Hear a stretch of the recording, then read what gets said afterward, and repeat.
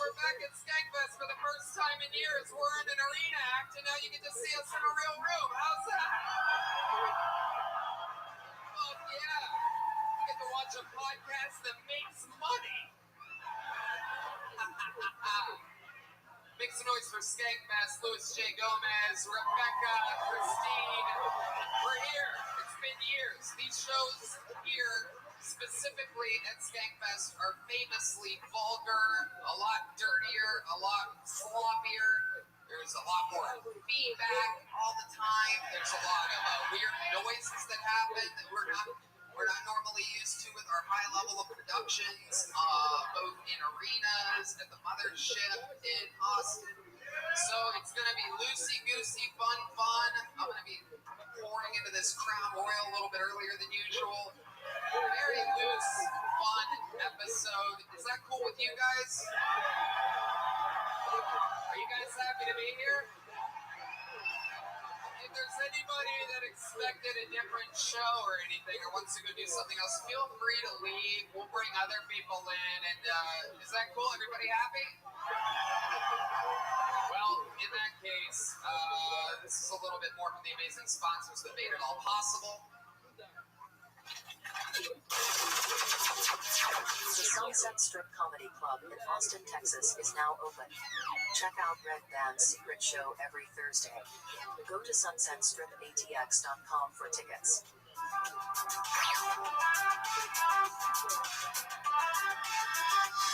You guys ready to start tonight's fucking show? To watch us watch comedians. I can't believe I was able to get them. Two of the greatest comedians in the world, two of our favorite comedians in the world, two of the best comedians at Skankfest, two of the best guests in the history of the show. Make some fucking noise for Jim Norton and Ari Shaffir.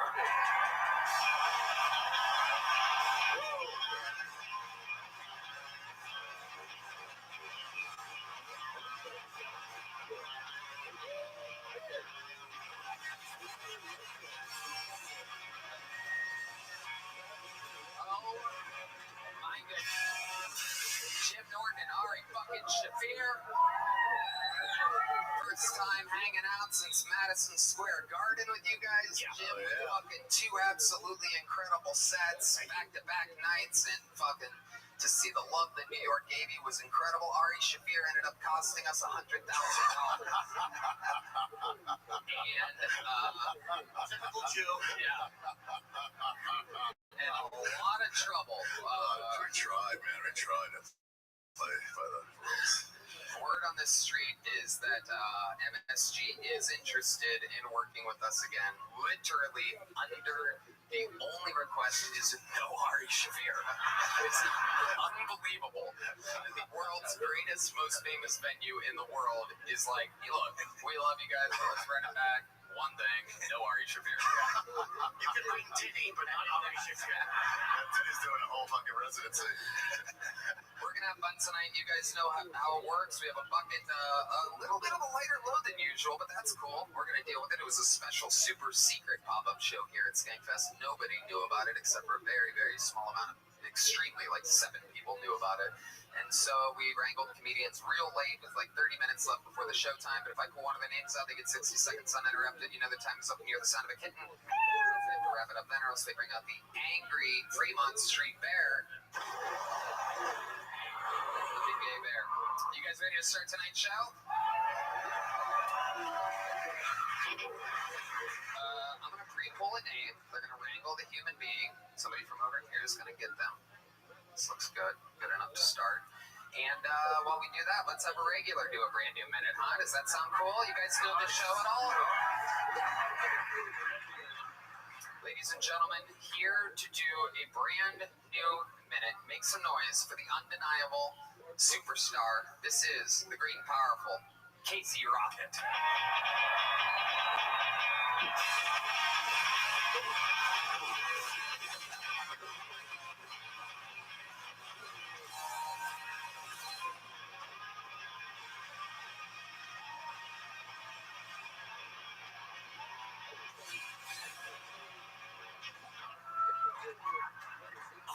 Look me lady tonight. Say guys. I'm just trying to get my back blown out in this motherfucker.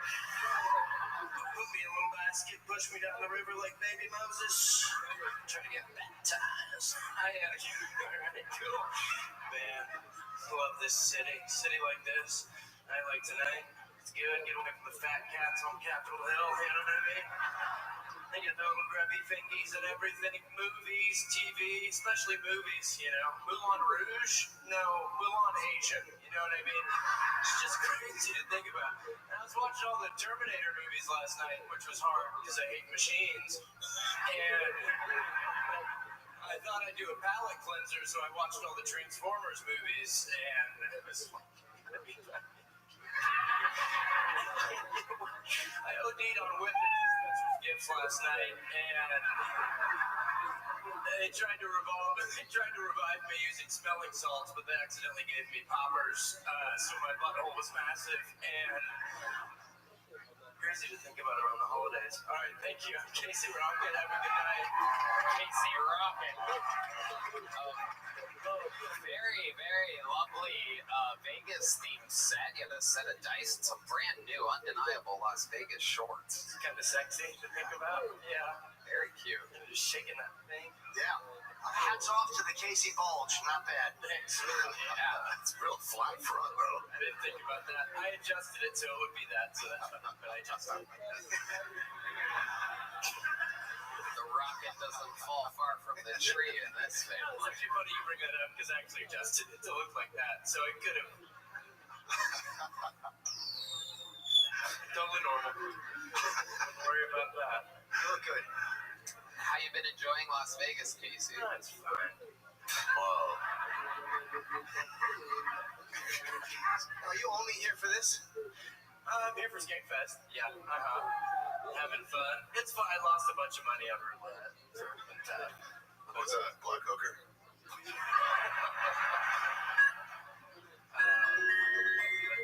But they gave me something kind of cool. Consolation. When you lose a couple hundred, they give you some kind of cool. So this is from Harrah's Casino. There's a picture of the Grinch with a gun. So it's kind of cool to think about. And it's signed by Gypsy Rose Blanchard. So Wow! it's kind of, that's what Casey famously gives out pictures sometimes during his sets. One of the many trademarks of the great Casey Rocket. happy to be here. Where do you get a pair of shorts like that? These old things? Yeah. You're dressed like half the hookers I've met in this town. That's usually what they change into at 6 a.m. after they don't shower. And they don't tuck as well. You can see the thong through it, by the way.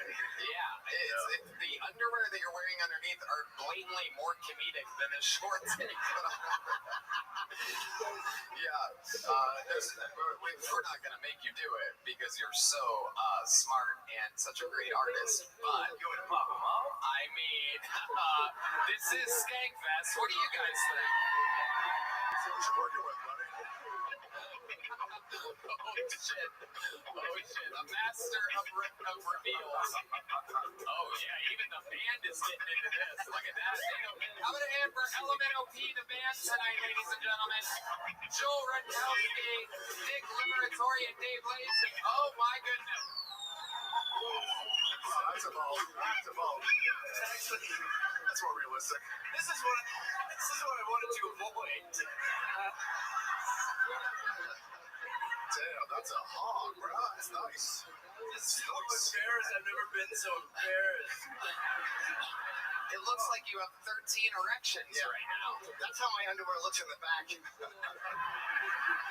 Smuggling in 2 of Diddy's victims in there. Oh, this is my nightmare. What a nightmare. You are such a goddamn superstar. Always the funniest. Hair all the way. I mean, there's just no break between your thighs and your pubes. I can tell. That is just, it is hair all the way around. For those of you that might be interested in what the body hair of one of your favorite comedians looks like, it is 360 degrees all around the thigh with there's no lightening of it at all. Literally looks like, a full-grown werewolf. Very hairy, Tony. Thanks for asking. A lot of hair down there, and it's growing.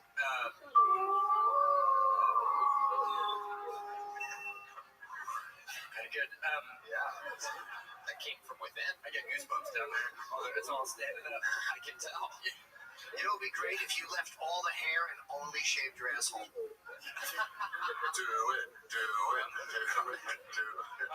Can't do it now. I'd love something like that. It feels good to have you guys looking at me.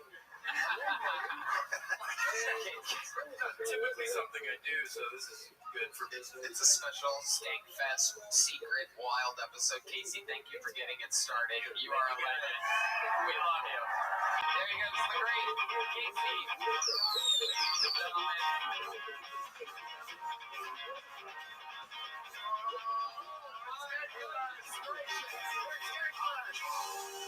This is Keltonian Skankfest. Secret show? Wow. Valerie Vaughn, ladies and gentlemen. Heidi is climbing Mount Kilimanjaro right now, literally. And Valerie Vaughn is the full-time ring card / waitress for the album. One more time for Valerie, huh? I'd hate to be the blind guy in the audience for that one. That was better than I imagined constantly. So now it's bucket time, everybody. We're going to meet one of these young Skankfest comedians. Maybe it's someone in the audience. Maybe it's someone that's been hoping to get on this show for years. Anything can happen. We're going to give them 60 seconds to talk to them all together. Make some noise for Hector Garcia, everybody. Here we go. Hector Garcia.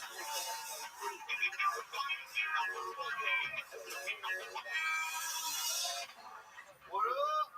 Got any fans of borderline racism in the house? Yeah. I'm Mexican. I'm on the fence about it. I could go either way. I like racism in fun places, like, pool. You guys like pool? It's my favorite racist game in the world, guys. You go up to a pool table, what do you see? Just the white ball chilling all free. But the colored balls are all locked up, right? You got to bail them out. What happens if you're colored? You fall off the table. Back to jail you go. Wait till you post bond.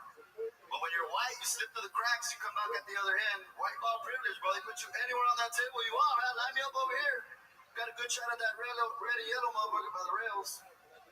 Half the balls are white, right? Like some kind of. Still want to see us all on holes. People chalking up, throwing up white powder like LeBron James. They make the black ball go last. Like some kind of final boss you got to battle, like showing up at the end of the movie. But what happens if you accidentally make the black ball? Everybody out of the water. We can't swim in that shit no more. Drain it, fill it back up again. They're not even a Mexican ball. I think there's an undocumented Mexican ball lives inside the pool table, comes out at night, does all that. Why else would it look so nice? He's hiding from the white and green ball. That's the Border Patrol ball, the 14. Thank you, guys. Hector Garcia. Proof that we have no border right now. Yeah, you wrote this joke like a year ago. Welcome, Hector. How long have you been doing stand-up? About 8, 9 years. Oh, wow. Where at? Mostly in Phoenix, but I'm from Texas. Just moved back. You just moved back to Phoenix. I was living in Phoenix. I just moved back to Texas like last month. Okay, what part of Texas? West Texas, way in the oil fields. El Paso? Like 3 hours east of there, Midland, Odessa area. Pecos, Texas, my hometown. Pecos. It's El Pasto. Yeah. I like that you stuck with your theme. There was a moment there where it wasn't going, let's just say well, but you kept going and the jokes were good and you were just like, fuck this on in until they finally came around and they laughed. So I respected that a lot. And it's something we all do. So next time we play pool, we'll remember that bomb. It is true. You stayed in the pocket. You were very comfortable. Those are the... Pocket. Wait, what? In the pocket. Yeah. Because of what he was talking about. cool pockets. Oh, yeah. Okay, all right. So, Hector, what do you do for a living? I just left my job. I used to make chips. What kind of chips? Not Tostitos. I made microchips. You know, we sold it to Tostitos. They put it in their machines. Then they make the chips. You make microchips. Yeah, I used to. Okay, what do you do now? I'm just free right now. Right? I'm not working. Left my job like 2 months ago because I ran out of paid time off. Wow. We're doing stand up. So If you had an unemployed Garcia on your Kill Tony bingo card. All right. I took a severance. They gave me a severance. I'm like, oh yeah, I'll see y'all later. So you left it with no net, just to kind of do stand up. No, they gave me a good chunk of money to leave. Quit. Oh. So like, yeah. How much? What? No, I said that one. How much? I'm curious to know how much. They gave me like $30,000. What? Quit. Wow. You must have been a shit employee. Get the hell out of here. Right? Yeah, the way you were talking about the severance package, I was picturing maybe the light six figures, but 30,000 is what you're left with. How much do you have left now? About 2,000. When are you gonna start looking for a job, Hector? Here pretty soon, man. Probably next month, I think. Next. I got my resume updated already. Okay. What does it say on your resume other than making chips, not Tostitos? I grew up doing tires and tow truck. My dad. Okay. Yeah, man of the people. Yeah. All right. Have you ever thought of getting into the coyoteing relative to across the border? It's tax free. That'd be a good way to fill seats in the show, right? Like you said, Coach, you can put you guys in the El Paso improv for a minute. Coyote comedy. So, Hector, you just moved back to the middle of Texas. Seems like a tough place to do stand-up comedy. What's your plan with the comedy? It is, man. I started there. When I first started, there was like one mic a week. I had to drive an hour to get to, and like that's why I moved to Phoenix, because there's so many mics over there. It was like better opportunity. But now I've got my feet under me, so moving back. Hopefully, I get to Austin. I got a lot of friends out there that I stay with when I go over there, so we do go over there and hit shows and stuff like that. So. Okay. All So right. you quit your job and then just move to a place that has no comedy. Things are looking up. What made you exactly go back there? Family. My family's getting old. My mom's getting old. Dad's getting old. I'm over here chasing this comedy thing, and they're, I don't want them to pass while I'm around. Why? They're not leaving me no severance. So what's your plan? Just to wait until they die and then move to a better city? No, just to be back there, man. Just to make that my home base, and like, cause I live in RV, so like I'm pretty mobile homeless. I can live anywhere. Move back. What's your love life like? Newly single, guys. No kids. Never married. Wow, you sound gay. No kids. Maybe getting no kids. That's 40 hits. You look like Wetback Mountain. All right, Hector. And he looks at his job. I'm not going to quit you. Unless you give me a little severance. I was actually dating a black girl. I was seeing if I could have a baby with her. A wet black. Whoa. Look out. I like the confidence of grabbing the mic stand after that. That's pretty much it. There he goes, Hector Garcia, ladies and gentlemen. On to the next one. Thank you, Hector. This podcast is sponsored by ZipRecruiter. Even though I work at a comedy club, it is technically my office. While there are many different types of offices out there, one thing's for certain. Choosing the right candidate for any office is a huge responsibility. Well, if you're hiring and want to find the best candidate for your office, you need ZipRecruiter. And right now, you can try it for free at ZipRecruiter.com/KillTony. Red band. Tony, I love ZipRecruiter. It's the best website out there for hiring. ZipRecruiter is the hiring site employers prefer for most, if not all, based on G2. How fast does ZipRecruiter's smart technology start showing your job to qualified candidates? Immediately. ZipRecruiter's powerful matching technologies works fast to find top talent so you don't waste time or money. And remember, if you want to find the right candidates for your office, you need ZipRecruiter. See why 4 out of 5 employers who post on ZipRecruiter get a quality candidate within the first day. Just go to this exclusive web address right now to try ZipRecruiter for free. ZipRecruiter.com/KillTony. Again, that's ZipRecruiter.com/KillTony. ZipRecruiter, the smartest way to hire. We're gonna keep it moving along. Make some noise for Peter Angelo. Peter Angelo is next. You're gonna be welcome.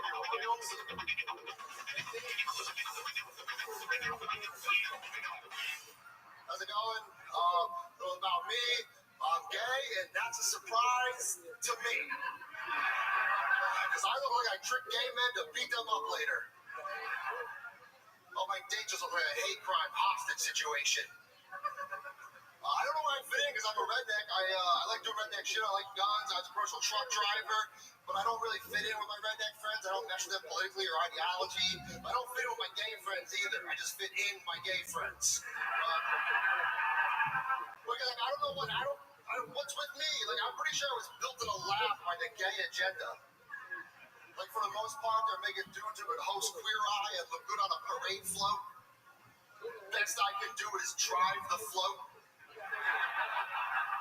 They're like, can I wave? They're like, nah, we tinted the windows. So I think there must have been a scientist in the bowels of a laboratory finally got his experiment right. He's like, guys, I finally did it. I made a gay who could infiltrate a Neo rally. Then you cut to me in the cross burning like, guys, white power, but a mouth is a mouth. I'm Peter Angelo, guys. Thank you. Peter Angelo. I was having trouble keeping track of everything. So are you gay? Yeah. You are gay? Yeah. Really? Yeah. What the fuck, man? Wait, you're gay and I'm not? I know. This is fucking unbelievable. I don't. And somehow you would know. You're like a good referee for this one. It's like the worst episode of Pan Trap. Unbelievable. How long have you been gay for? Well, it's only Couple months. Really? No. Oh, let's My whole get. life. Really? You look like Larry the Cable Gay. Yeah. I was gonna Get him done. change my name to Larry Fox, the Cable Guy. So, We're the top or bottom? both. Oh, I would hate to be under that fucking amount of torque. Yeah, I don't know how my boyfriend does it. I like the fact that Harry's like, I'd be delighted to fuck you, but you on top. You gotta be a lighter We're guy. not having that. I want it clear. You're not a starter guy. You're like, I've been there for a while, guy. Yeah, work up to me. Amazing. Stone Cold Steve Bottom. Absolutely incredible. You might be one of the toughest looking cavemen I've ever seen in my life. This is incredible. You look like a bear that hunts bears. What kind of guys do you like attract? Do you attract guys that like little cubs, or what are they? I attract a lot of bears, but I like twinks. I like the small twinks. Looks like we have a new golden ticket winner, ladies and gentlemen. Love connection. Oh, yeah. Uncle Gazer. Absolutely incredible. I love the material. It's personal, interesting. I wish I had heard more about your opinions on the game of pool. Turns out you're the one that loves putting balls in holes. Sure do. You ever put your ball in an ass? No, I gotta try that though. Yeah. That's the next step. Residuals. Now, how did you come out to your parents? Were they shocked? Would you hold him down and say, this is what's happening? I got something to tell you. Taste it, Dad. Taste it. Why did you hug me? Smell my finger. They were fine with it, but again, I think they were scared of me, so it still worked out. Oh, that's right. He's either a school shooter or he's gonna blow his friends. Let him blow his friends. Either giving the shots or taking them. Yeah. Absolutely incredible. So, It sounds like my cousin. what do you do for a living? I was a commercial truck driver for years. Yeah. Gay truck driver. It's comedy, and I am an axe throwing instructor. I teach people to throw axes. Let me show you how to split something out, dude. Yeah, let's attack the wood. Spread those axe sheets. Can I fuck you? Let me axe. You ever hold an axe to a guy's throat as you're fucking him from behind? Oh, they love that. That's Yeah. my favorite thing. It was a joke question. Suck, I'm sorry. It's my life. So she had a lot of real issues here. My life. Yeah. No. I was just going to ask you about rest areas. That was actually exactly where I was going with it. Yeah, let's break it down for us. You know, truck drivers famously have lot lizards and whatnot. Is there like a lot gizzard or something? Is there a gay version of it? There probably, but like Grindr exists. I don't need to go pick up a prostitute or anything. Right. On the I-5 though, how are you gonna find one? So easy. Have you opened Grindr? Try it. If I open Grindr here, my phone explodes. It's like, Yeah, I don't need to. I lied to a lot of guys because like I'm, straight passing a trucker, they think that's extra hot. They're like, oh, fuck me in your truck. I'm like, no, I don't really want to do that. Well, where do you fuck them? In their ass? Yeah. Fine. Absolutely incredible. I just can't picture you taking it in the ass. It seems like he's fucking with us for comedic effect. How many of you want to see a guy fuck him in the ass right now? Is there a gay man out there that's willing to fuck this? This is Skankfest. The next bucket hole just has to take it. Well, let's call my boyfriend. Get him up here. Is your boyfriend here? He's not at the festival right now, but he's with me in Vegas. Yeah, he's a 150-pound Chinese man. Is it hot? Wow, where did you meet this guy?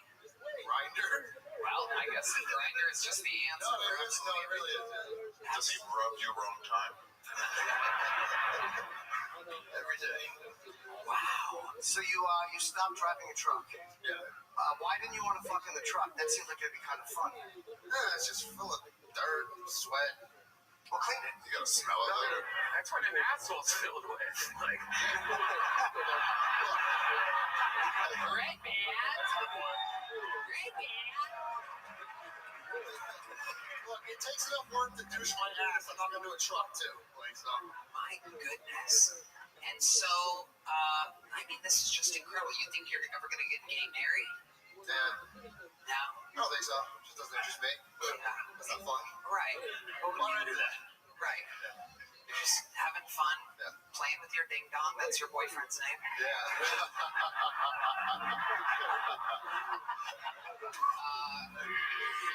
Fun.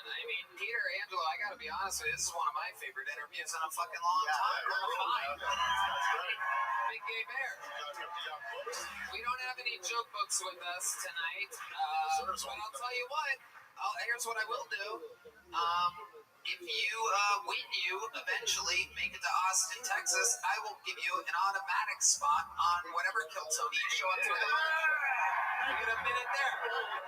Peter Angelo, ladies and gentlemen. Fuck yeah. All right.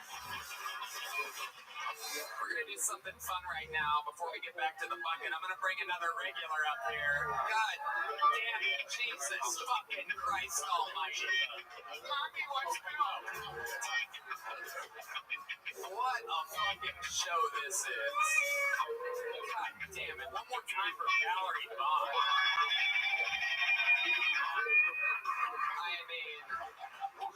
What a fucking, this is unbelievable. Yeah. What a great night. You get tits in your face. I get a cold brew.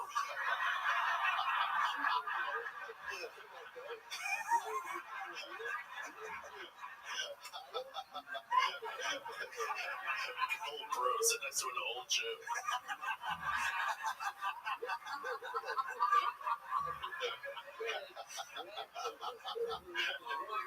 They brought a full one. It's free open and fucking Not tiny. even cold. It's warm. So here, give that fucking half a mo a beverage and let him shut up. Make some fucking noise for Chip Norton. He has me crying. Somehow was just able to make me cry and sweat at the exact same time. I don't know if you noticed this, but I'm now covered in liquid. It's not Peter Angelo's semen. Ladies and gentlemen, another special treat. This is a super secret, amazing pop-up show, so it's amazing to me how many of our amazing built-in star comedians that were able to join us tonight.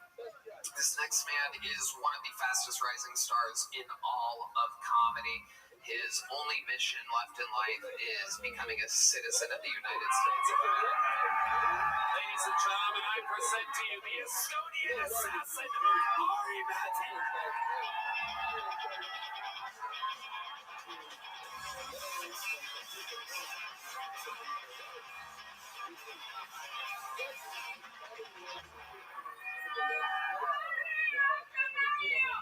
Please do, bitch.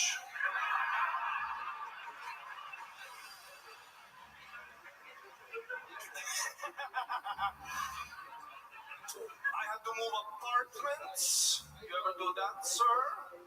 Cool. I had to move apartments because the last apartment I got, it was on the 32nd floor. It was one of those high rises with one of those balconies. And let me tell you, my mental health is not at a position where I can have an immediate solution to all of my problems. Dude, I couldn't even chill because I would just get high and look at my balcony like, do it, pussy. I've never thought about killing myself, but I have romanticized it. I would love to kill myself over something minute. Like my girl gets back and she's like, you got the wrong coffee beans again. And I'm like, haha!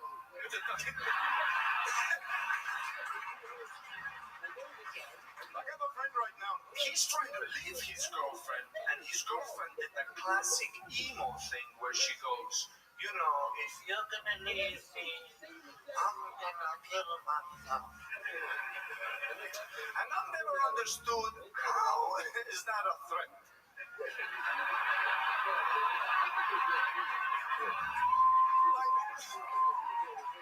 I don't like you, bitch. And now you kill yourself? Sounds perfect. Thank you very much. Absolutely unbelievable. Yet again, another brand new minute from the all-powerful Estonian assassin, Ari Matti. Thank you, my angel. I mean, absolutely fucking incredible. I'm gonna be honest with you. I missed the first 25 seconds because I don't know why, but I even wrote it down. You got tits in your face. I got a cold joke. I don't know why. That is the funniest thing I've heard in weeks. But it's killing me, and I wrote it down to get it like out of my system. I couldn't hear or think about anything else while wiping tears away. Thank you, Jim Norton, for ruining my moment. You got tits in your Thank you, face. Jim. I got pause a cold brew. Thank you, sir. Oh my god. Ari Matti, brand new Vegas shirt, clearly fresh out of the box. Yes, I know. Steve is already roasting me in the green room, dog. A golden shirt that's not iron. What an oxymoron. I get it, dude. Fuck. Estonia, famous for their saunas, not so much for their steamers, obviously. I tried to. Okay, I fucking. Stop laughing. I tried to iron it, but it's made of plastic. It started melting. Dude, I almost burned down the golden nugget. So I can't fucking iron it, Tony. You know, unlike Estonia, we don't have rolling blackouts, so you can just steam it in the shower with hot water. It'll never run out. Wow, okay. I never thought about that. American joke. Jewish solutions. You can use the shower for free. Hot water in the shower creates steam. Therefore, you don't need to rent or buy a steamer. Steam doesn't cost anything, he says.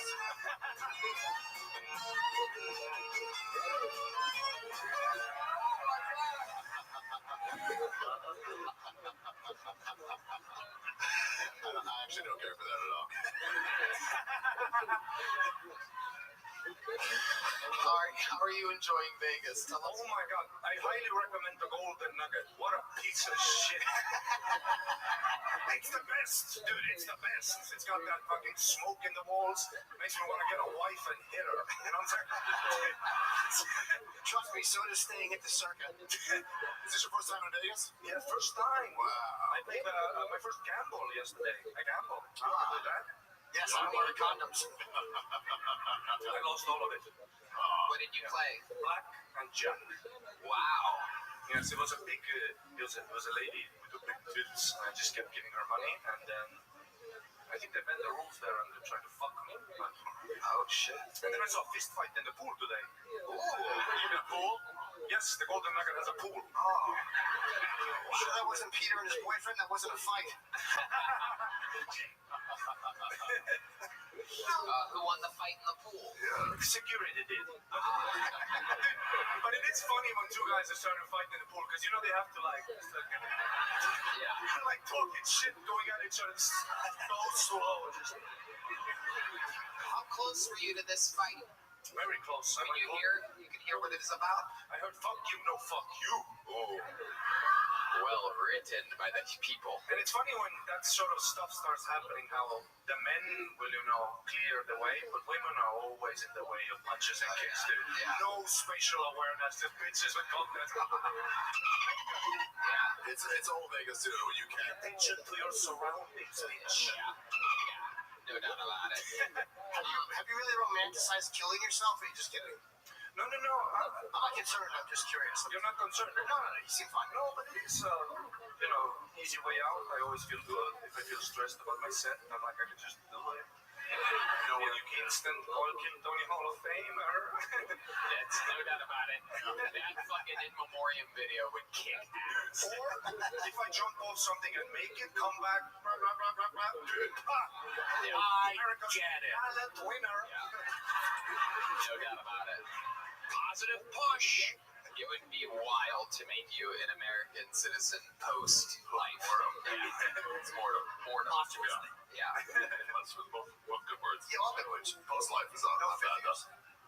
How you like in America? What's going on with the screen card? It's fucking annoying. I know I have a temporary work visa, but I think we can hook it up, There was a woman that proposed to you. The audience is not, I don't think they're mic'd, so perhaps I should let people know that at the top of your set, a She's woman Estonian, dude. I know this girl. You found an Estonian Yeah, she's here? Estonian, literally. What are we gonna do with two useless passports?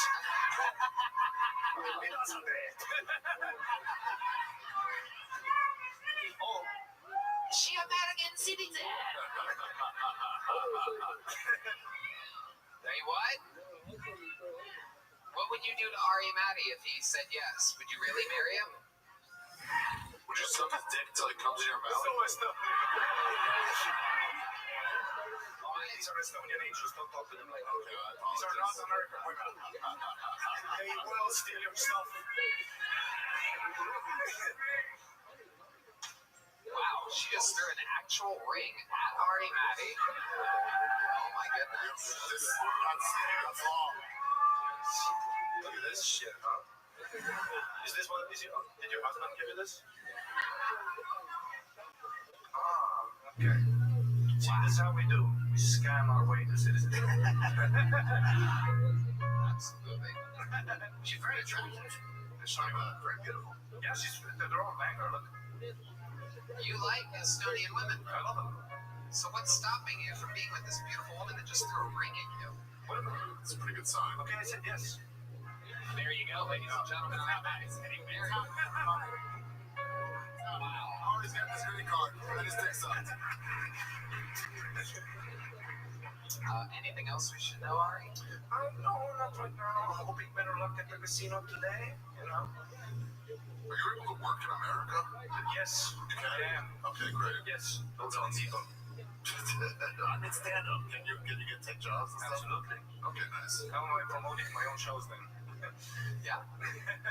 Ari's doing great stuff. Theaters all around. The Killers of Keltoni, his own gigs, a ton of stuff. Yes, it's going really good. Everybody's very supportive. Okay, this is. It's great. It's interesting. I'm sorry, why don't we bring up Jim Norton's bit again? Get this crowd back on board. I didn't hear you, but I agree with this. You're killing it, Ari. Great Thank you stuff. so much, Another good everybody. set. Ari Matty. Enjoy the rest of the show, baby. And it goes on and on. Security next. Fucking pull, ladies and gentlemen. We're gonna I'm sorry, 1 second. This is the wrong flavor. If I can get another flavor. Valerie, if there's any chance I get a different flavor of White Claw. What flavor would you like? Just another flavor. Well, I'll tell you if it's right after I get it. You have no request of another flavor? Like a watermelon. No. Get the fuck out of here. Jesus Christ. Oh, God. I almost forgot where we were until this fucking bum genie came out of Jesus Christ. Welcome to Skank. Can I have the White Claw? It's fucking kidding you, right, Mark?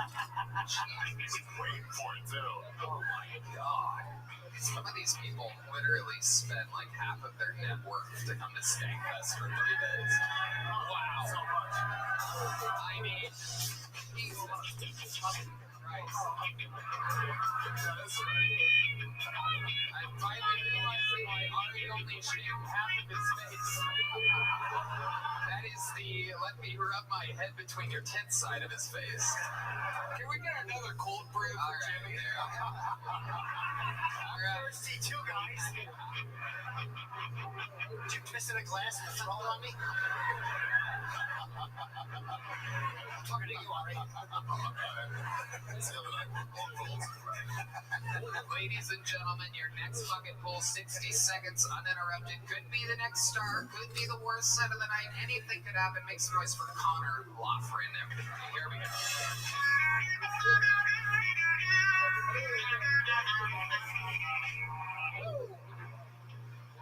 They didn't tell me there were going to be boobs backstage. That's not fair. We'll try this anyway. I recently got an Amber Alert on my phone while I was watching porn. Can't have those moments back. You ever get post-nut clarity pre-nut? Reality came rushing in real quick, I tell you. I was getting into it. I was watching the video. All of a sudden, that alarm goes off. I was like, oh my God. I guess they're looking for you.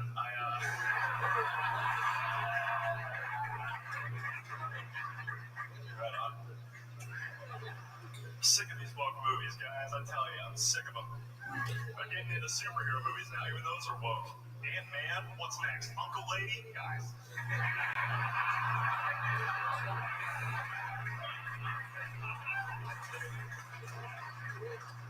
All right. Good enough. All right, I'm calling it. All right, Connor Loughran. Welcome, Connor. Hey, buddy. You were just on the show a couple weeks ago in Austin. They got me here. It's been That's amazing. right. Yeah, Luis J. Gomez was one of the panelists, and he invited you here to Skankfest, and here you are. Yeah, buddy. Happy to be here. It's all happening. Very funny writing. I like the writing. The jokes were good. I love the fact that you used the breasts. You came out as your opening line. You used stuff. It was really funny, man. They were unavoidable back there. I had to talk Oh, about no, I mean, you used it on stage. it. It's a fucking nuisance. They are lovely. It is. Connor, tell us more about you that we don't know yet. All right, we talked about I'm a convicted felon last time. Well, what'd you do? I was For what? Drugs, don't worry. Not one of those bad ones. No, It's okay. it was It's not that big of a deal to be a felon. You can still be president of the United States. Hopefully. Listen, brother, my hair's not real either. Let's fucking do this thing. I love it. Getting after it. No, it's more about me. Shit, I've been doing comedy 6 years in Cincinnati. Just moved to Austin. Got on your show fucking immediately. Felt like a bunch of strokes of luck. It's feeling great. Yeah. Awesome. Yeah. How's Vegas treating you? What are you doing for fun here? So, like, I had to book myself. I mean, I had to pay my own way. That's fine. Who gives a fuck? But I'm in Boulder Station. And it is the saddest hub of, like, down and out, we're gambling the rant people that you've ever seen in your life. Like, it's like the people that were getting their heads slammed in the door at the movie casino, that's who's at Boulder Station. Wow. I like there's a little resentment there, too. Like, I'm having a great time. The hotel sucks. I need to pay my own way. Glad Louis invited me. Paid for nothing. I don't have enough clout to say all that exactly, yes, but yeah, you covered me. I appreciate you. Yeah. No, that's amazing. How much time did you do in jail? Sorry. Like 7 minutes. You need stand up? What's that? Sorry. 90 days. Awesome. Wow. Actually, This is, let me be clear, 76 days. I wrote a letter to the judge to get out early. I was like, hey, my grandpa's dying. And he was, but seriously. And so, like, the judge let me out early, gave me early release. And then for that week, I became the write a letter to the judge guy for the entire cell block. Like, it's like, because it worked. It's like, this guy's got some degree of verbiage. He'll pull it off. Wow. Yeah. There's a movie in that somewhere. Catch me if you will. All the black guys like, can I get on again too? Like, no. It doesn't work that way. I actually hung out with the black guys in jail. Oh, you presume there were black people? No, yeah, there's a ton. That's what I hung out with. There's actually, like, it's a disproportionate amount. I was like, I don't remember this many outside, but here they are. But, Yeah, not in the neighborhood that you grew up in. I'm actually from South Hills, Pittsburgh. Born a block away from Wiz Khalifa, if you can believe that. You can't. Okay. Yeah. Alright, sure. You must have been the yellow he was rapping about. Yeah. I went to camp with Biz Markie. I do cook a good.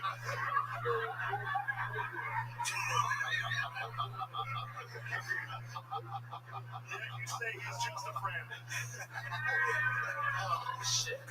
Alright, Connor. Well, what else is going on? Anything else we should know about? What was some of the worst stuff that happened to you in your days in prison?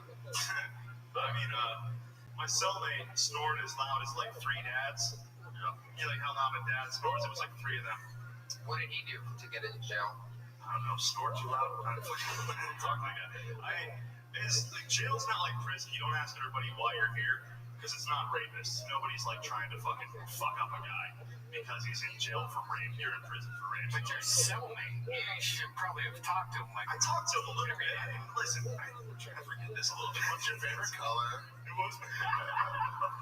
Alright, well, Like, he was a snorer, also the rape, I guess. No, I mostly hung out with the Crips because there was a comedian, a fellow Cincinnati comedian. His cousin was in the Crips, and while I was locked up, he goes, "You know Marquise?" I was like, "Yeah." And I just played spades with those guys all day.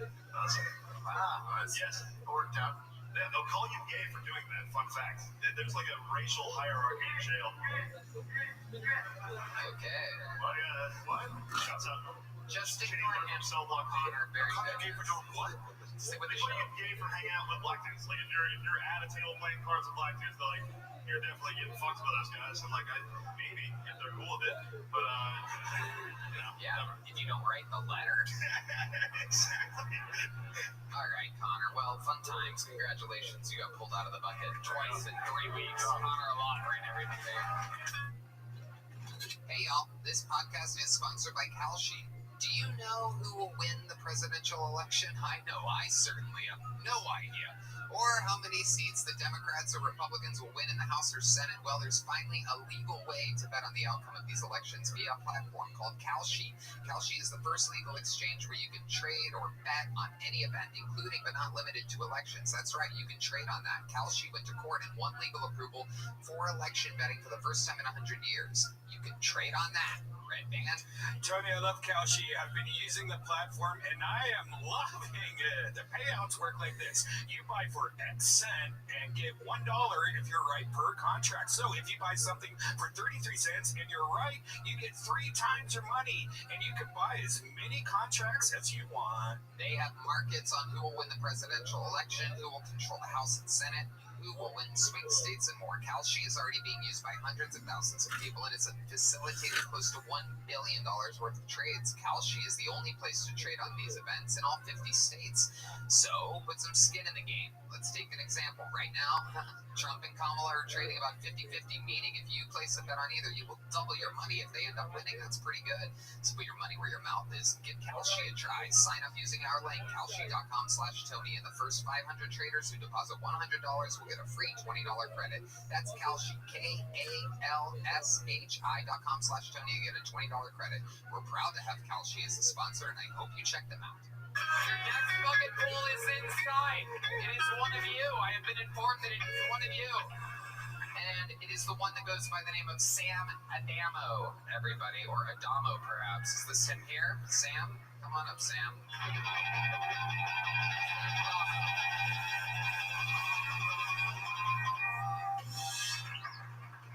Bro, I drive a fucking piece of shit. It sucks. I drive a Honda Civic with 200,000 miles on it from 2009. It's my favorite thing. It's the best. I have this thing in that car I call Civic Superpowers. I don't give a fuck what happens in that car. Like, I was driving down the street the other day, there was a guy next to me in a Maybach. It's a fucking $200,000 car. He's fucking weaving to avoid potholes. He's scared. He's a fucking prisoner. I'm free like a bird. Fucking cut people off. I'm not even checking my blind spot. I'm like, you want to do this? Fucking balls in your court. You want to touch me? This is your call, bro. You know? Why is it legal to fuck a 16-year-old because it's above the age of consent? But you can't see a picture of her after because it's considered child porn.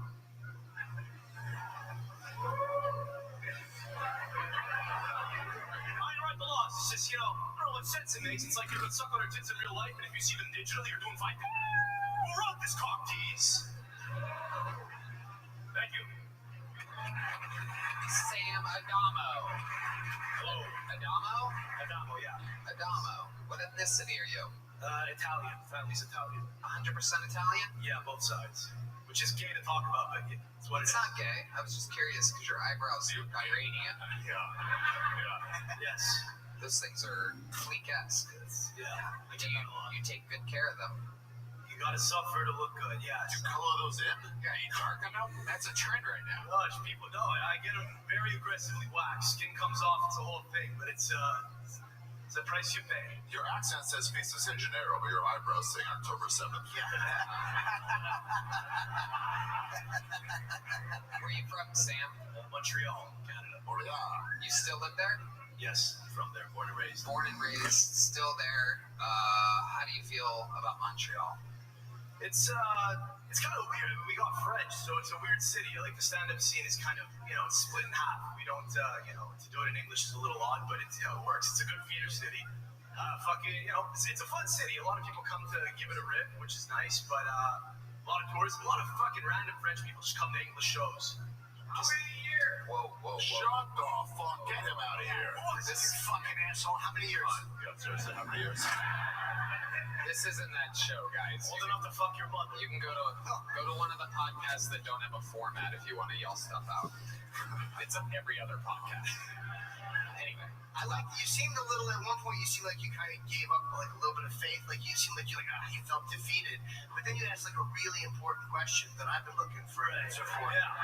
I'm asking a hard-hitting question. And I felt like I would really hope there's a lawyer here that could It's answer quite that. the pivot. Yeah, but I had no choice. It wasn't going well, and we had to double down. It is what it is. Yeah, it's the room of this magnitude is a little different to what I'm used to. The pacing's a little off, but whatever. I'm happy to be here.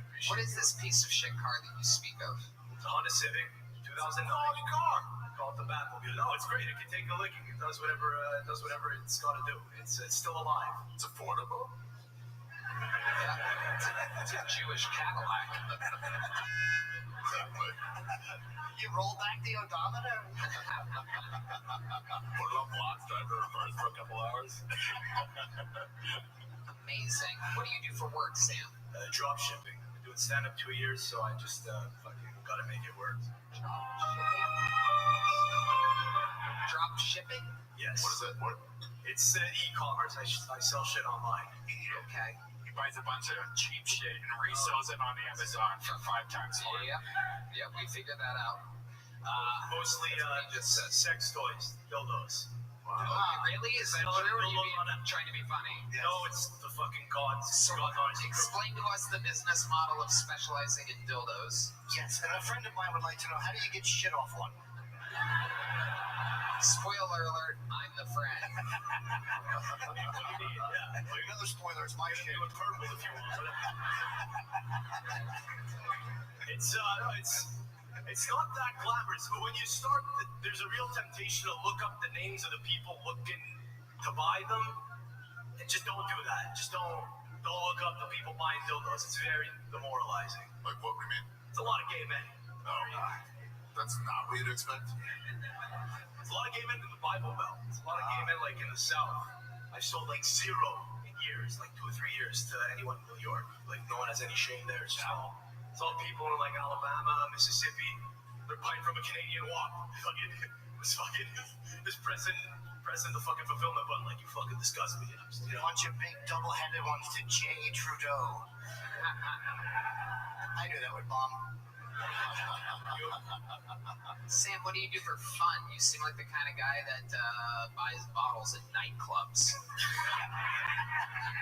I hate those guys so much. I don't drink much. I played soccer competitively most of my life. I don't now since kind of starting stand-up, but I like to play in the winter on like a recreational team, bro. I got kicked off my team last year, actually. So I'm without a club right now, without a team. Wow. Why'd you get kicked off? Because an article was written about the in a newspaper. File.com. No, I have a podcast and I was talking about the indigenous and the local in Canada. Yeah, it's tough. And the local newspaper on the reservation bordering Montreal wrote about it. They're not right now? Yeah, it's great. It's incredible. No, the guys on my team got freaked out. They kicked me off. So for fear that it might, they might get us. It'd be a shame if I came out on the #1 live podcast in the world, just said what the team name is and fucking. Would you like cover? Can you tell us what you said about the indigenous on your podcast? Yeah, don't put the bottle down. I like this version of you. That's From Royal, it's ruined many a native family where I'm from. It is what it is, Yeah, this guy is so much better than a stand-up. Yeah. This loose version of you that's like I shouldn't, but I'm gonna say I it. know, bro. Everyone tells me You're yourself now. You're not like trying to be anything. I know. I was sitting down. I went up cold. It is what it is, man. But no, You're getting warm now, is what you're saying. sure. Yeah. My dick is growing right now, bro. That's what it is. Well, I got my Lululemon underwear on. So are your eyebrows. Yeah, the eyebrow. Are you calling those in? Those aren't natural. I swear to God, you want to touch him? You want to rub your fucking face on? Go ahead, Ari. Go ahead. We got to do it? Okay. Whoa, here we go. Trump's hair. Yeah, but it's thick. It is, right? It's like something you stop up a hole to not let mice into your apartment. What's your love life like, Sam? What's it like for a dildo seller factory? I have a girlfriend. Her family's very proud of me. I've been dating my girlfriend for 6.5 years. We met in school. You've been with the same girl for 6.5 years? Yes, sir. Okay. Does she ever get high on your supply of dildos? She got one. She got one. Yeah. What color is it? It's whatever color my skin is. You made sure of that. You're not getting a black one. End of story. It's my dick, Cody. It's my dick. That's. You have a great look to your face. Great facially. Like you act as well. No, I've never acted. There's no money in stand-up in Montreal currently. I don't have an agent or anything. It's not. Like Ward makes money. Pardon? Like Ward makes money. He does. Yeah, he's a good guy. He's really good to us up there. So, you spend most of your time in Montreal. You go a lot of other places. You ended up here because you're a fan of the Skanks. My buddy's actually on the festival. He's got a club up there. I'm a regular at his club, so we just have him come down. He's signed up. He's the best. He's awesome. So I'm just taking it in, man. Kind of a couple years in, just wanted to take it in. I'm sure he's glad you're not saying his name. What's up? How old are you? 27. How long you been on stand-up? A little over 2 years. So this is a pretty big deal for you, right? It's huge, yeah. It's fucking massive. I'm really happy to be here. I've been in New York a couple times, but I've never been this far west, so it's great to be around, the festivities. It's where it's at. Dude, I rarely see like potential in someone, but this you is like if you find this you on stage, you'll be great. I was just going to say the exact same thing. It's Yeah. absolute, and it's not because of your time up here. It's because there was something in the passion of what you were saying and the way that you were saying it. It's not because you were warmed up. It's because you felt like it was kind of wrong what you were saying, but you wanted to say it because it was wrong when you said it, but it's not really wrong because you're in the free speech mecca. I can imagine why you would be a little bit more scared in Canada, where people have gotten in trouble for jokes and can't get in trouble, and your prime minister is a giant fucking retard. But He is. He talked at my school when I was 15, and I was like, was it elected to buy this? And fucking 8 years later, he was elected. wow. Next thing you know, you're selling dildos to change for a job. But I mean, what are you gonna do? But you're right. Like it's that's what got me in shit on the podcast though when I was talking about the natives. I wasn't celebrating it. I'm like, this is an inconvenient thing. What are you gonna do? It's fucking There's your Italian. I'm trying to help you. It's fucking. What is your dad and what are your mom and dad doing? Like, what are they like? They sell this. They have pasta every Sunday. Yeah, we would do that mostly. And your dad's super Italian. What does he do? works in the leather shoe business or something? He sells backhands at home. No, he does, and he's educated. He's not a fucking retard like most Italian. What does he do? He's like me. Yeah, he goes. Stick over here. What does he do, Sam? He's he works in marketing. He's got a job. And moms stay at home? No, just also white collar. What does she do? Insurance. Okay, Jesus. There's a lot of questions, Tony. Is your mom Italian? Jesus Christ. All right. I'm not gonna. No one's ratting your family out. Makes the noise for the Kill Tony debut of Sam Adamo, ladies and gentlemen.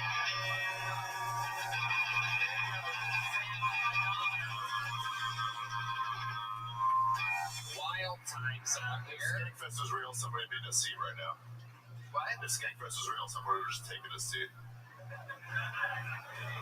If Skankfest was real, What was what Skankfest? What Somebody would have stolen his seat while he was Oh. here. yeah. Can I have a water, Someone please? may have. They have very tiny waters.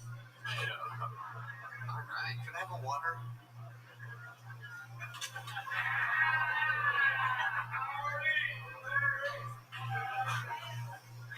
Okay, your next bucket pool, ladies and gentlemen, goes by the name of Truly Joy. Truly Joy.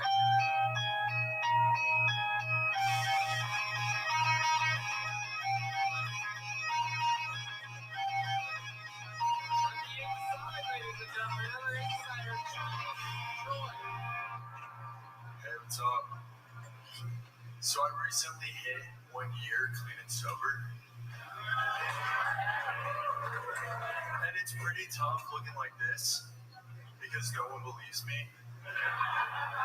The other day, this guy came up to me and he told me that I reminded him of that cool turtle from Finding Nemo. Honestly, that wasn't the first time I've heard that. Then this other guy comes up to me and tells me that I look like if ketamine was a person. I thought that was pretty accurate. I get it though. I look fried. I look like if Cheech fucked Chong and had a baby. Got time for one more? Alright guys. What do you call a gay dude that doesn't get sensitive? A cool ass dude. What do you call a lesbian that doesn't get sensitive? A cool ass chick. What do you call a non-binary person that doesn't get sensitive? Truly Joy. Welcome, Julie. Went a little over your time there. It's okay. We're so close. Hi, Julie. Am I saying that right, Julie? Yeah, you got it. Hell yeah. So your entire identity is what you look like. Kind of, yeah. That's what it seems like from your minute. Yeah. So let's talk about it. How long have you been doing stand-up? Like 4 months. Okay, where do you do that at? What I started in LA at Fourth Wall in Hollywood. okay. Yeah. You guys don't know? No. LA. You know LA. I do know LA. Oh, cool. I'm taking a meeting. This is incredible. You definitely do have a look to you. Have you always had that type of charisma, hair, everything? Yeah, for sure. Yeah. Awesome. Do you surf? I don't really Skateboard? I like riding longboards. Okay. Did you ever do shots? Honestly, I made a joke about this last night on the mic. I've been hearing that like all day, every day, and I haven't heard it like at all since I'm in Miami Bitch came out because I'm from Florida and like it was crazy. Wait, is that the sexy and I know it guy? Yeah, that's him. Every day I'm chuckling.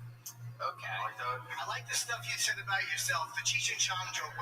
The first two you had about your appearance were good. Yeah. And the jokes, like we do that like when we first start, just to fill the time. But you should concentrate more on your own stuff because you're very interesting looking. You have an interesting point of view.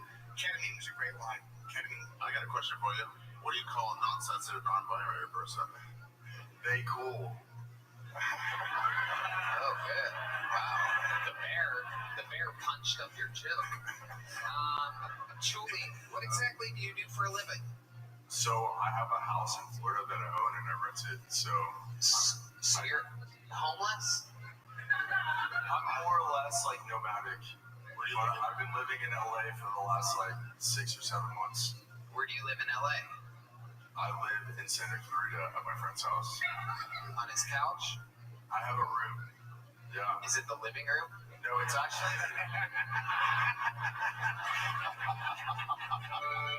I can't picture you having your own enclosure. Of all the things you look like a guy that doesn't have his own bedroom. Well, believe it or not, I do. Well, this belongs in Ripley's because I do not believe it. You have a room that has a door. I do. You close it when you go. Locks. No way. Yes, dude. Is it a real lock or do you do it with your imagination? Dude. Okay. For real. What do you do during the day when you're not at the gym working on your calves? That's a twig. Oh my God. Wow. Oh my God. It's good, you know. How do you even stand on those? What holds you up? You little puppet leg. Thank God the air conditioning's off or you get blown over. Those are the most realistic looking prosthetic legs I've ever seen. You got the hair and everything. They put hair on them now. God bless us, all of us. My goodness, this guy. No size change between the calves and the thighs whatsoever. Zero. Incredible.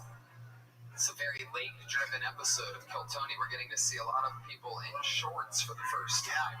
Skankfest, famous for their short-wearing comedians. You come to this festival often? This is my first time. I honestly came out here to sign up for Kill Tony on Wednesday. I didn't even know. Well, we had a sold-out, giant, massive show on Wednesday. That's a good way to get the word out. So you signed up on Wednesday, and you just stuck around. Yeah, somebody told me about an open mic last night, so I just went there, and then You went I here. went to the open mic last night. And Oh, then you I told stuck them- around for an extra night. You Yeah, told and about I was an like, open you know mic. what? I'm out here. I want to do comedy. Like, I'm just gonna go to Skankfest, and then I just found myself in the line for the secret show. For you, yeah. It's a wonderful skank. Yeah. So this is technically my third time signing up for Kill Tony because I was in Austin like a week and a half ago. So I was just like, damn, third time's a charm, I guess. Yeah, there you go. Look at you. Well, that really makes you think what you just said. It's amazing. Have you ever had a concussion? Yeah. Do you remember how you got the concussion? Well, I'm curious because he's wearing one of those new pads that they put over the football helmet on top of his head. Yeah. You know, it's like being tall, you run into shit a lot, you know? I sure know and I don't know what you're talking about. I've been tall my whole life. Yeah, but you also don't have that much hair, bro. No offense. Like, I got, like, hair in my eyes. So, like, I'll bump into shit. You know that that's a decision that you make, having hair like that. I like my hair. I actually cut my hair like a year ago, and I didn't like it that much. Like, I like the curls. You like it like that. Yes. Even though you're massively concussed and blaming it on the hair that gets into your eyes, you're I would suffering. say You'd rather. massively. I would. You got to get concussion just walking into shit? No, you said the hair though, but if you hit your hair against the wall, that doesn't give you a concussion. Dude, so the last time I feel like I got a concussion, right? I was in my friend's warehouse, and he has like this, like, it's like a 2-story short ass little thing, and I was going underneath, and I thought the fucking garage door thing was open, and I went hit the top right there on my head. That shit hurt so bad. Redman, solid job there. That was right on it, Redman. That was underrated, Redman. How was I supposed to know? Yeah. I mean, I'm legitimately jealous of your hair. I'm supposed to be negative about stuff, but then, straight. Absolutely incredible. What's your love life like? You seem like the kind of guy that would fuck everybody's girlfriends. You're living under a buff. Well, I do have a special person in my life. You're fucking a retard? No. But like a month and a half ago, I asked her for a break because my life has been, the only thing that's going well right now, I would say, is comedy. But everything else has been. I'm not sure I'd say that. I'm sorry, you're doing great. I apologize. So what was too stressful that you couldn't handle? Honestly, it was just like she's like amazing. You know what I mean? And I was just like, my life was just, I was just like going crazy. To be honest, like I was like having mental breakdowns. My living situation sucked. Like I thought people were my friends, and they were kind of like dicking me over, and I was like going down, and I was just like, Were you on drugs? no, I've been sober for over a year now. But what were you on before the soberness? Weed and cocaine mostly. Yeah. Why'd you get sober? What made you decide to like? I'm glad you asked that. Thank you. Okay. Thank you. I got sober. Thank you. Choose a great question. I got sober because I was doing shitty drugs with shitty people and having shitty experiences. How do you think they felt? You were their bottom. They're like, dude, I did cocaine until 8 a.m. with a weeping willow last night. I have sheer regrets. Wow. Were you sober when you hit your head, or were you drinking? No, I was sober the last time. Like that time I talked about. Yep. The house in Florida that you rent out for your entire living, did you inherit that from a dead grandparent? I did. Nice. How long ago did that happen? That my grandfather passed away. Yes. Or that I got. He died when I would say like 17 years ago. And you got the house how long ago? Over COVID. And how much do you get a month from that? 1800. Okay. Yeah. Why was there such a gap between when he died and they gave you the house? Were they hoping anyone else would take This is it? what happened. My sister first. This is what happened. So, my mom bought the house, or my grandfather bought the house, but also put my grandmother's name and my mom's name. So it was like, once they passed away, it was in my mom's name, and then COVID happened. We're going to go to our senior real estate correspondent, Ari Shafir. Okay, so what you gotta do is diversify, first of all. That's the most important thing. You could have sued your mom for neglect. Yeah, and gotten that house earlier. You got it. That's the important thing. Those are assets. And Regardless. instead, all you got from your mother is her hair. All right, ladies and gentlemen, that's enough of that. Julie Joy, ladies and gentlemen, there he goes. Way too long of an interview. What was thinking? Wait a second. Is that? Hold on a second here. What the fuck? Our house drummer, Michael Gonzalez. What are you still doing in Vegas? You were supposed to go home. Ladies and gentlemen, make some noise for the full-time Kill Tony drummer, Michael Gonzalez. Kind of a stick. I mean, I'm going to be honest with you, Michael. I didn't know you were still here. I don't know what's going on, but something tells me that I can't pass up on an opportunity like this. I think we should have a fucking Mexican drummer.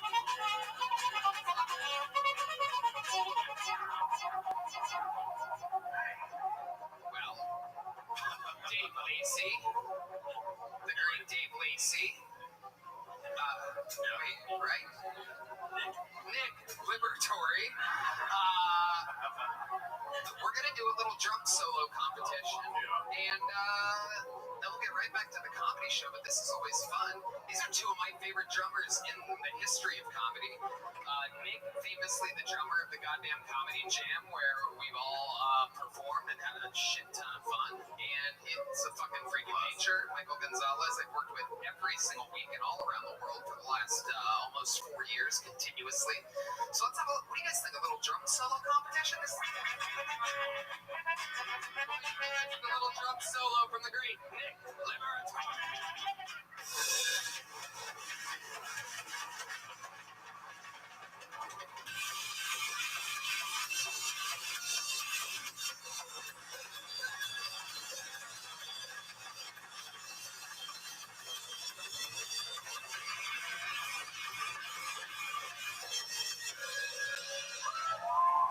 Wow! Holy shit! The great drummer of Elemental. That's E-L-E-M-E-N-O-Y. And now, our house drummer still in Las Vegas. Nobody knows how, nobody knows why. Just performed in front of 8,000 people on a Wednesday night at the Resorts World Theater. Making his Skankfest debut with a little drum solo. Make some noise for Michael Gonzalez.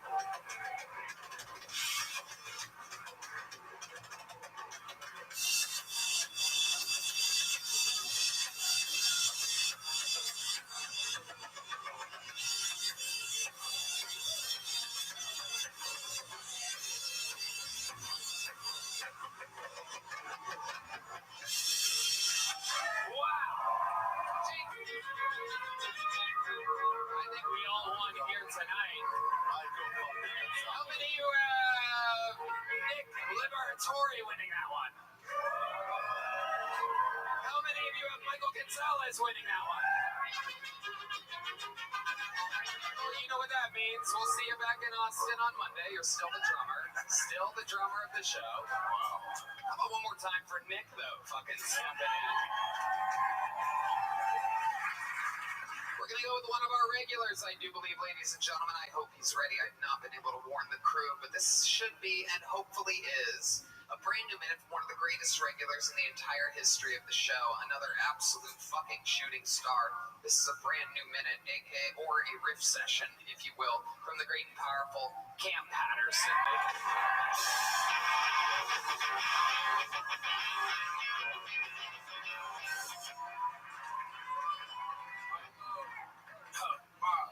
My little sister just came out and told my dad that she was gay. It worked. It's on. We got it back. We good. My sister just told my dad that she was gay, and my dad is not progressive. My dad is 64 years old, so he got a brother that's been gay his whole life. He's 57. My dad just go, he's not gay. He's just confused. That's what he was saying the whole time. And my sister came out and told me, said, "Dad, I'm gonna tell you that I like girls." And my dad went, "Hey, I'm gonna tell you something. My sister, my daughter for 18 years. I love you. I'm always gonna love you. And it doesn't change anything I feel about you. But you're going to hell."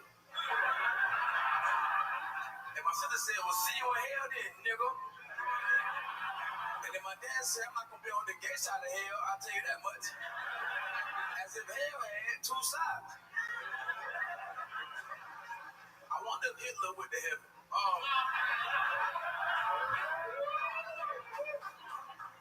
What if he did? The Jew did kill his son.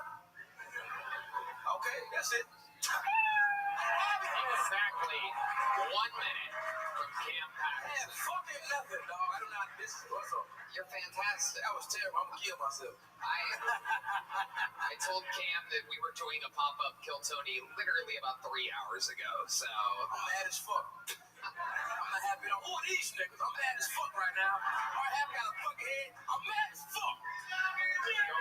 I'm mad. We love you, Cam. I'm angry, nigga. Everybody loves you. I've never seen you sweat this much. Sweating. I know it's fucking terrible, dog.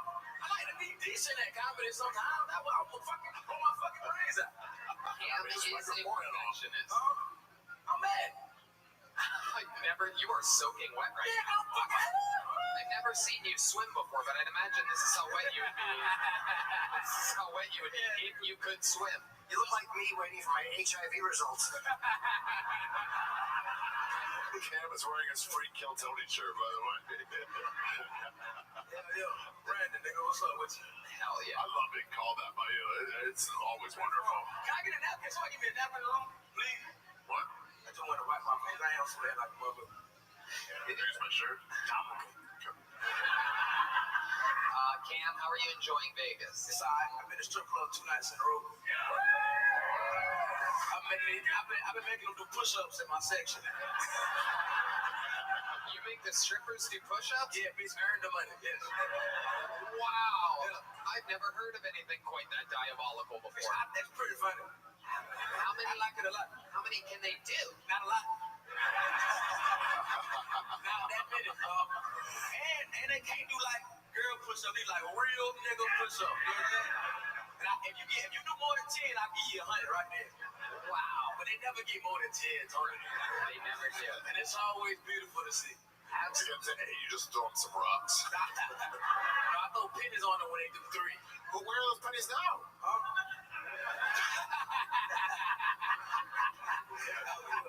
Wow. Push-ups, huh? Anything else? You make them do sit-ups or any other challenges? Nah, they always be like, I can do squats, no bitch. Push-ups. Right. Push-ups, ho. They're all working on that ass, but strippers have a weak upper body. Horrible about it. Well, not really.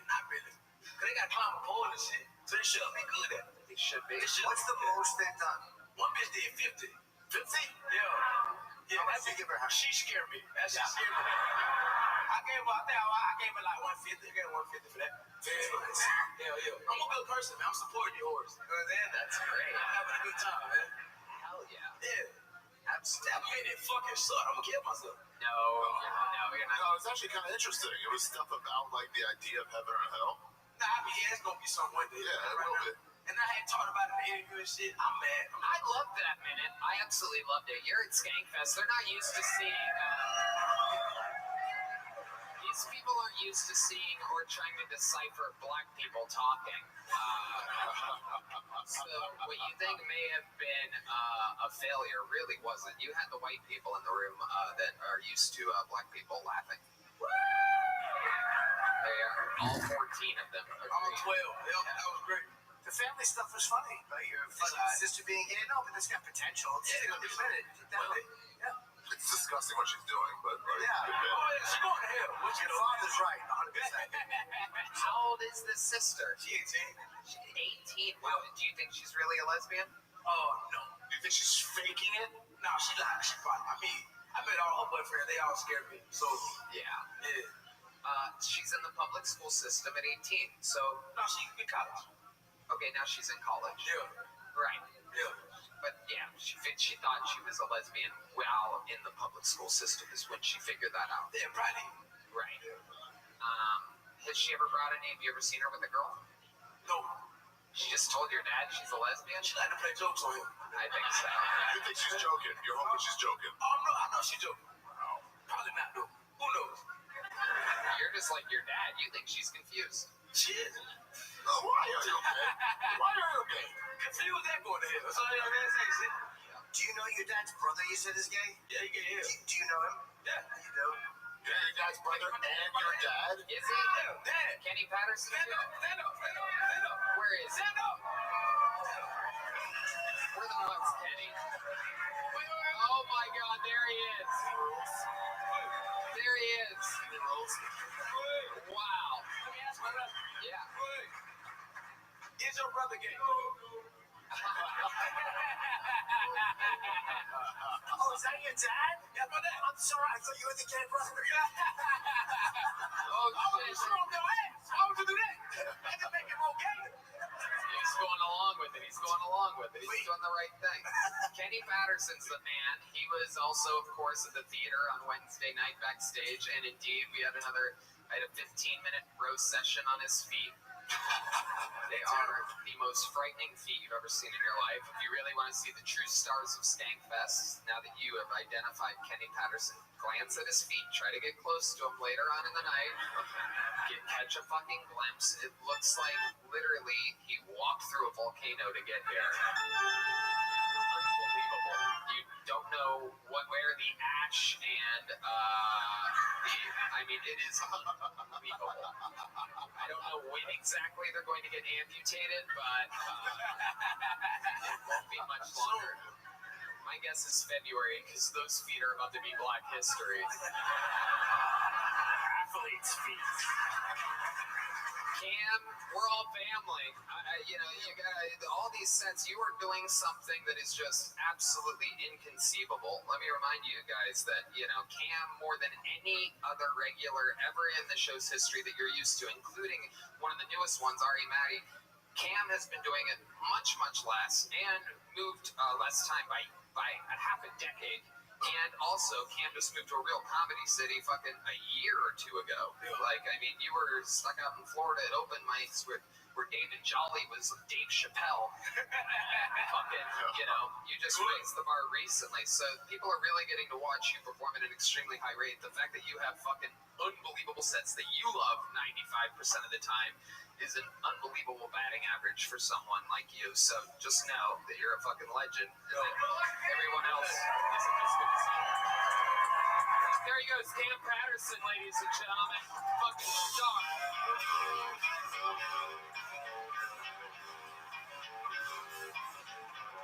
Another person from the inside. Ladies and gentlemen, this is 60 Seconds Uninterrupted from a brand new comedian out of the bucket, Armando Hernandez, everybody.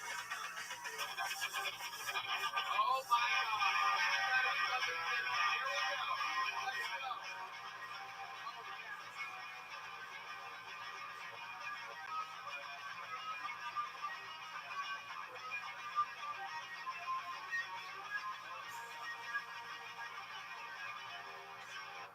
Make some fucking noise for Armando Hernandez. Yeah, yeah. Hell yeah. Hey, give it up for my pal Justin there, man. The best guide dog that Skatefest can afford. You know what I'm saying? They really pulled out all the stops there, got me hyper human. I'll tell you, man, let me get a little orientated here. I don't want to just cling onto this thing like it's my fucking dick and I'm 5 years old all night.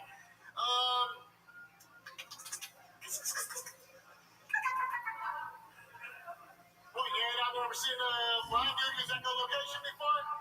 You know what I mean? This ain't get really awkward when I start trying to touch the judges' faces and do some roasting, you know what I mean? I'm going to be like, who got the Humpty Hump nose? Or it's going to be like Rocky Dennis from fucking Mask. I'll be like, you're beautiful on the inside. Well, I'll tell you what, I often get compared to Stevie Wonder and Ray Charles, and I find it to be an anachronism. Mainly because there is a blind Latino that's already famous. You know, Feliz Navidad. And you know, it's just way more accurate. You know what? Ray Charles is pretty accurate. I love to do dope and lay the pipe. That's my time, folks. Armando Hernandez. Hell yeah, Armando. How does it feel? You just performed at the Sphere.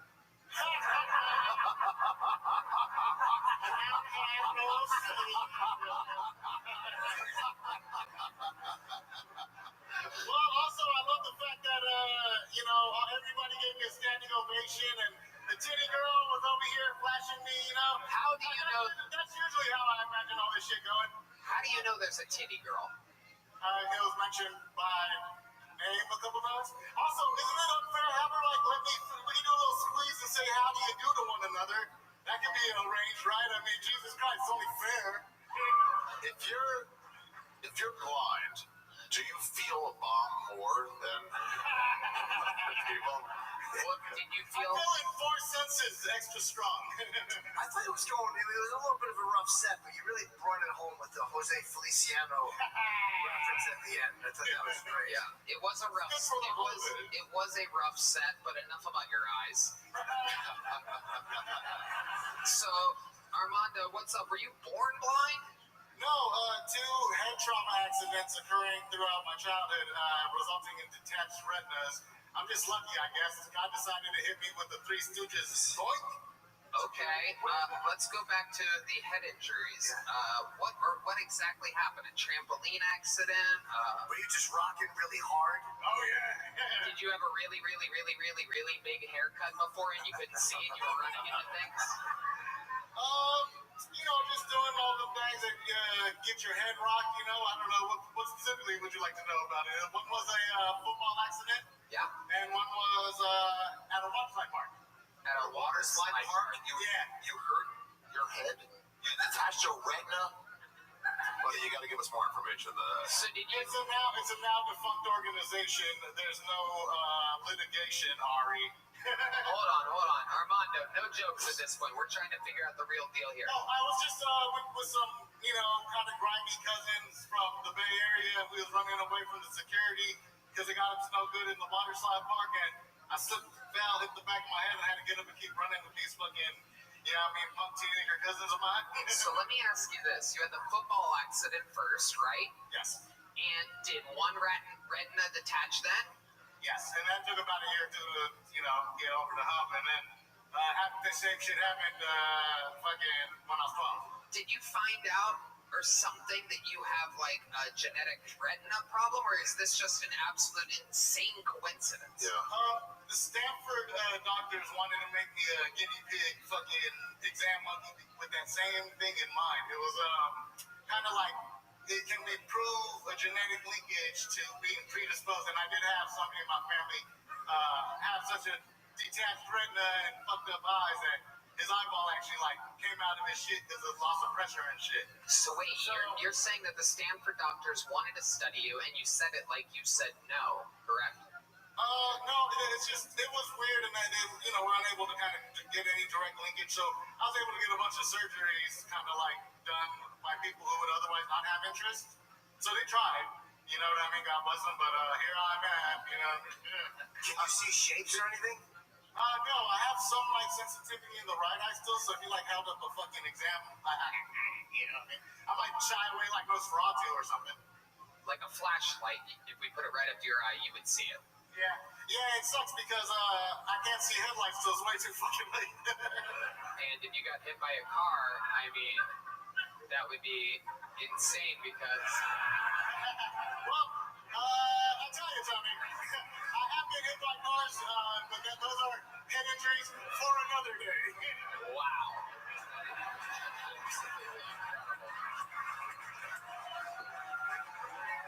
Armando, you did it. You got pulled out of the bucket. The stairway's right to your right. Go right ahead. Run off.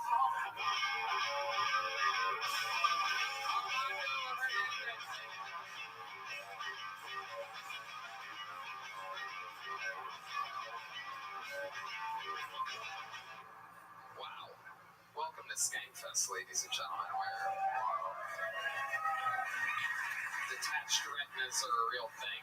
We have a special treat for you right now before we get back to the bucket. A Kill Tony legend coming hot off of a set in Madison Square Garden. Make some noise for a new minute or so from the great dark night of late night comedy.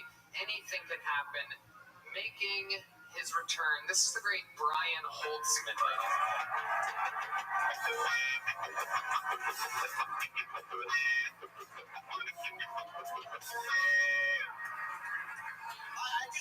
and You think the blind guy's tripping over himself behind stage?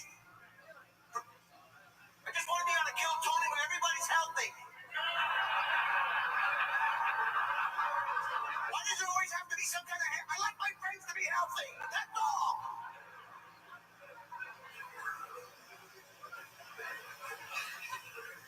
I never go anywhere without my baby oil.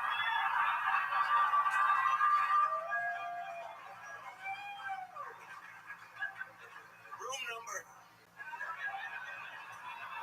P. Diddy, you know, in case you're traveling on the plane, you always want to have a small size. P. Diddy, I mean, do you have to fuck everyone? We all have dildos in the house, but not 1,300.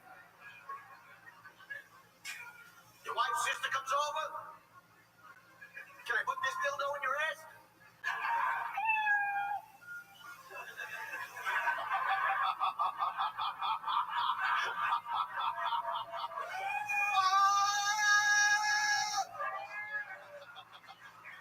You know how hard it is to get your luggage back in a plane crash you survived? I was in first class, everybody was killed. I want my fucking bag back. It was a blue bag with a white stripe, and I want my motherfucking bag back. I don't care. I want my goddamn bag back. Why do women work out in the gym? I want a girlfriend who can snap my neck. Oh yeah, that's what I want. I want a girlfriend who can snap my fucking neck. Get the fuck out of the gym and come back and get a rape you.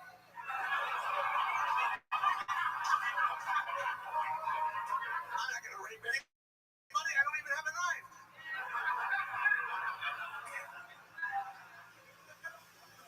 I know this is Kill Tony, so I have to make sure I don't repeat myself or you'll never see me fucking again. Raise your hand if you're handicapped.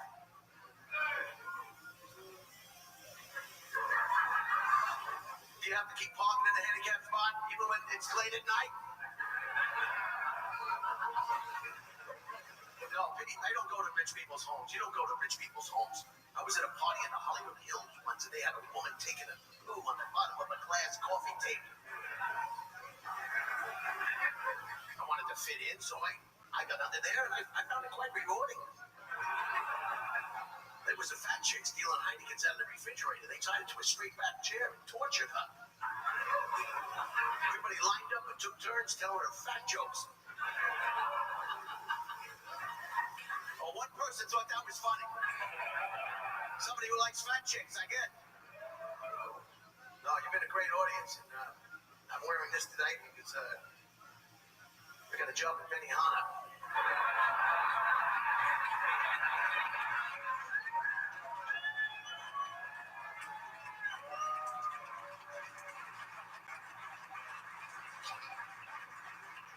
Do I get interviewed or I just leave? what do you want? Yeah, we can do anything. How you feeling?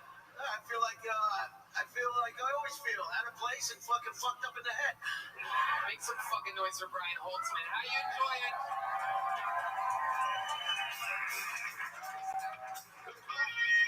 All right. There goes one more time for Brian Holtzman, everybody. The great Valerie Bond getting us drinks tonight. Absolutely stunning. Let's have one more special treat. Come up and say hello real quick. I know for a fact that this guy just arrived, just popped in to Las Vegas, Nevada. And it just so happens to be not only one of my favorite comedians of all time, not only one of my mentors, not only one of my true best friends, but also the creator and one of the obvious main stars of the roast of Tom Brady. Ladies and gentlemen, popping in to say hello real quick, the Roastmaster General, Jeffrey Ross.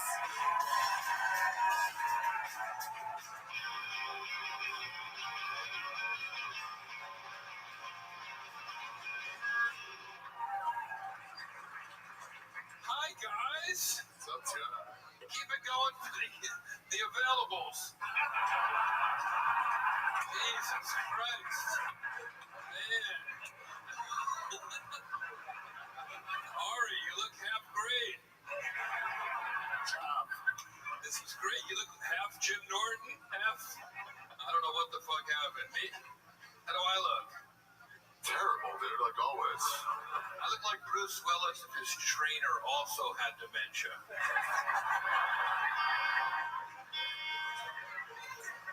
I look like Vin Diesel if he were neither fast nor furious.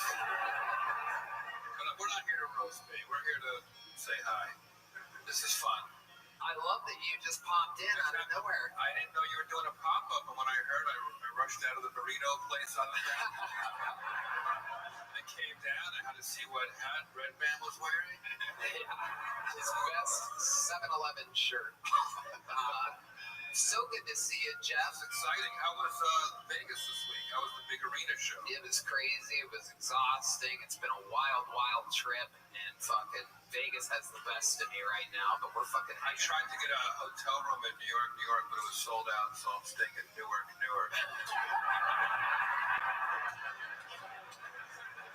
Jeff, I haven't seen you since the garden, since my husband heard you're allowed back. Don't love me, but you're the one who got kicked out. Yeah, this is disappointing news. It's just sinking in right now. Ari pulled out I love the Liberty. Can I not go see them? Did anybody see Ari pull out a giant dick? Fake dick? MSG, Kill Tony, make stand-up great again. Yeah, it was unbelievable. It was a great night. You had a drop the mic performance. Was so fucking cool. Unlike tonight, where I'm just fucking sweating my fucking one testicle.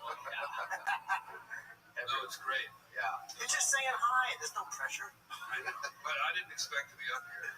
There is a really good-looking crowd. Sir, can you put your legs together, please? Your left ball's hanging out the right side. This is great. This looks like a fucking refugee camp. How you doing, sir? Is everything all right? It doesn't look it. It doesn't. You're hardcore fans that come to the pop-up show, Tony. How many people were at Tony's Arena show the other day? Oh wow, that's more than I thought. It's amazing. Incredible. MSG when he had Joe Biden and Donald Trump at the same time. Yeah. Donald Trump's coming back for real. I heard he has a assassination scheduled for Thursday. He's going to do assassination attempts in all the swing states before the election. Can I hang out for the next bucket pool? Yeah, let's grab another chair up here for Jeff Ross. Thank you, everybody. Oh yeah, baby. I love this Slide so over. much. Kill Tony for life. I fucking love it. And by the way, one last thing, Tony. Yeah. Your fans, for whatever reason, they all know about Brody. I saw a lot of Brody shirts. Wow. Brody Stevens fans? No, the great. Go to the mic or no? Yeah, we got one. Ari, scoot down here. People know me. Oh, wait. Go now. No. Shit. It's okay. There you go. There are a lot of Brody shirts. A fun fact about Brody t-shirts, I don't know if you guys know this, but you wash them, you dry them, and they hang themselves. Positive push. So I had to tell Brody's, I know it's long, but I don't know why I'm in a Brody mood. You know, that here's Brody's best joke. You know, he would talk about going to the Rock and Roll Hall of Fame. You know this one. And he said there's a Nickelback tour jacket at the Rock and Roll Hall of Fame. Did you know that? It's in the Lost and Found. But enjoy it. I don't know. Shout out to Brody. Took the stairway to heaven. how dare you? it's true. Brody, one of our favorite best friends ever, and yeah, comedy's wild, man. I like it. Great to be here at this Hurricane Katrina shelter. It is a vibe. You guys still having fun? We hanging out? We're deep in this show. It's been a long show. And we have one more special treat for you, ladies and gentlemen. One more regular was able to make it here. Ladies and gentlemen, when you first saw this young man, he was living in a van, addicted to open mics. Here with a brand new minute. Sing it if you know the words. This is Hans Kim.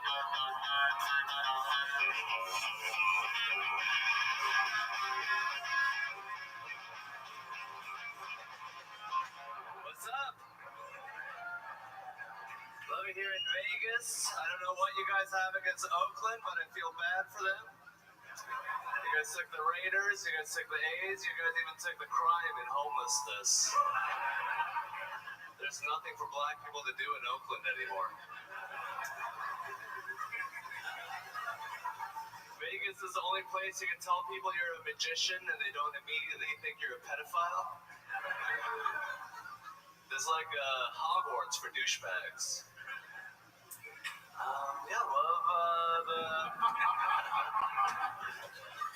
Love that the Jews were blowing up those pagers in Lebanon, the Hezbollah pagers. I didn't realize that terrorists had to have pagers. What are they, on call?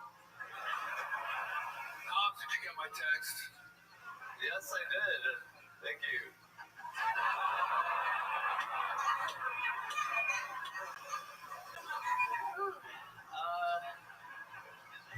Yeah, I have a very liberal sister. You know, she's so liberal, she goes to adoption centers and tells the kids that they should have been aborted.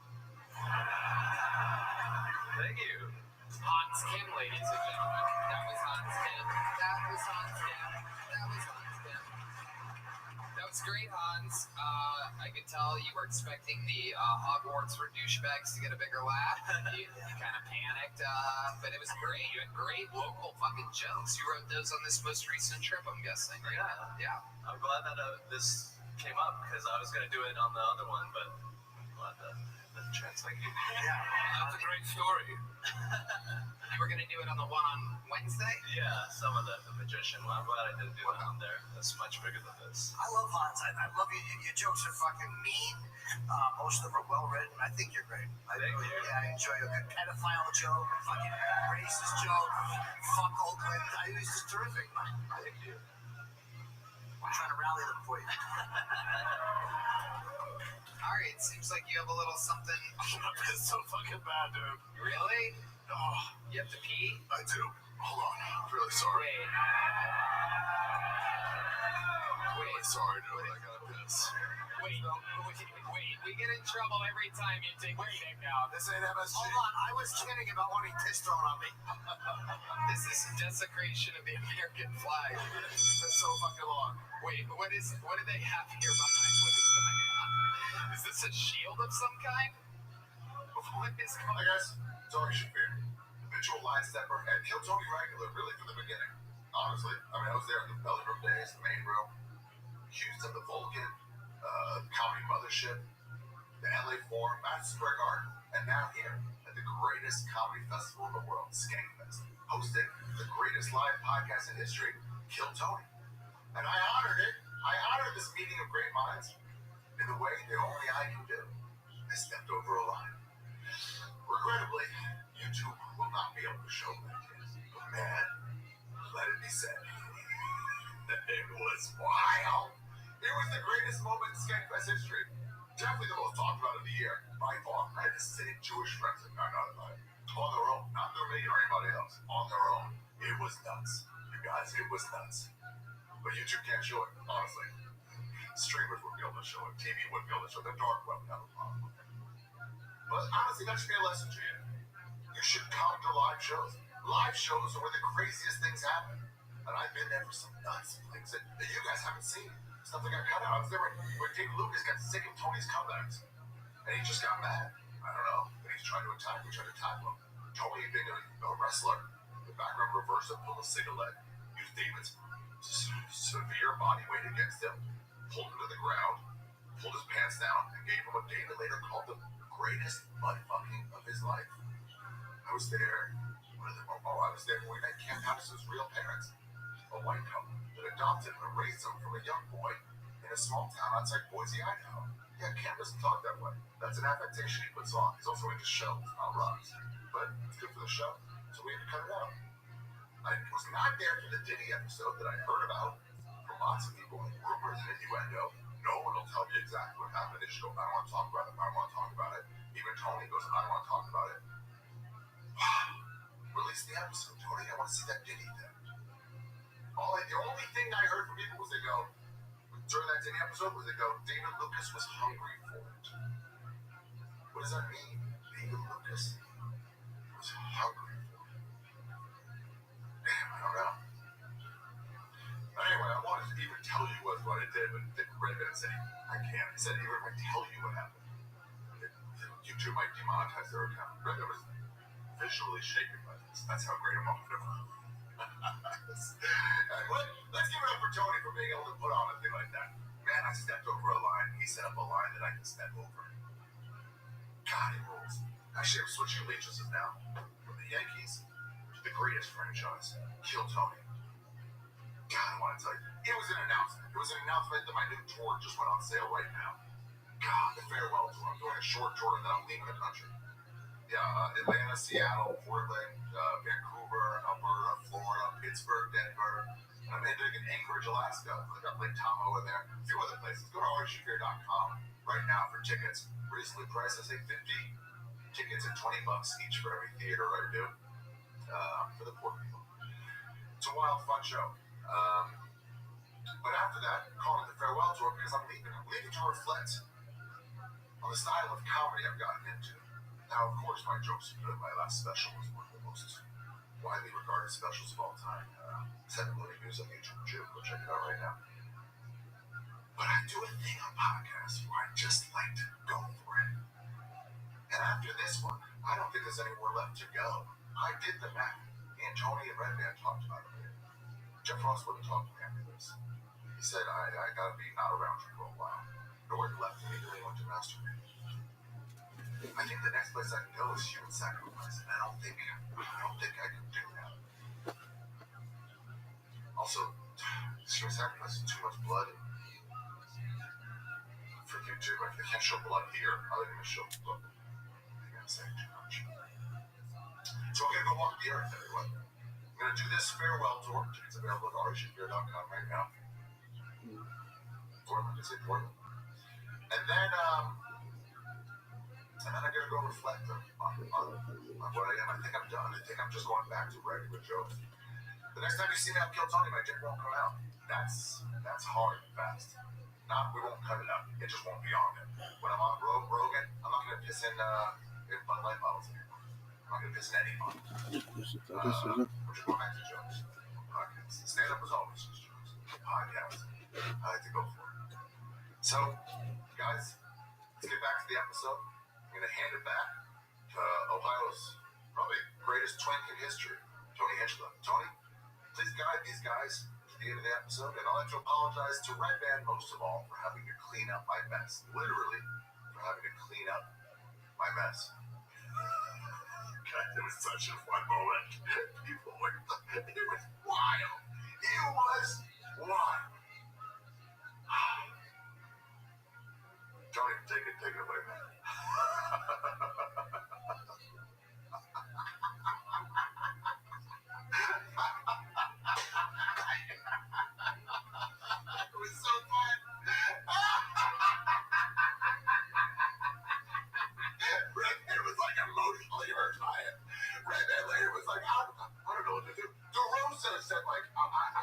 needs help. I'm Ari Shaffir, and I've been triggering the untriggerables since 2001. Enjoy the rest of the episode. I'll see you next time on Kill Tony. Antibiotics. Ladies and gentlemen, shout out to our sponsors if we still have any.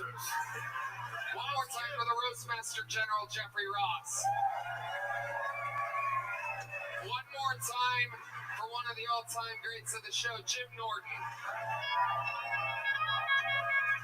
And one more time for this naughty, naughty boy, Ari Shaffir, ladies and gentlemen. And one big round of applause for Brian Redband and Tony the Golden Pony.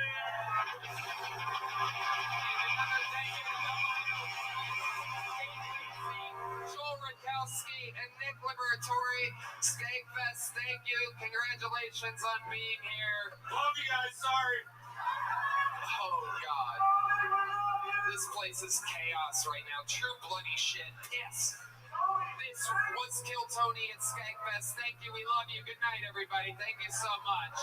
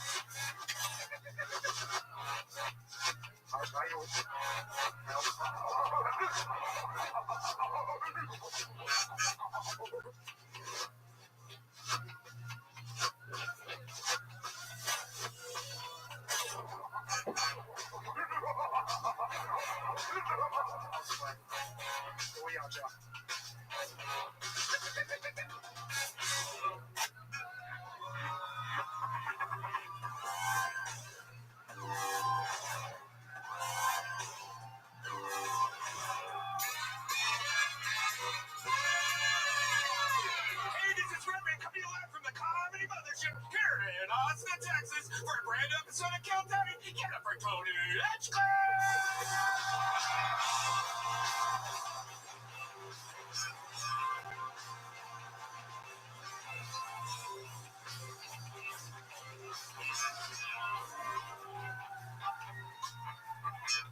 Last night, guys, hold on a second.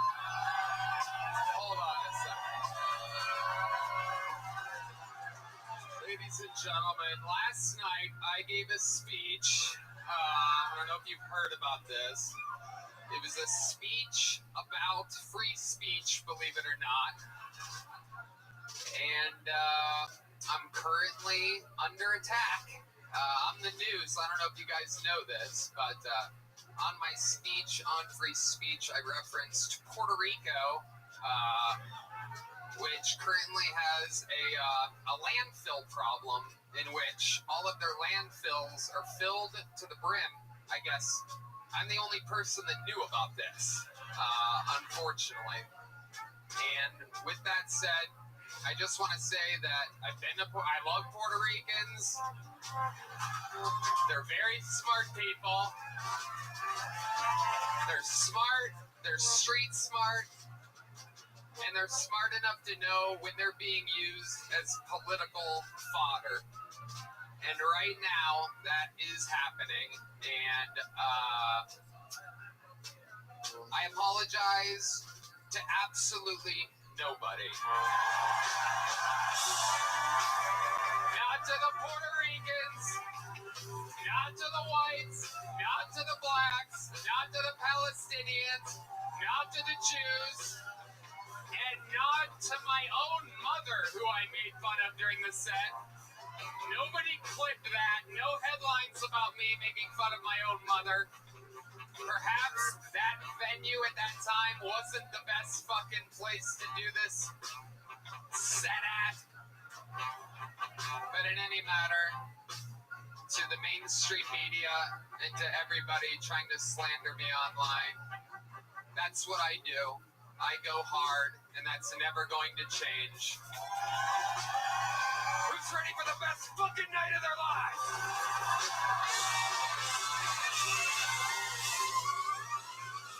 Fuck yes. Make some noise for Brian Redband, ladies and gentlemen. Woo! Feels like home in here. You're at the #1 live podcast in the world, brought to you by Squarespace, Civic, Simply Safe, and Game Time. How about one more time for the best goddamn band in the land? Groove Line Horns, Carlos Sosa, Raul Vallejo. Did I fuck it up already? And Fernando Castillo. Michael Gonzalez. I swear to God, this has been my band the whole time, people. Matt Mueling, everybody. The token of the band, if you will.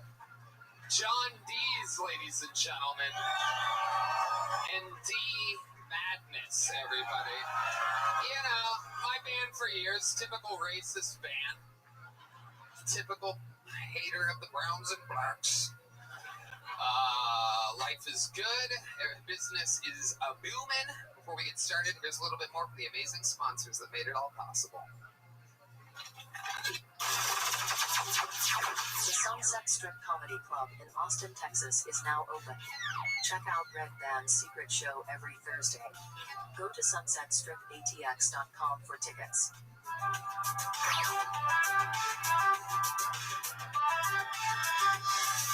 Who's ready to start the goddamn show? Ladies and gentlemen, we're going to start this evening with one guest and one guest only. This is his second time ever as a guest on the show. And he is batting 1,000%. He is one of the most requested guests for return. He is unbelievably hysterical. Ladies and gentlemen, make some goddamn noise for the long-awaited return of James McCann. It's James McCann, ladies and gentlemen. Famous from an unbelievable episode with his right-hand man, Shane Gillis. James McCann is back. What a privilege to be here of all nights. Listen, I know where I'm at in the pecking order of American comedy. I can't imagine how many people must have turned this down for me to get this tonight. I'm glad those fucking cowards aren't here. I'm proud to be here on this show. God damn it! We are so happy to have you. Indeed, there were a couple, we will not name anybody, there were a couple Hollywood gentlemen that like working in Hollywood, specifically in Hollywood of Los Angeles, California, who dropped out today. So, how about one more hand for Hey, the it's fine, Kane. I'm happy for with the that. fearless Genuinely can. As an Australian, the closest thing to a Puerto Rican you could get at short notice, I'm assuming. Absolutely. I'm from an island full of criminals, and we're coming here taking your jobs, and I'm happy to be a part of it. I hit up every Puerto Rican I know. Nobody wanted a piece of this action tonight. I tried to make anyone, I was finding Puerto Ricans on the street saying, do you want to be a regular on a really big show? Can you write a minute every week? Anything goes. It doesn't have to be good. We'll make you better. Just come on. And no one wants to play. But James, you know how this works. Believe it or not, ladies and gentlemen, I don't know what the conspiracy is here, but we have set a record tonight for signups. 283 human beings are at a bar across the street hoping that a producer runs over there with a megaphone and yells their name. These names are in the bucket. It's almost as though the mainstream media is bullshit, and they don't know what they're fucking talking about. It would definitely appear that way. Comedians are excited to take a shot here at this show tonight. This is very, very exciting. And So it begins. You know how it works. If I pull your name out of a bucket, you get 60 seconds uninterrupted. You know your time is up and you hear the sound of a kitten. It means you have to wrap it up then, or else you bring out the angry West Hollywood bear. And then I interview you. You wrap up the set, I interview you, we find out more about the person. Anything can happen. The whole thing's improvised, chaos. Should be a lot of fun. You guys ready to start tonight's fucking show? Huh? That's not, forget it. It's canceled. You guys ready to start tonight's fucking show? Ladies and gentlemen, performing first tonight with a brand new 60 seconds, one of the greatest regulars in the entire show's history. A man so fearless, so strong, so powerful that we must make him an American citizen. To start tonight's show, I present to you a brand new minute from the Estonian assassin. This is Ari Matthews.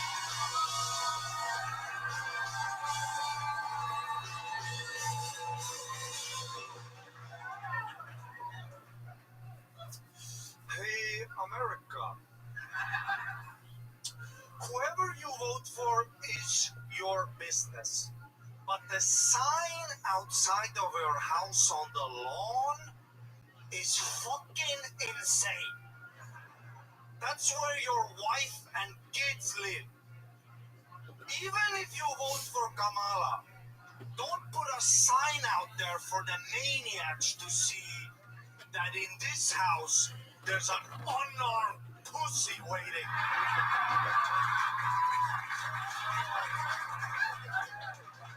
I'm gonna rob you out of principle.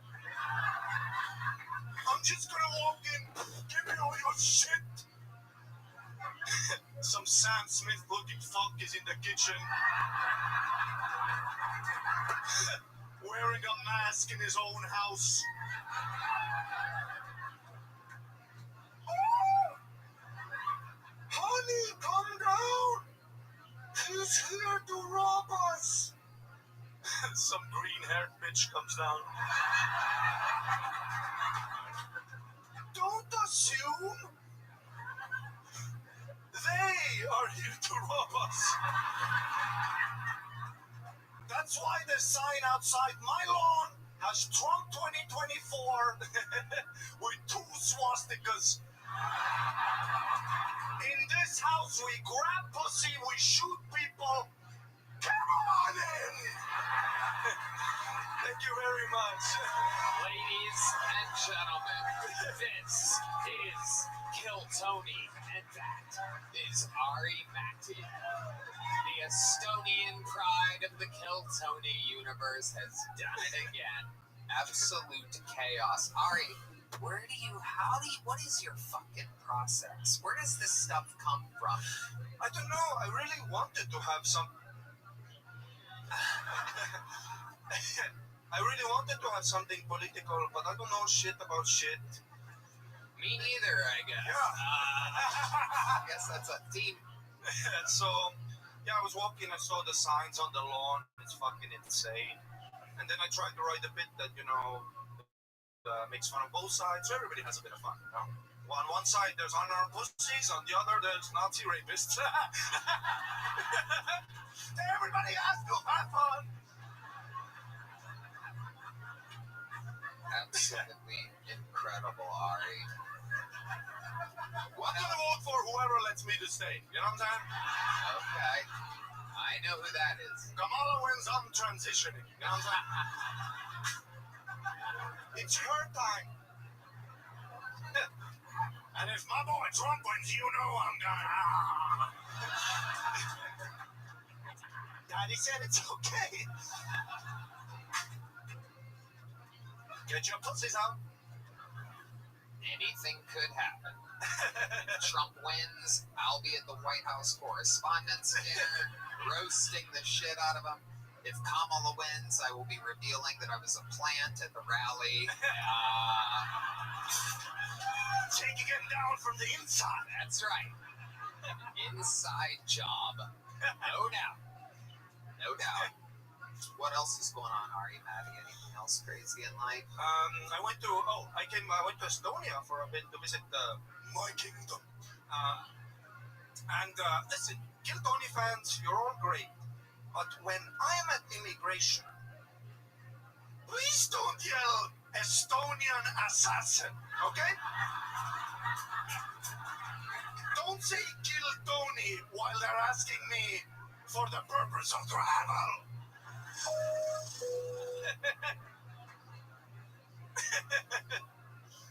Ari, you are too much fucking fun. I see between us an empty seat. How many do you think Ari and Maddie should join panel for the rest of the episode? Huh?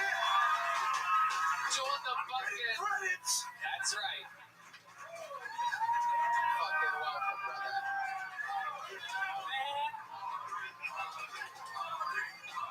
And it has begun, ladies and gentlemen.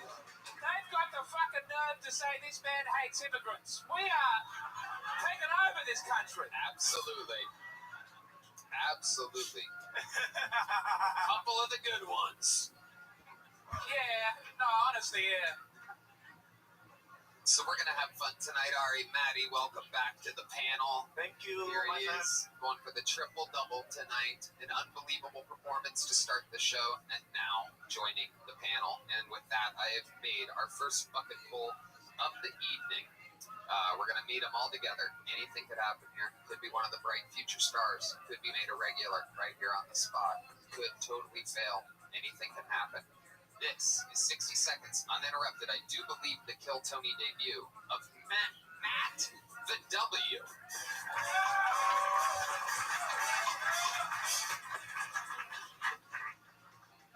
Hello. H E E L O L O O O. That's how me and my girlfriend speak.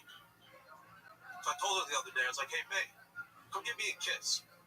K, K, I, S, S, S, sizzle. She says you're a fool. F, O, O, O, ooh, L, L. I said, I know what you did, my little bro.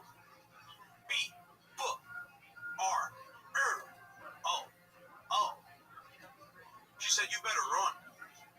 R, U, N, I said, from you, I'd run all the way to Mississippi.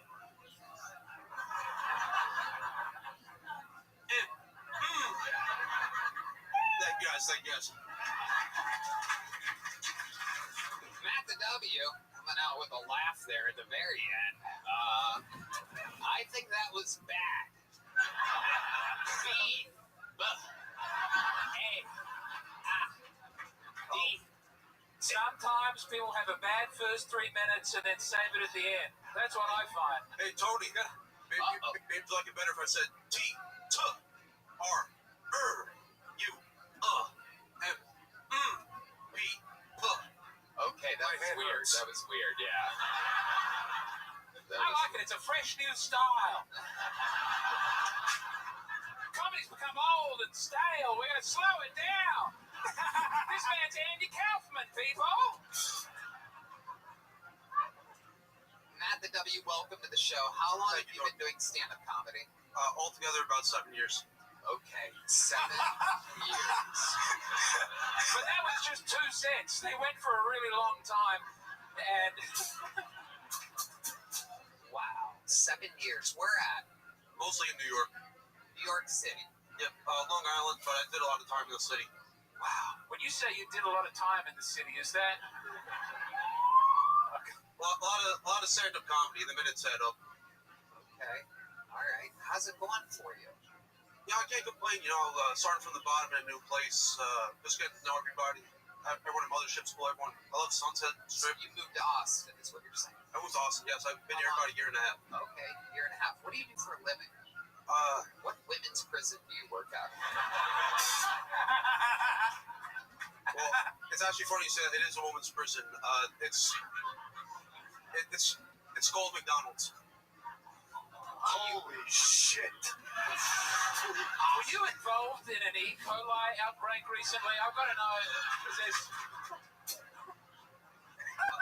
Yo, McDonald's, get your boy. I was angry to learn we couldn't order the quarter pounder at the moment. Is anyone else furious about that? Is that a thing? Yeah, there was an E. coli outbreak. They said no more quarter pounders, but today, as you well know, my friend, the quarter pounder's back. It was the onions. You, you. No, don't do it. So what do you do at this McDonald's? I'm a shift leader.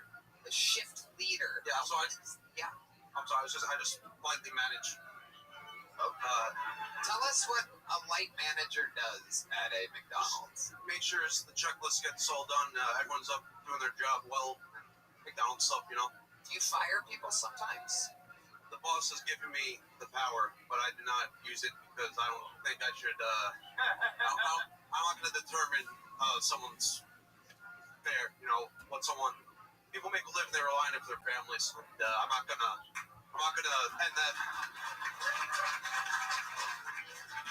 Incredible. Absolutely incredible. How long have you worked at McDonald's? I started in New York during the pandemic. We were actually considered essential workers, so I worked the whole pandemic. It's not funny. You all are going to McDonald's after this, so I'll probably see you. But so then, when I knew I was going to move here, I called the local McDonald's. I said, "Hey, you guys hiring? This actually our shift leader's leaving." I was like, "Perfect." They said, "Are you shift leader?" I said, "Yes." So then they just got a gig, you know. Wow. Amazing. So, what were you doing before the pandemic? I would bounce job to job. I actually, I was big into comedy, so I was living with my parents, so I had that security. I would literally just quit jobs and just spend my money going to the LIR and just. To the what? I don't know if I said. I call it the train. I never call it the LIR, the Long Island Railroad. And I would just spend my whole paycheck on tickets and just mic to mic and just do my thing. Wow. Okay. Is that minute that you did like a newer minute? I've been doing that for a few months. I actually do a whole second part to it. Oh my God. No. 7 years in the industry, Matt the W. I'm interested to hear what you think your best joke ever is. Instead of doing a newer joke, you just spell it out, you only have a minute, it's longer than that, I'm interested. It can be very, very short, perhaps, or just the root of it. What's your best joke in 7 years? What's your go-to heavy hitter if you had a audition for the Tonight Show and you took the LAR to the 4-rail or whatever the fuck? Like, what exactly would you do? I don't really do jokes per se. I do more bits. You do bits. Okay, can you do one of the bits? If you want me to, it's a little long. It's not. Is there anything kind of like? Well, I do mostly improv and riffing. Like the joke you just heard. I riffed that on stage once and I edited it. Scene, McDonald's. Incredible. What would be something about your entire life that we would be surprised by? What's some most interesting fact about your life? Well, I do this. This really takes up all my time. I also make music. What kind of music do you make? Rap. You make rap music? Yeah. Watch out, he's going to make you rap now. I've seen this before. Well, geez, way to really step on the big surprise here, James. I don't know that we have 45 minutes to listen to one rap song.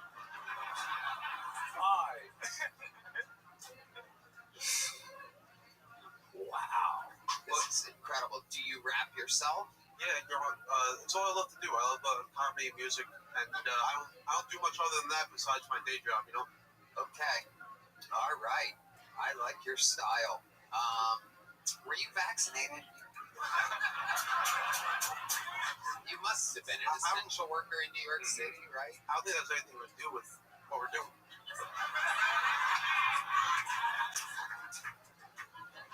I know a man who's trying not to answer that question when I see it. Respect. Yeah, I mean, get vax, don't get vax, that's on you. Do your thing. Absolutely. Get vax. Be a shift leader. So... You said that.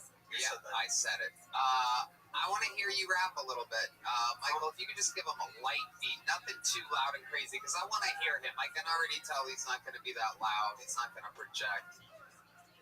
Nice and soft, guys. Nice and easy. Even slightly breathy. There you go. Yo. Made in his image, so get a good look. I'm an open book, but closed-minded. At times I find myself misunderstood, and it gets me shook. It's just how I feel inside, and these kids getting kids' meals, food for thought. You know, a hungry-minded adult is the result. Balls of truth pass through the youth as it rains. Gotta shed those tears if you wanna know the pain. If there's bad blood, then someone's gotta bleed. Gotta air it out so everyone can breathe. But violence ain't the answer, it's the error. Means someone messed up, no, you need to bless up. What connects us? Nothing, cause we divided. By block, by city, by country, gotta reunite and give peace a chance like John Lennon. Cause even this earth need a happy ending. Word. Wow. All right. Wow. Is the chicken Big Mac going to stay on the menu? Red Band wants to know if the chicken Big Mac is going to stay on the menu. After your performance, that's all we are curious about. I'll be honest, that's all I was thinking about as well. And Wow. it's gonna be a McRib situation, definitely. It's gonna come and go. That sucks. Right. What's your living situation? I live with three other roommates, two from comics. Another one's engineer, sound engineer. Three of us from New York, other one's from Cali. Okay. You have your own bedroom? Own bed, own bath. It's crazy, Texas. It's a life of luxury. Yeah. Matt W. Probably not. You couldn't do that in New York. Couldn't live like that comfortably. Absolutely. Here you are. You're a little spread out. Welcome to Texas, Matt the W, and congratulations on getting pulled out of the bucket. There's a little joke bucket. Thank you. Matt the W, ladies and gentlemen. Matt, how'd you come up with the name Matt the W? It's take Matthew and split it into threes. Oh my God, Matt the W. Oh my God. He is so autistic. It's unbelievable. It is unbelievable. A little autistic comedy for you from Matt the W. It took me 10 minutes to realize how autistic he was. It is incredible. Hey y'all, this podcast is sponsored by ExpressVPN. Going online without ExpressVPN is like walking your dog in public without a leash. Why would you do that? Most of the time you'll probably be fine, but what if one day your dog wanders a bit too far and gets dog-napped by a bad person? Every time you connect to an unencrypted network, in cafes, hotels, airports, etc., your online data is not secure. Any hacker on the same network can gain access to and steal your personal data, passwords, bank logins, credit card details, etc. It doesn't take much technical knowledge to hack someone, just need some cheap hardware, and a smart 12-year-old could do it. Your data is valuable. Hackers can make up to $1,000 per person selling personal info on the dark web. ExpressVPN stops hackers from stealing your data by creating a secure encrypted tunnel between your device and the internet. Red Band. Did you know it would take a hacker with a supercomputer over 1 billion years to get past ExpressVPN's encryption? It's so easy to use. Just fire up the app, click one button to get protected. I personally use ExpressVPN when we're on the road so I can keep my data safe while we're traveling. And right now, you can take advantage of ExpressVPN's Black Friday/Cyber Monday offer to get the best VPN deal you'll find all year. Use our special link, expressvpn.com/KillTony, to get 4 extra months with a 12-month plan or 6 extra months with 24-month plan, totally free. That's expressvpn.com/KillTony to get an extra 4 or even 6 months of ExpressVPN for free. Ladies and gentlemen, your next comedian out of the bucket. These people have been waiting all day for this. Let's see what happens with the stylings of Chad Mitchell Rogers.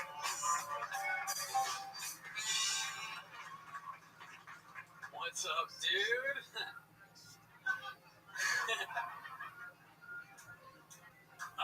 My girlfriend and I love to travel together, and when we started traveling, we would film everything and post it on social media, and we thought we were going to go viral and get famous. but that didn't really happen, and I'm starting to get impatient because I've always wanted to be famous. So I'm planning our next trip right now, and we're gonna go on a backpacking trip. But this time, instead of vlogging it, I think I'm just gonna murder her. If I murder my girlfriend in the woods, I'm gonna get a Netflix special for sure, dude. Move over, Gabby Petito. There's a new dead white bitch in town. Can you guys imagine my mugshot? Fucking Chad. I love it, dude. I'm happy I'm with her, though, because I don't like dating apps. I've never been a fan of them. And I'm like, how do people meet before dating apps? It's like how did they meet in caveman times? Was it just one dude who knew how to invent fire getting all the cave pussy? I mean, he was the first guy in the history of mankind to get laid by using Tinder. Thank you. All right, Chad Mitchell Rogers. Welcome to the show, Chad. How you feeling? Great. You've been on before, right? Yeah. I remember that face. How's it been going? Was it once before? Twice. Yeah. Last episode was with your mom, actually. Oh, yeah, absolutely. That sounds a lot dirtier than it actually was. My mom has been on the panel of the show before, 77 years old, out there absolutely killing it. What did she say to you? Did she say anything to you in your appearance? I mentioned that I only have one testicle, and she asked me to prove it. She is so funny. Was it like cancer or stuff? No cancer, just God hates me. What happened? I was just born with only one. I don't know. That's all the news I got. But can you still like? Oh yeah. Is there like less? There's a little bit of less cum? Is there less cum? It's kind of like a shoot in like a little flag. Is there less cum? Is there less cum? Is there less cum? They want to know if there's less cum. I'll be. Listen, is there less cum? Is there less Okay, cum? let me blow you real We quick all in the have back. check bags. What do you got, a carry-on? It seems like a normal amount of gum, but How do you know what's normal? Yeah, that's a great question. mouthful or like one That's a mouthful? great Guys, listen, some very important men in history have had one testicle. Men that we're trying not to talk about tonight for obvious. Wait, who? Oh, Adolf Hitler had one testicle. Oh. Yeah. Really? Hitler had only one good ball. Do you not know that song? Hitler. Is that a big Australian They song? teach us that song at primary school. Is that I don't- It's the Australian national anthem, ladies and gentlemen. Why were we fighting him if it wasn't over his weird testicle? I don't. That's what they teach us. Maybe it's different here. That is incredible. I had no idea about this. This sounds like propaganda. Is there like a second prosthetic ball in it to make it aesthetically look good? I Because I've heard they do that. They do that. I'm poor. I can't afford So it's just one prosthetic. ball and a lot of sack? That's a good question. That's a great question. Did you end up with a normal size sack and it kind of just looks like the like an empty grocery bag or something like that? A vagina. Is there something? Yeah, it's my HE balls. The sack does feel small. I've seen larger ball sacks in my day. I bet you. Oh, okay. So when you get it out, do you like tell girls, just so you know? Dude, this is so funny. I've never told a girl about it before we have sex. Like first time ever, I let them just find out on their own. Jesus Christ. Yeah. Just before you're blowing in, just one fucking. Wow. Do you grow the bush out more so to like hide it? I like to keep it fucking shaved, dude. I like Wow. elephant trunk. Ball to the wall. Incredible. Wow. Absolutely incredible. Is this the exact same conversation you had last time when you were on the show about the ball? Were you coming out here hoping the ball wouldn't come up again? But the ball has to come I'm up. sure there's more to you than a ball. There's a band behind that ball. Thank you, James. Is there? Yes, half a man. Who are you? Fucking Chad, dude. Beyond a name, more than a sound. Who are you? Oh, I just feel like I need to yell now. Kind of fired up. Performance from Ball Out Boy over here. This is incredible. testicle. Wrong man. There you wrong go. man. Wrong man. You would have thought he was Even the I know improv riffing guy that we pulled out of the bucket tonight. It's Blink 182, right? It was the ball sack of friendship. I miss my ball. Wow. One ball in my skin. This wound. I know it's a very different band, but we're all doing the voice. With ball wide open. Here we go. Under my ball sack. There is so much skin, but only one fucking ball with ball wide open. All right. That went way too long. Oh, I should have shaved it down a little bit, but absolutely incredible. So when you were born, the doctor told your parents, look, everything's good except one little thing. Yep. Did they have any idea how rare is that? Do you know how common that is? I would have Googled it when I was 2.5. I would have literally figured out how to Google and been like, what the fuck? Never fucking looked it How up. did you find out? Because did you figure How it did I out? find out? Yeah, seeing other balls, and you were like, what's that? One, Yeah. two. The best Like, how part did you of find out? watching Red Band Google, the odds of having one ball, is that when you type T into Google right now, I'm the first thing that pops up. Just a little fun fact. Anyway, what is it? It's not normal to be born with one testicle, but it's possible to live a healthy life with one testicle. The medical term for having one testicle is, you know, The what? having one testicle is cryptochidism. Did you know that? You're a crypto guy. I knew I shouldn't have listened to Matt Damon. Fuck, dude. What's it called then? All right. Okay. All my life, my baby, pray for someone. Anyway, got ball songs in my head. So, what do you do for work? I'm a bartender. Ah, bartender. Okay. Highball? Screwball? Okie dokie. You're bartending here on 6th Street? Fourth. Okay. Whoa. Fancy. Is it a gay bar? No, it's a sushi restaurant. Oh, okay. All right. Okay. All you can eat sushi or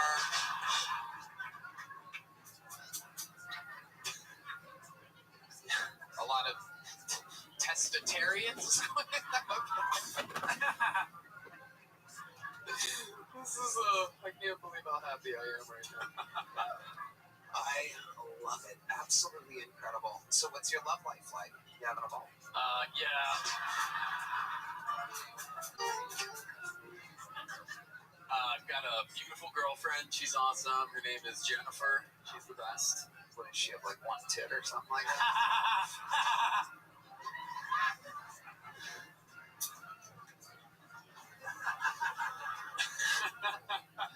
Where'd you meet her at? We met in Los Angeles. We were in the same acting studio. Okay. This does indeed sound like you're going to end up murdering her in the woods one day. Yeah, I did forget you threatened to murder your girlfriend in the woods. Really, you darted into the testicle gear to kind of cover up for the girlfriend murdering material. And before you started that joke, as soon as you walked out, I literally had that thought. I was like, this guy looks like he kills his girlfriend.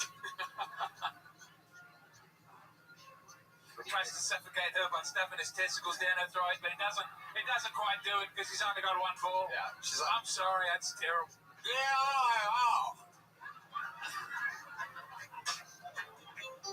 Wow.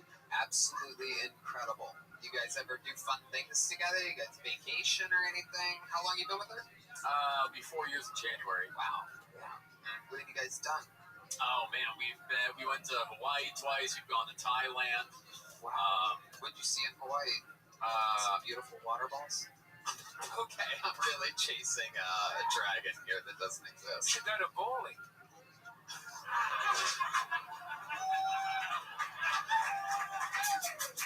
I love it. Were you jealous of all the girls in Thailand for having more balls than you? Red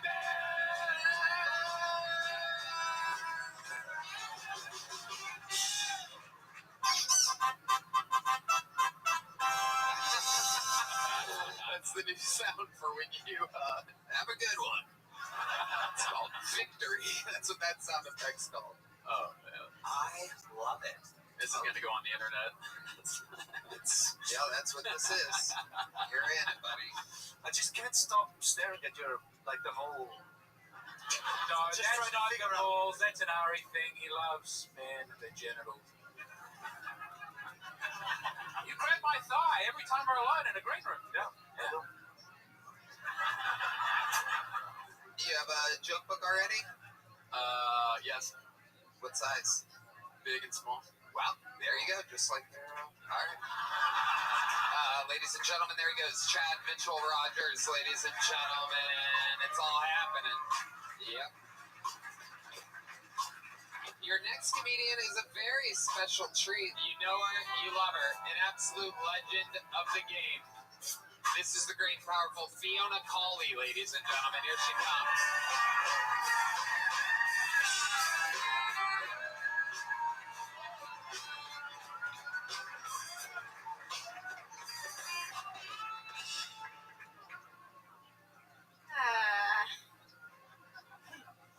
So I used to date this guy, and I went over to his house and caught him cheating on me. Yeah. I think the most frustrating part about that was just how lazy it was. You know, like, go upstairs.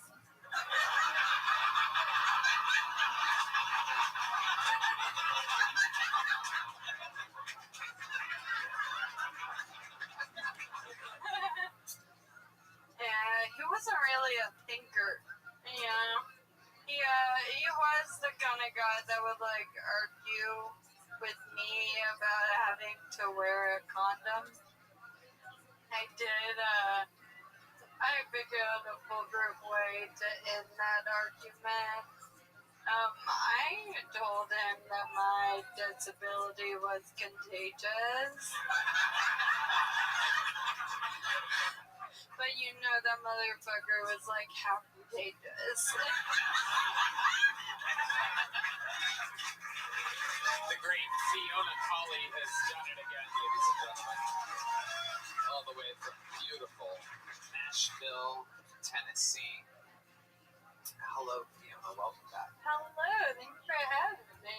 Absolutely. Absolutely great. Fantastic. How's life been going? Really phenomenal.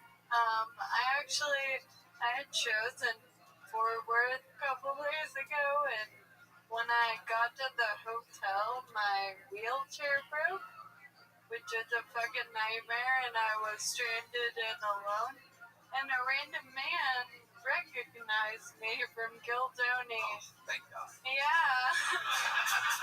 I thought that story was going to go a whole nother direction. Still go bad. Like the easiest raping of all time is about to take place there. Rape to go. Hell yeah. Did he have one testicle by any chance? So a guy found you and Yeah. helped you out? He did help me. Everyone talks about like the Kill Tony bump, but they don't talk about the Kill Tony push. I love that. What did he do? Did he jump your battery or something like that? What exactly? Did he plug you into a wall? What exactly had to happen there for that to work? What's wrong with your chair? I have no fucking idea. These chairs keep breaking every 6 months. I like asked them, the company, what the fuck was going on, and they said I was using it too much. Oh.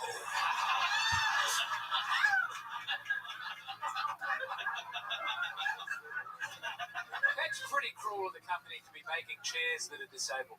I think they should. Just making sure I feel connected to it. Yeah. Wow. Absolutely incredible. So, gave you a push, and you were all good after that. Yeah, the chair started working again. Yeah, I think I was also scared of that man. Yeah. If you haven't. I love it. So Fiona, that's incredible. What else is going on in life? How's Nashville? Everything good out there? Yeah, it's really good. I'm selling out every show I have, which is really fucking cool. Beautiful. You're on a roll.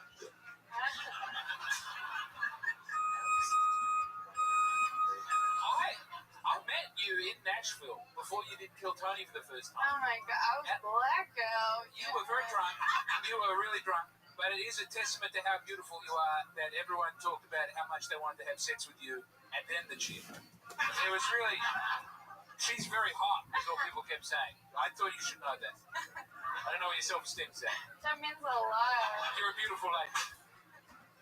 Absolutely. You're also very drunk and you kept grabbing me. But you felt bad to press charges against, you know. Fiona gets fucked up, I know. Okay, you would do. I know you're in a relationship, right? But have you ever done that before? Have you ever just hooked up with a guy and had a one night sit?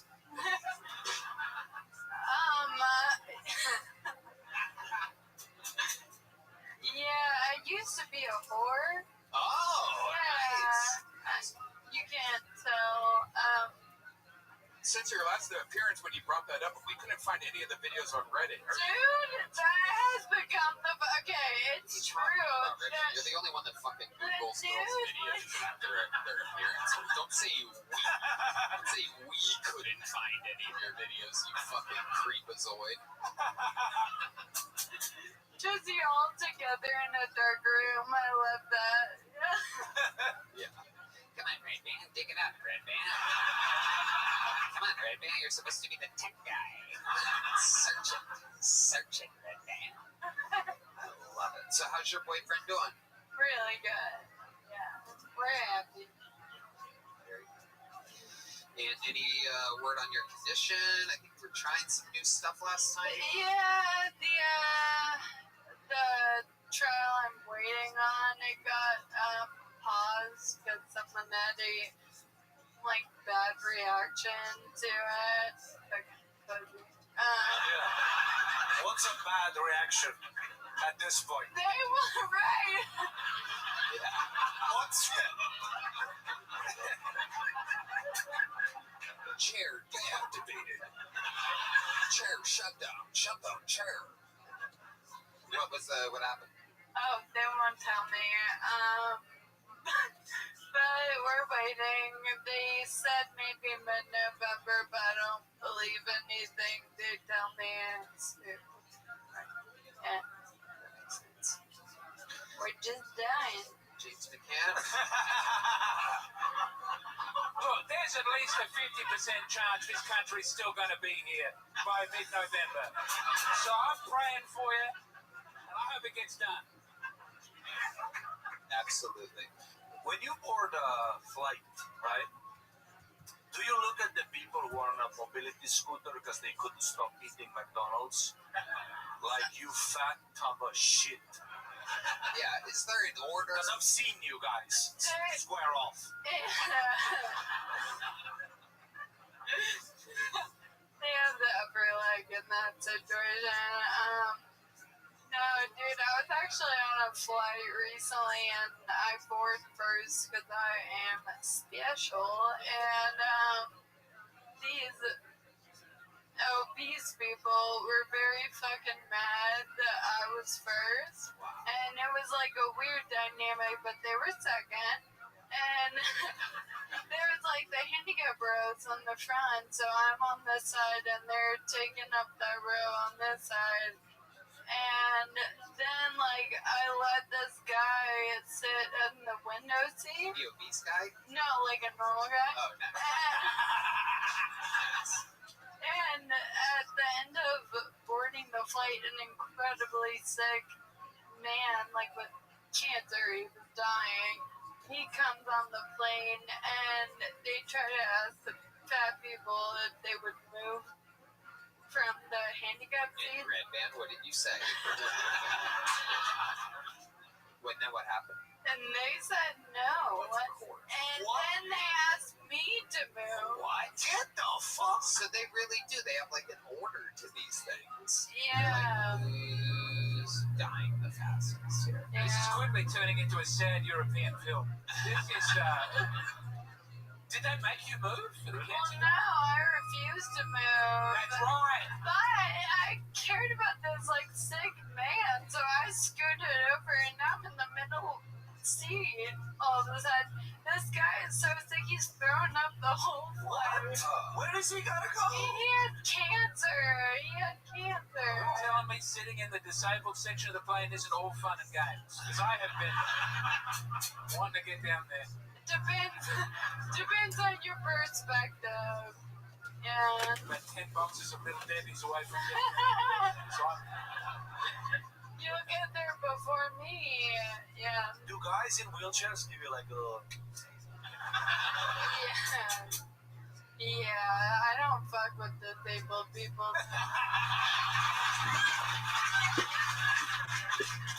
And you're like, yes, one of us has to go to the door. Relationship ain't ramping up at all.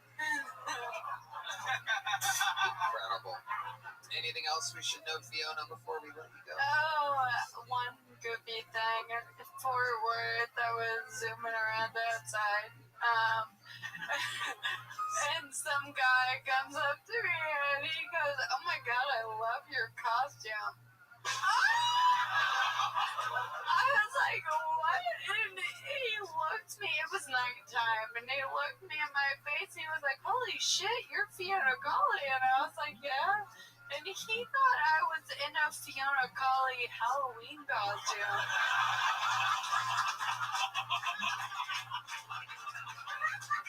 I have my outfit. Like an expensive costume. Yeah. That is absolutely wonderful.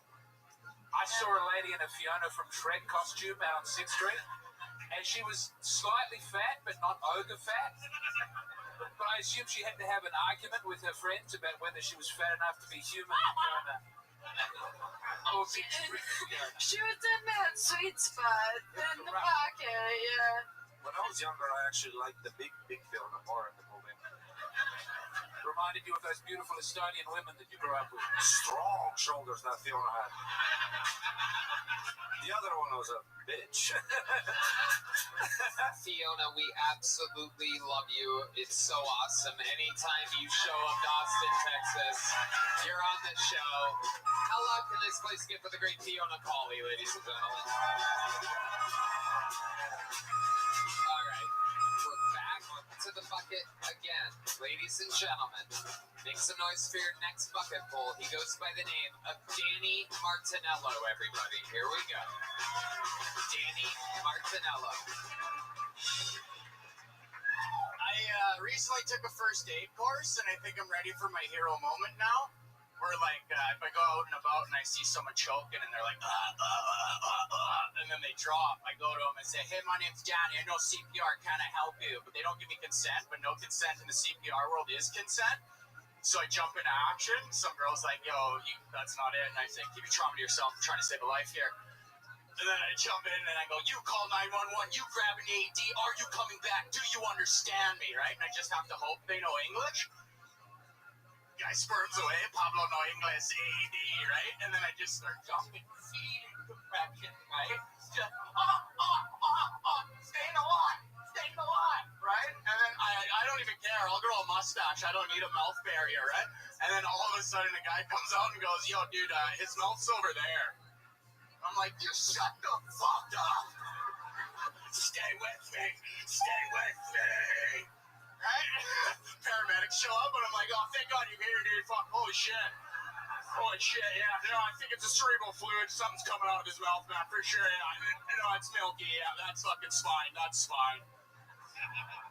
That's it, dude. Hilarious. Danny Martinello. God damn it. Look at that. Guns ablazing. Yeah. Welcome, Danny. Hilarious. How long have you been on stand-up? Like 15 years. I love it. It fucking shows. That seems like a 15-year set. Yeah, I'm not gonna lie, dude. I was stressing out that silence for the first 15. Dude,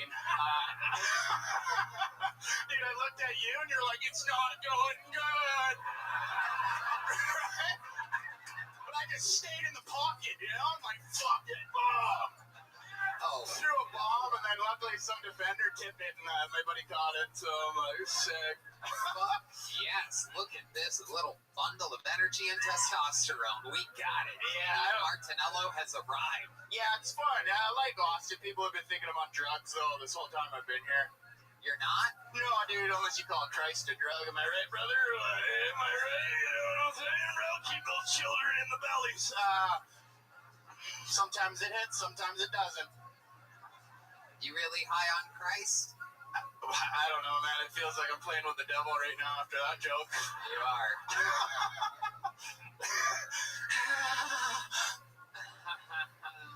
No, it's fun, man. I don't know. I get it. I don't really like blinking shit, but like whatever. I like you because you are an easy interview, Danny. I like this. I feel like I can just go, what else? Let me tell you about yesterday. I actually used to do gigs in Canada with Danny. He used to be such a killer. Imagine this energy following that. Yeah, but I was like super shit, so all my buddies would say I was like Cyclops without the glasses, just fucking. But now I can shoot dinner plate. Right? Wow. If they ever make another one of those Police Academy movies, you're gonna be ready. Yeah, thanks. I don't know what you just said, but yeah. Oh yeah.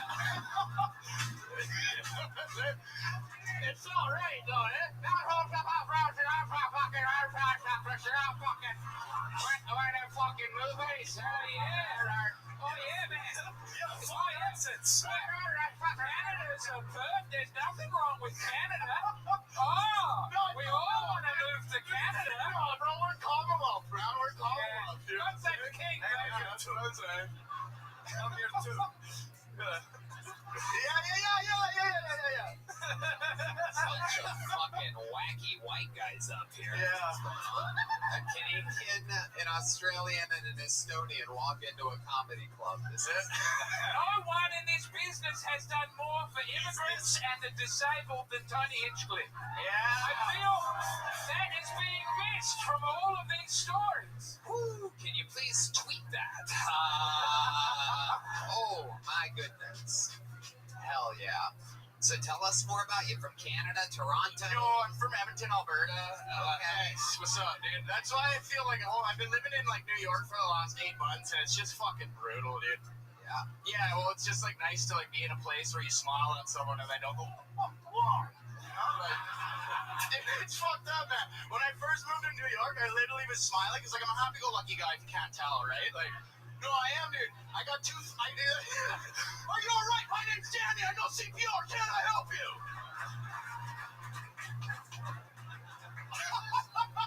No, but I've been in New York, dude, and like I'm a happy-go-lucky guy, right? I live my life where I got 2 feet in a heartbeat, and if the sun's shining on me, my smile's shining on you. You know, like that's just how I live my life. And I was smiling because it was a beautiful day. I don't know what fucking Fahrenheit it was, right? But like, you know what I mean?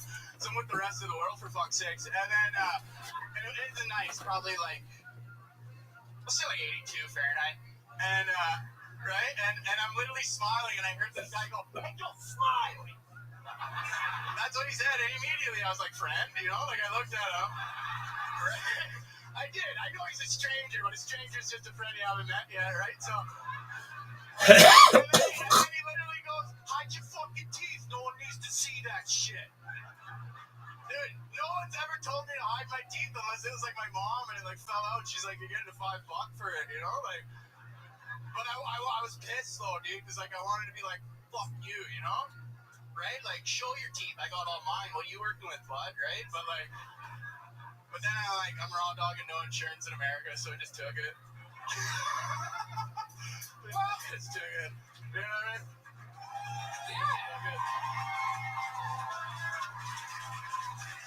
This is what this show is all about. James McCann. That was a better minute than sucking off the unconscious guy. That was you, great. James. I'm fucking nervous, all right? No, I was joking with those guys back there. I'm like, this is the closest thing I'll get to like the gladiator like arena. This is it. It is, man. You're back there. You hear, and like, But there's people just being pulled out in wheelchairs. It's like, Are you not entertained? she was walking when she went out there. She was totally fine before. Be careful. oh fuck! I thought her and her manager were gonna run me over like a fucking crackhead on 6, dude. It was crazy. It's like, get the fuck out of the way. Absolutely incredible. So you do stand-up comedy for a living. Yeah. And what else about you? My father wanted me to join construction, you know. I'm an Italian background, so... No, what is the question? Sorry, bro. Yeah, you're good. You're Thanks. good. Appreciate it. Don't stop. You know, yeah, I've been in New York for like 8 months, and then it's fucking brutal, like just signing up, standing in lineups with backpacks, wanting to do shit, you know. You still live in New York? Yeah, I'm there 8 months, but then I came back here, and I don't know, man, like the one thing that made me come here was I saw Madison Square Garden and then Ron White's speech at the end, or what of his set, and I was like, I don't know, I think what's going on right now is super special. Well, look, can I tell you something? You're in the storm right now. That's you what are that's a yeah. perfect example of what this show is built for. Someone that can just take the ball and fucking run with it. It cracks me up. You know, I see some comedians that we've known for a long time. You know, some of these people that maybe don't align in a lot of ways with us, and every once in a while, you know, when someone's down or, you know, going through something, they get a little chimey on that internet, and it's so funny to see them talk shit about this show. But meanwhile, someone like you with 15 years of experience come on here, your life will never be the same after this. Are you aware of that, Dan? I'm hoping it's not, dude. I'm serious. I'm hoping it's not, man. It's like a grind as a Canadian comic, and then getting here, and then like, don't get me wrong, like I still think New York, like as a kid growing up in Canada, wanting to do stand up, like that's where you know the hardest iron gets cut. But I'm trying to fucking ride a wave and slap a. But it's so clear that all that pent up energy in New York is just coming out now. Yeah, I love to you see see that. a lot of people in New York, and they're. Oh yeah. And I'm like, just come and go, you know, like take the rope away. But fucking, I don't know, man. I just think what's going on here is fucking deadly, and seeing what you're doing, and I just want to be part of it. So that's why I'm here. You're officially part of it, Danny Martinello. Are you gonna be in town Thursday? I gotta go back to New York and chop some podcasts and shit, but I'll come back on the weekend. I don't give a fuck. Let me know next time, man. I'd love to have you back on the Secret Show. Thanks. Hell yes. Whoa! Look at the odds of this! Look at this, ladies and gentlemen. It has come full circle. Make some fucking noise for the great Ron White.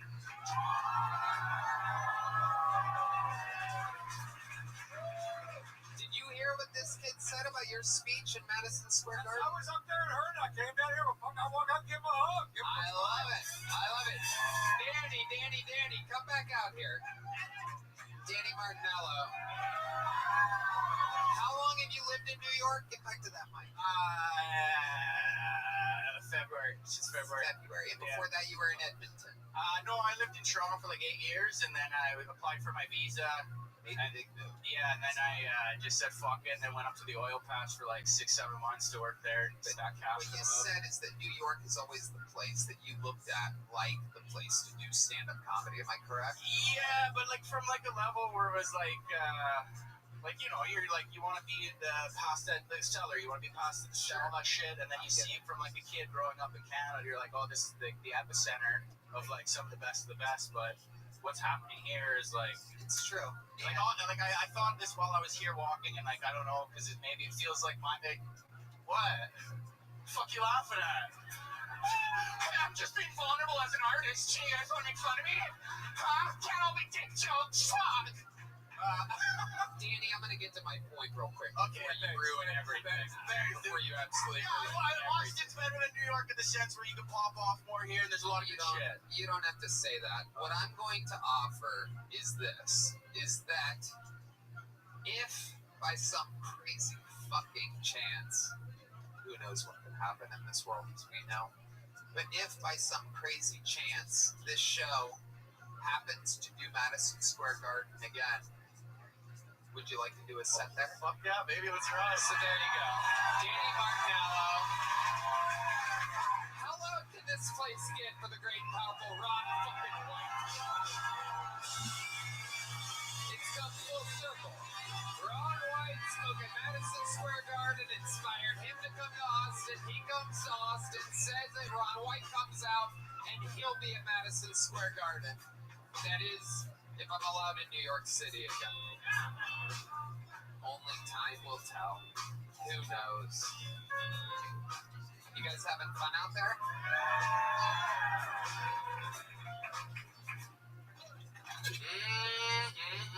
Y'all, this podcast is indeed sponsored by Zippix. Zippix believes nicotine users should have a better way to get their nicotine than smoking, vaping, or dipping. Their toothpicks are discreet, taste great, and allow you to get your fix anywhere, anytime. Their cutting-edge infusion process means the nicotine and flavoring is absorbed throughout every toothpick and not just coated on the surface. Tony, I love Zippix! These toothpicks are such a great alternative to smoking. I hope you give their toothpicks a try and see what their customers keep on coming back for. Yes, we'll see why their customers keep coming back. I love them more than anything on airplanes and things like that. After dinner, right, where you really want a smoke but you can't light up. They are just unbelievably discreet and awesome. Nobody suspects anything. We bet when you first heard of the nicotine toothpicks, your first thought was probably, do they even work? But I just told you, they work. You know, I love smoking. I love it all. I love having fun. Zippix works. Nicotine toothpicks are a great way to curb your nicotine cravings discreetly and conveniently. One aspect of nicotine toothpicks is that makes them extra effective is that they satisfy both the oral fixation and the hand-to-mouth routine that you get from smoking. Customers who are former smokers say this has had a huge impact when transitioning from cigarettes to toothpicks, so give Zippix Toothpicks a try. Go to zippixtoothpicks.com and order a bundle today.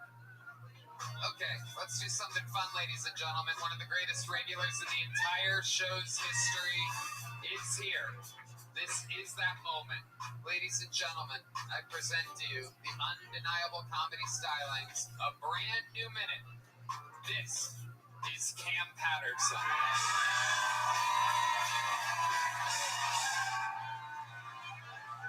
So, my cousin just got out of prison recently. And some niggas should be in prison. Not all. A lot of people are very smart. My cousin is not one of those people. He should stay in prison. My cousin, it's been like he kind of raised me a little bit as a child, right? And now that people know who I am, he want to tell my new friends about how we grew up together, right? But he don't tell none of the cool stories. Like, we used to rob people together. We had jumped people together. We got all my new friends. Like, remember that one time we was at your mama's house? We were humping them pillows. You can't be telling niggas shit like that, man. That's between us. We do it. Listen, first of all, it was Usher in the background. That's gay as hell, right? What made it weird, my homegirl like, y'all gay for doing that. You know, like, no, understand something. They were girl pillows, so it's not gay. They had like tassels and shit on them, so it's fine, right? And it was weird, because like, this the weirdest thing about the whole situation is that he don't understand, like, that's not cool. You understand what I'm saying? Like, I remember, that's why I say he should stay in prison. That's why I say he should stay there. He wanted to talk to my homegirl, right? Like, your homegirl look good, put me on to homegirl. So, yeah, go get my wheel. So I told him she could talk to him, and they were talking and shit. And then she was like, hey, your cousin keep choking me. And I was like, why are you choking this girl? He was like, I'm not choking a nigga. I'm massaging her throat. I'm like, they're gonna put you back in prison. I want you to know that. You should be there. That joke didn't work at the end, but that's fine. The rest of that shit did. Fuck out of here. Absolutely. It's part of the fucking game. You gotta do it every week. This is not easy. That was fantastic. Is that true? Yeah, he got out of prison. Cousins you have in and out of prison. He the only one I was in prison. Yeah, he went for like a armed robbery. He good now. He out. Yeah, he's a good guy, man. He should be free. I believe him. Okay.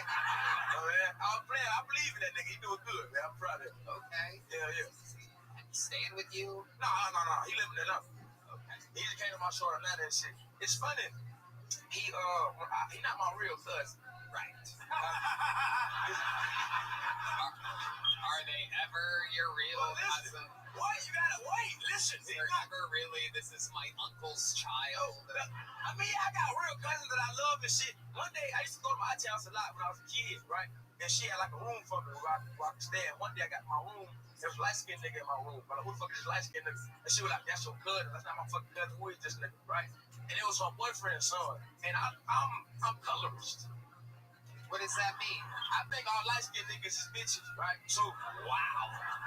Yeah, right? You know what I'm saying? All light-skinned. Well, wait, what do you mean by that? What do you mean when you that? I think all light-skinned niggas is bitches, right? And so, I told him, I said, hey, man, you a bitch when I met him, right? And he was like, I'm not a bitch. Like, nigga, you a bitch, right? He was like, you call me a bitch again, I'm gonna show you a bitch. And I called him a bitch, and then he stomped me out for like 3 minutes, right? And he was like, am I still a bitch? And I was like, no, nigga, we family, leave me alone, right? We cousins, why would you do this to me? I love you. So we've been cool ever since. And then we hung pillows together. That's what we did. That's what cousins do. And that's the whole joke, but it was too long for the minute. Fuck y'all on that. Okay, man. Boom. I love it, Cam Patterson. What else is going on? Nothing really, man. Just running around and shit, doing shows, stuff like that. My grandma called today. Oh, boy. Oh, I know. I can see what you're looking at. What does that mean? Nah, she love you still. Yeah, Still love you. She love you. She love you. I don't want to get in the Tucker Carlson corner. No. She love you. She love you. She love you. She love you. It's all good. Just asking some questions. She has some questions. She has some questions. Yeah, I'm getting that. And I said, my grandma's cool guy. She love everybody. She like, I heard what you saying, nigga. And my grandma say nigga too. And she love you. She love you. God man forever. You know what it is? I get it. I kill somebody about you, nigga. I swear to God. You know that. I don't think you can say that out loud. Oh. You know I'm playing. This is obviously a joke. Yeah. Maybe an armed robbery, but not a murder. No, nigga, murder. You're killing somebody. Death. You gonna be with me, right? Yeah. Hell yeah. Why the hands coming? Nah, okay. Hey, Tony, we're gonna kill somebody. For you, nigga, I swear to God. Me and her. Yeah. Together. Tony Hinchcliffe gang threatens murder on now. It's true.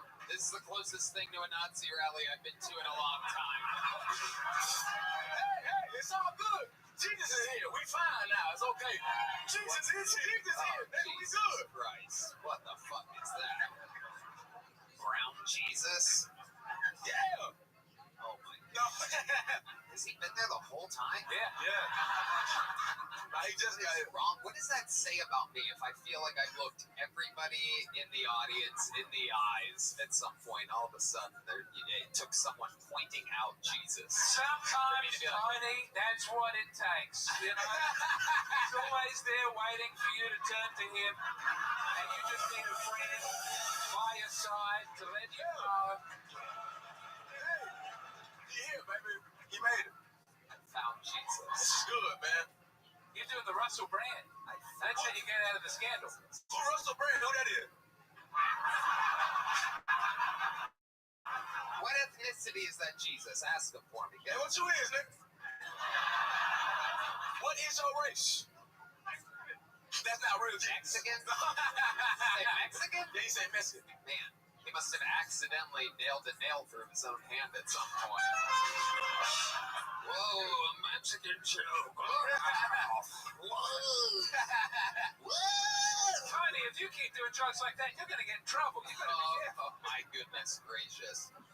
I love it. No. This is good, man. I have a good time. We are having a good old time. I like it. All right, Maddie, what do you think about your little I love Cam. yes. Come on, man. Yeah. Why can't I go to a store? No, you can. I've never heard. Oh, you heard about Yeah, I heard. I want to hear that day. I can't go. They don't like black people or something. All the women that now I can fuck. So We can do it together, nigga. You ever heard of a train? Never heard of a train? the train to where? Never heard of the same place we started, brother. Look, you ever heard of a train? It's a girl, me, and you. We can high five and shit like that. Shit. Come on, nigga. I can't follow you though. If you give her like really good dick and not like funny conversation. Yeah. Hey, how about you fuck her? I make breakfast. That's it. Come on. Overall package. Who wanna fuck with us, man? We outside. Who wanna fuck us? Who wanna fuck with us? I drop dick off. He make eggs. Stop playing fucking eggs. I'll make you Gordon Ramsay for the eggs. So cool. Avocado. Come on, nigga. Wheat bread. And I'm just dropping dick off. Hell yeah. On home, bitch. Amtrak in the front, cold train in the back. Jesus. Oh, man. Don't take that Lord's name in vain. Oh my goodness.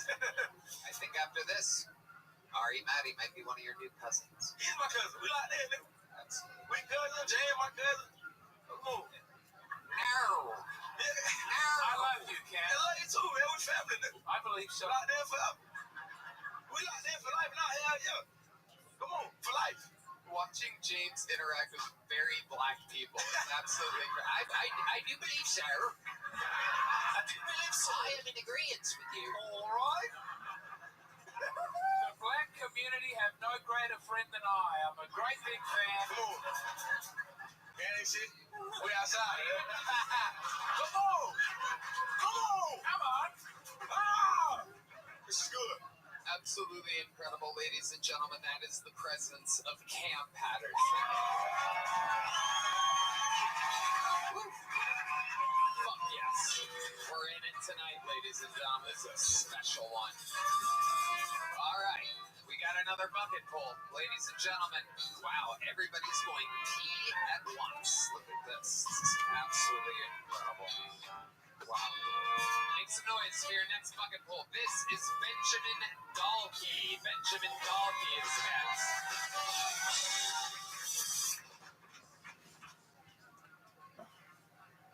I went to Japan, and I went to the world's largest anime store. Now, I don't like anime, but the top 5 floors where I'll get porn, so we're good. Everybody knows Tinder is a selector for people with problems. You'll scroll and you'll see all kinds of crazy stuff. Teen moms, girls with crazy face tattoos. Other times it's goth girls looking for men who will retrieve roadkill. Like, bitch, I'm not giving you my roadkill. I have a cat that vomits for attention. So obviously, it's a girl.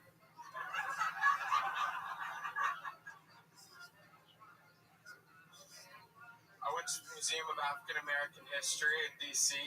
When I got there, I found out you needed to register ahead of time. So obviously, no black people in there.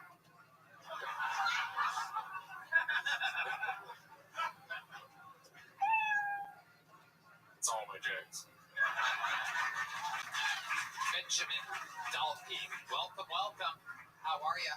Good, how are you? You look fantastic. This is amazing. I can't believe we have Kamala Harris's stepdaughter here on the show. This is incredible. What do you weigh? You seem so light. Like 120 pounds. I was guessing less than that. Your wrist stays the same size the entire way up. Never seen anything quite like it. Have you ever done anything? No, not with my arms. Right. I made pasta today. Oh my goodness, in a pot? You had a pot of boiling water? Yeah, like in my hands by itself. Wow. How much water did you boil? Was it like a little pot, or was it like a big pot? It was a little pot, if I'm being honest. There you go. That's the actual sound of you carrying a little pot of water over to the here it is. Okay. So, how long you been on stand-up? About a year. About a year. What do you do for a living? Nothing right now. I was working at a grocery store for a while. Okay. What were you doing at the grocery store? I was a cashier. Makes sense. Yeah. Hard to stop with arms like that. Hard to stop. Cereal boxes only for this kid. Okay. So you were a cashier. What do you do now? Right now I'm looking for a job. What happened at the grocery store? Nothing. I just moved here, so I had to leave the job. Where'd you move from? Virginia. Okay. And now you're in Austin, Texas. Yep. How much money did you save up to move here? A lot, like 20 grand. 20 grand. Damn! Wow, shit. Working cashier? Well, it was not just from cashiering. I'm also A drug dealer? A drug dealer. Yes. Drugs. It's drugs. Posing as a child prostitute? What's your job? sometimes they like to dress me up like a lady. I don't know. Wow. Okay. So what else were you doing to help make that money? For a while I was working as like a car mechanic, but also I inherited some money. Yeah, I could tell with Aaron. Yes. Sorry, I wanted to lie to you guys, but you know, he forced it out. Easy to believe. James. I was just going to say, I'm sorry that you lost someone. I wasn't funny and I stopped myself saying it, but, you know, we'll pray for them, and I'm sure even though the money has helped you do this thing, that's a difficult time. Yeah, no, it's fine. Don't take the Lord's name in vain anymore. It happened a while ago. It wasn't recent. Okay. All right. So Benjamin, what's your life like? What do you like to do for fun? Tell us more about you. I'm a big car guy. You're a little car guy. Yeah.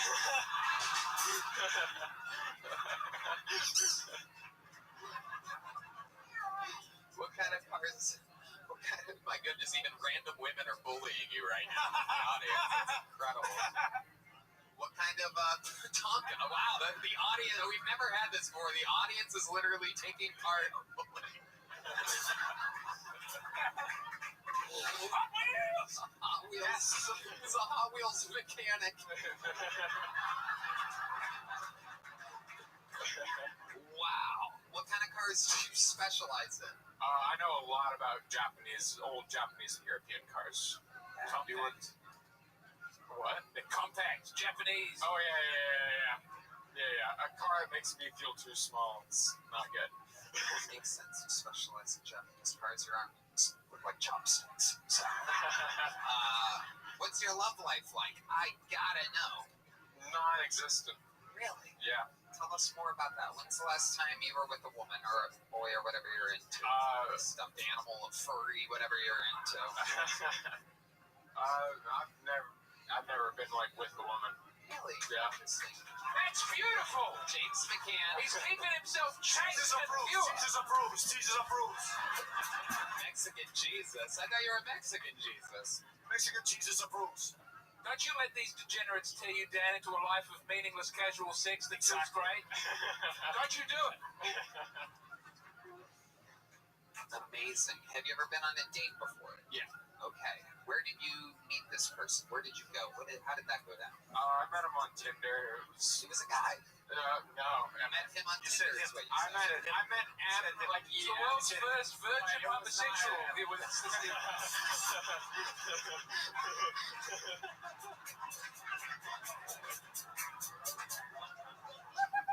You can't get a root as a gay guy. I'm sorry, you're not trying very hard.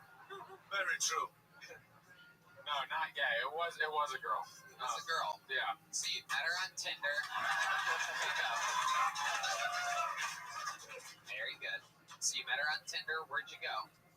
We just like hung out in a park and smoked weed. It was pretty terrible. Okay. Did you strike up a conversation with her at all? Yeah. How'd that go down? Was it good? It went all right, and then I brought up the show, and she was just...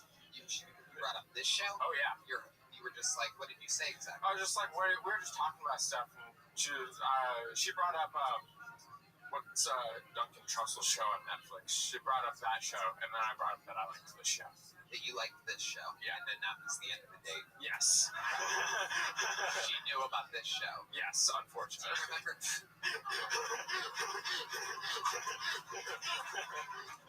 God damn it, I wanted to fuck you before you said that. You ruined our relationship. Did she say something about this show before exiting? Not really, other than just like, oh.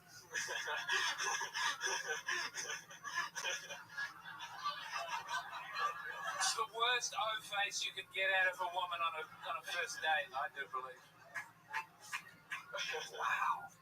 So you... Oh, it's an orgasm. No.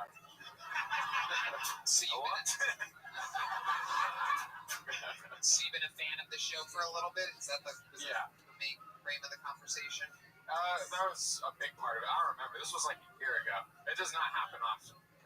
Yeah. Do you try to go on Tinder? Do you try to go on dates? Yeah, I'm not good at it though. Like, I don't get a lot of dates off Tinder, really. Why do you think that is? What does your bio say? I don't remember what it says, but I think it's because I look like a girl, mostly. You got to pursue different women. I've dated lesbians exclusively for many years. I've never dated a woman who wore makeup or perfume. You find out if their parents aren't together, and that's a better shot. And you're going to spend a lot of time in bookstores, but hang tight. Yeah. Anything else crazy we should know about your life, Benjamin? Not really. My grandpa worked at Area 51. Tell me, is it real? I don't actually know, but Like, what did you do? he was an experimental test pilot. For what? So for the F-117, which is a stealth jet, and then the Tacit Blue, which was like the UFO from the 80s. I gotta say, with the glasses, you do look a little bit like one of the Roswell aliens. A little bit. The cute one. Like E.T. phone homo.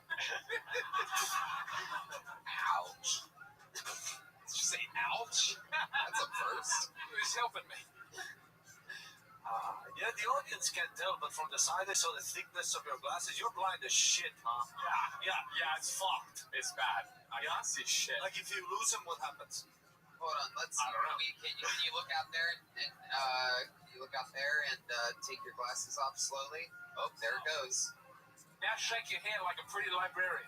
Oh, he's gorgeous. Young Heath Ledger's turned up to the show. It is better a little like this. Do you Americans have contact lens? I used to wear them, but Is that singular? Contact lens? It's like when it's that thick, you can't do it. It's too much. Have you looked into perhaps getting contacts? I had them for a while, but they make my eyes super tired by the end of the Have day. you thought about two big monocles? I think that could be. Benjamin Dalkey, congratulations. You were on this show. Here's a little joke book. There he goes.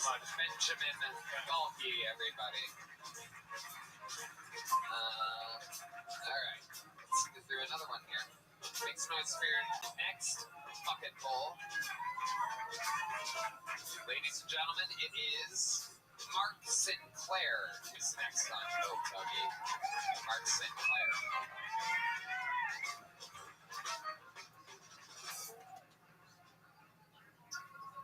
My grandpa was recently diagnosed with late-stage dementia. I'm just glad one of us could forget the molestation.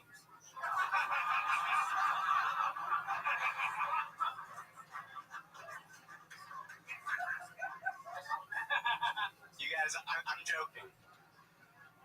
I'm like 60% sure I've never been molested. But I opened with that show once. I opened with that joke once. And someone came up to me after the show and they're like, "Hey man, I really like that first joke. It's super relatable." Yuck! I don't want to hear about your hoe phase. I should have been surprised. My little brother's always been shoddy. That's my time. Thank you. Very funny, Mark Sinclair. Welcome, welcome. Thank you for How long having me. have you been doing stand-up? 2.5 years. Where at? Seattle and San Diego. You still live in San Diego? Just moved. I'm about to move to Dublin right after this. You're going to move to Dublin. I'm going to hand it off to my senior European correspondence. Dublin. Dublin. Yeah. Yeah. Why to Dublin? I'm a citizen. Oh, I'm first generation American. Go do that. Don't you tell my Irish brethren how to celebrate this heritage, you fucking Eastern European dog. You got the greatest blood in the world, the veins. I've had a couple of drinks, excuse me. Looking at you, I don't think it's the greatest blood. We don't look great, but we have good songs and we get into fist fights and we let Google do whatever they want. Violent people.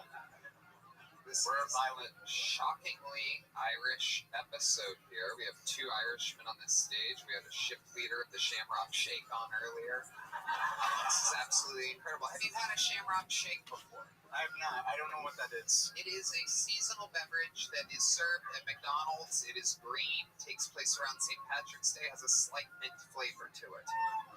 There's some fat bitches out there. Do you know there was do you know Grimace? Do you know there was an Irish Grimace for 1 year? No. They brought him out on an event and he got drunk and started talking about how great the IRA was and they buried it and never did it again. Yeah. That really happened? Yeah, I think so. I saw it on Google, so it's probably true. Well, you can't trust everything you read on the internet about people who incite race hatred. That's what I believe. Is that the truth? No better time for that to be said and known than now. Okay, so Mark, let's talk about it. What do you do for a living? I'm a software engineer at a bank. At a bank. And what types of things do you do for fun? You seem like a very serious man. Thank you. You're welcome. I like to go hiking and I like to binge drink. Oh, okay. Irish. Yes. What are your drinks of choice? Irish car bombs are very fun. Wow, very fun. Get a fucking matcha. Is that a good Irish? I like to fucking kiss you. Okay. Touch ya. Yeah. It's all too good. Mark, what is something that we would be surprised to know about you?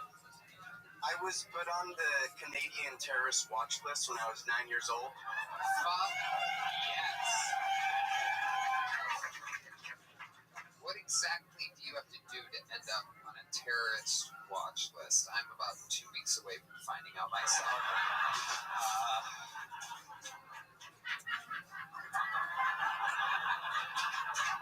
My own people cackling. My own people. How did you end up on a terrorist watch list? What did you do in Canada? Did you do something and not apologize?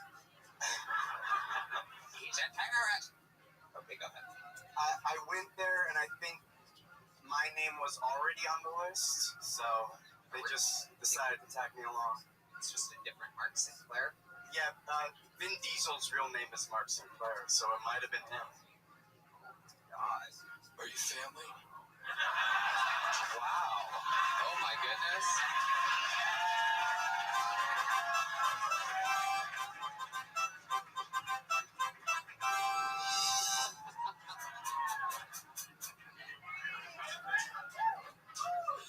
I don't even get the reference, but it was very good. Wow. Mark Sinclair. So, what are some of your goals? What are you looking forward to in life? You got dreams? You got a bucket list? I just want to travel around and have the most exciting life possible. Nothing really that inspirational. I love it. I love it. Well, Mark, you did fucking fantastic here today. Welcome to I love the Tell Me first That's joke. a Big Joke Book. And there he goes. The great Mark Sinclair, everybody. One more time for Mark.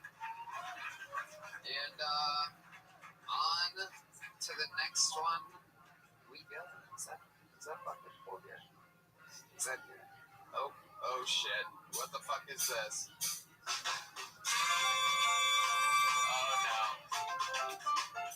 Oh no. What is going on? Oh god. God save us all.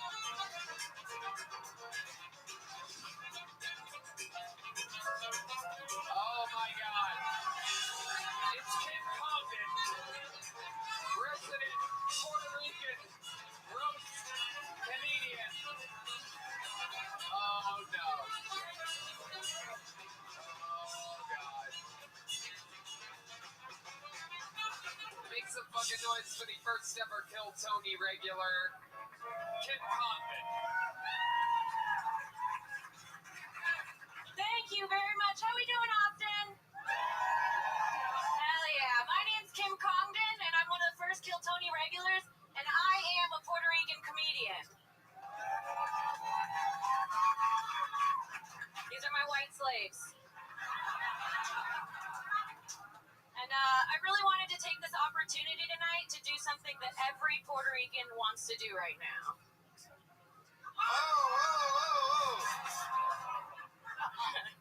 No, I'm kidding.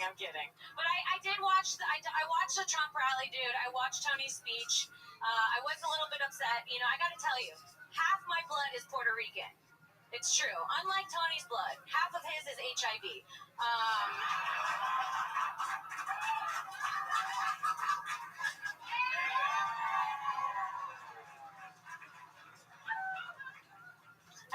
As you see that my white slaves are holding some Puerto Rican flags. Those are Puerto Rican flags, people. They look different. They do. They have one star, just like Tony's first Netflix special.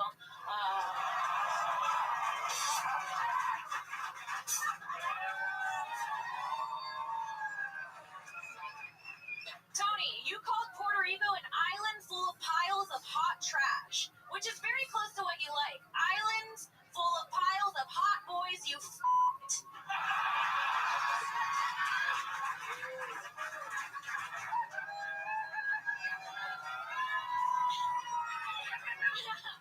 And I'm here to stand up for my people tonight, because I'm going to say Puerto Ricans are American as fuck. We're just like y'all. We have a lot of American contributions and traits. We love our culture. We love our music. We work in aerospace. We don't want white people on our island. We're racist like you guys. And this is the last thing I'll say, Tony. I think it's fucking insane that you don't like Puerto Rico. It's a beautiful place, and the only dirty parts have been taken over by white billionaires. It's literally Austin, you idiot. Thank you guys so much. I'm Kim Congdon. Kim Congdon, ladies and gentlemen. Paper towels. She's throwing paper towels into the crowd. Oh my goodness. She's got them on the way. Oh my god.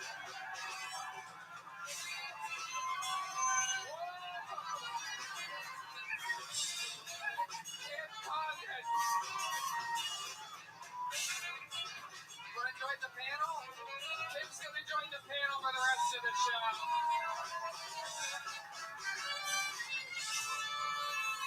One more time for Kim Congdon. This is a special episode. I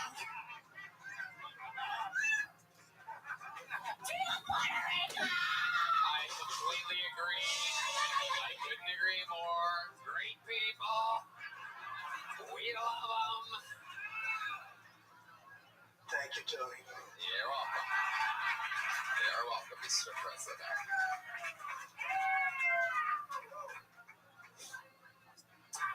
Y'all having fun out there? How about one more time for Kim Congdon joining the panel? It's going down. Another bucket full coming at you.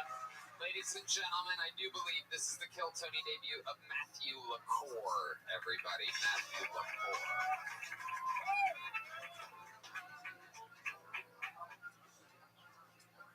How we doing, Bubba's? Fucking, do we have any mixed people? Any mud blood in the audience?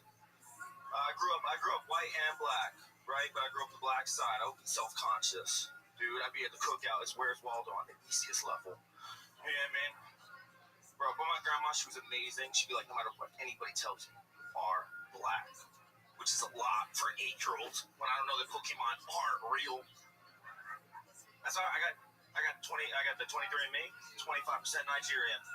So now I can use the N-word. I just gotta break it down to like syllables. I'll be at the cookout like, I can't believe that, nah. Acting like a good. What an herb.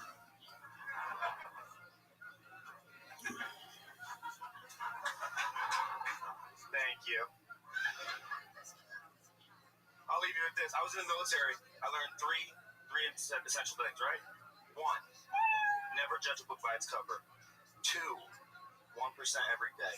3, LSD don't pop on a drug test. Thank you.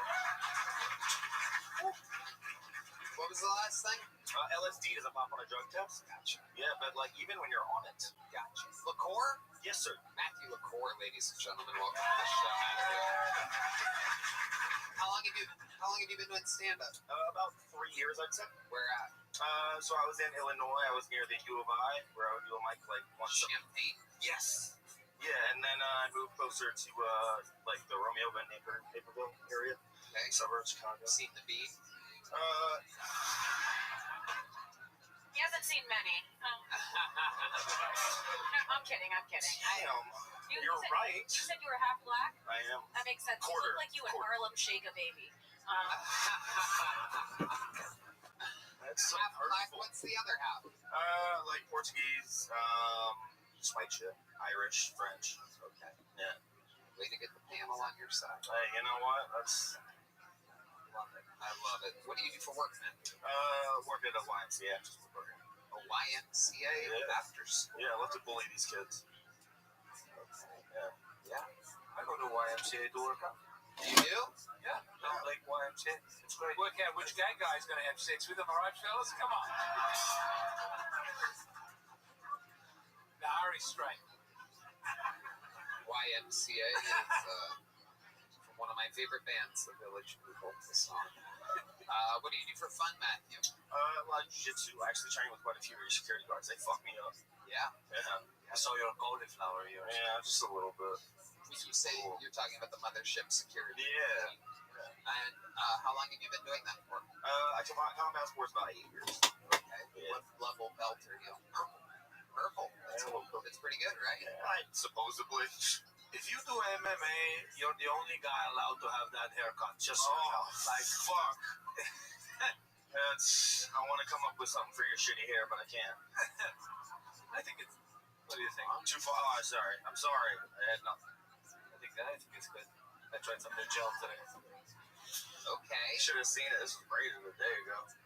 What? It was braided a day ago. It was braided a day ago. Okay. You seem like a real womanizer. What's your love life like? Dating somebody, actually. Really? Yeah. Where'd you meet her at? Here on Bumble. Here. Yeah. Awesome. On Bumble, yeah. Awesome. Gotcha. So is that the one where... That's the one where they have to make the move. Okay. Yeah. And so what happened? She made the move, and then what She made the move. We met at a coffee shop. What did you say to her? Sup? Like, sup? Want to get the fuck out of here? Or what? When you don't have to say more. Yes, you do. Yes, you do. Yes, he does. Oh. No, Very it's behind my shit. If that's all you get out of a lady before taking her to bed, No. that's a crime. No, that's how she got me. I think that's a crime.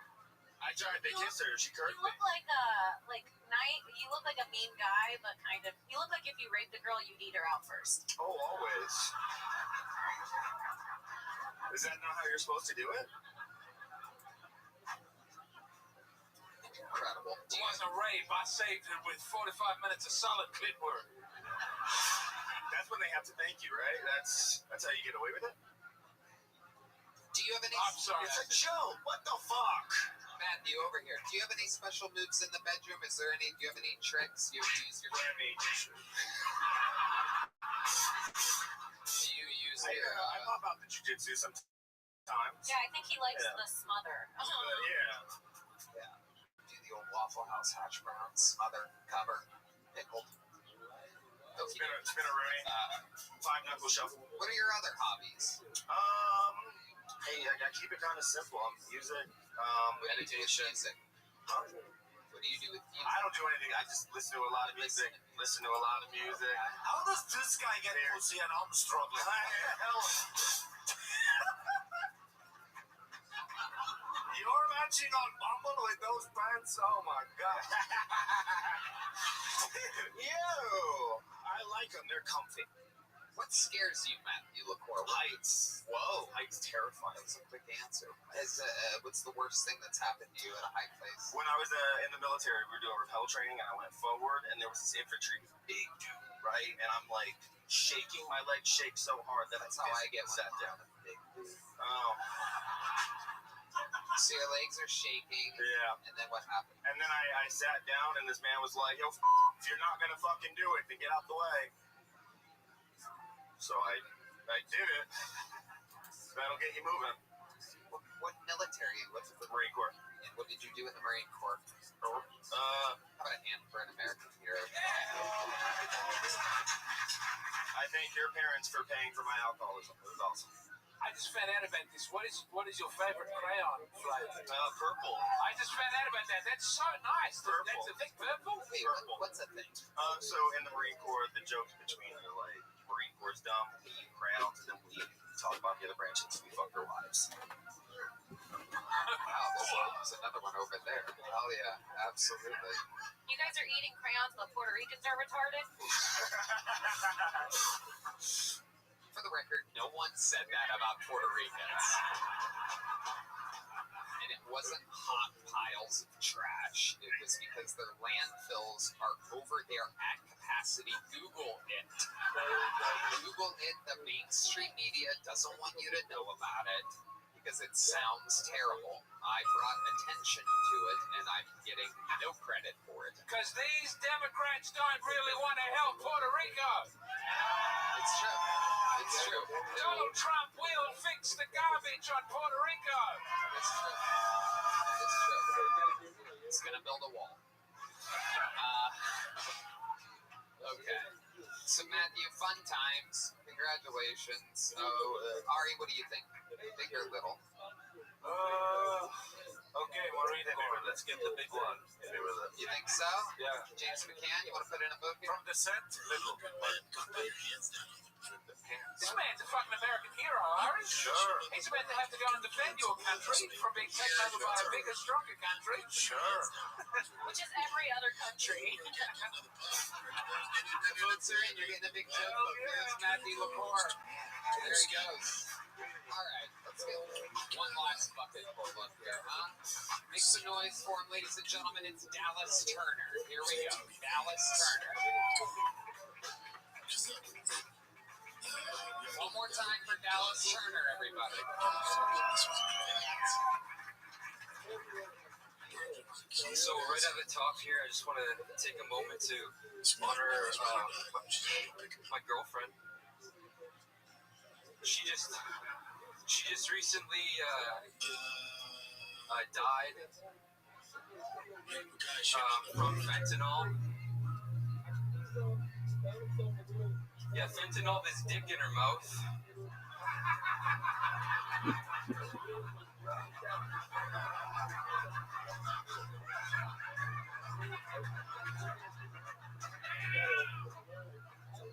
So yesterday was a historic day for comedy. Tony did a set at the Trump rally, as you guys know, and he spoke on the Clintons. And just personally, I hope that the Clinton Foundation does not take the podcast name seriously. No, for real though, it was really good to see you up there on that stage yesterday. It's just nice to see, Trump has the support of a solid support from the gays.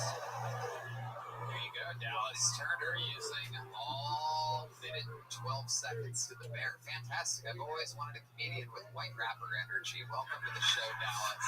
I am a rapper. You are. Of course you are. I could see the way you hold the mic. Yeah. I was like, this guy. You know that thing? A 1-2. You'll never guess what I do for a hobby.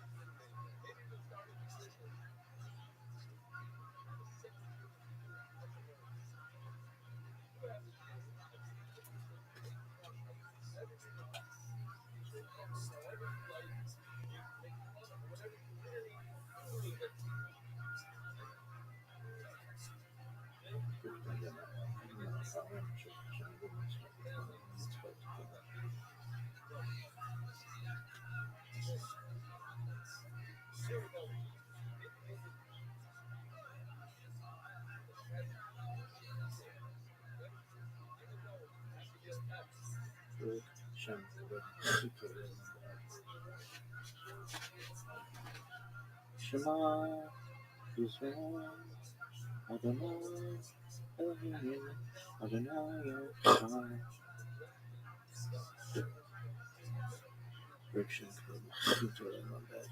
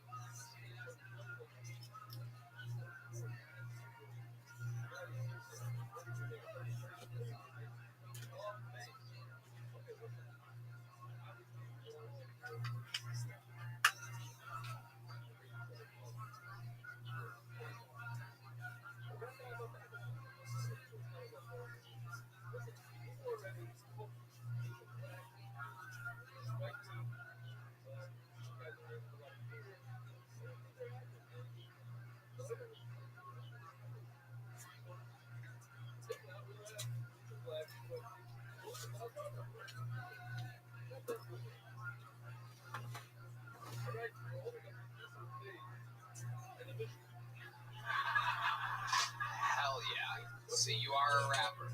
Yeah, my name is Lil God. Oh, okay. You've been on this show before. Yeah, I'm that Canadian rapper guy. That's right. That's right. I remember now. That's why I was thinking white rapper. That makes sense now. That is locked in my memory. What else about you? Anything else? Or should we just get right into the rap and get the fuck out of here?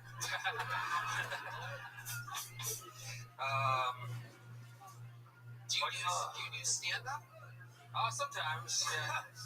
Every time I see comedians on this show hold the mic like this, I'm like, okay, the minute's gonna get out of the way and they're gonna do their thing. Yo, yo, yo.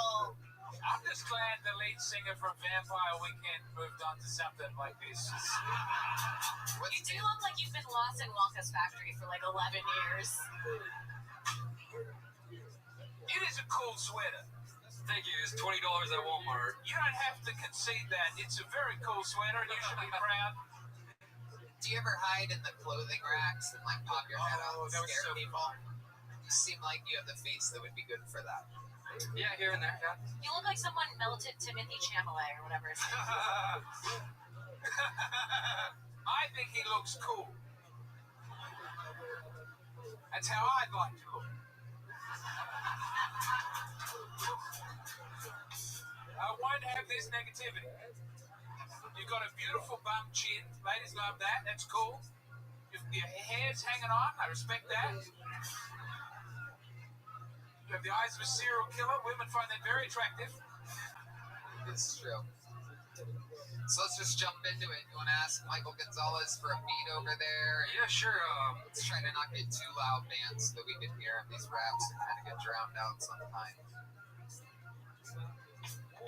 So I have this song called Ice Cream. Oh, shit. Yeah. Sounds cool. Yeah. Who's that dropping in the van? That's the ice cream man. About to take your fucking money, eh? This is where it all began. I need to find Seth. Where's my map? I'm close to death. Don't wanna die. I don't wanna die. We don't wanna die. We don't wanna die. Wanna live long, sell ice cream and do meth. I can't wait till honest to my you're dead. Okay. All right. There you go. Woo. There's some people booing in the crowd. Some Marines booing in the audience. Ice cream man. The motherfucking ice cream man. Just eat it before it melts. I think it's a fresh new sound that the radio Vanilla isn't ready for. My life's been a rocky road. I have a chocolate chip on my shoulder. I'm making that fucking cookie dough. I write better ice cream raps than you in 10 seconds. Thanks, man. That's what got you angry. With this man's ice cream raps were not good enough. Vanilla ice.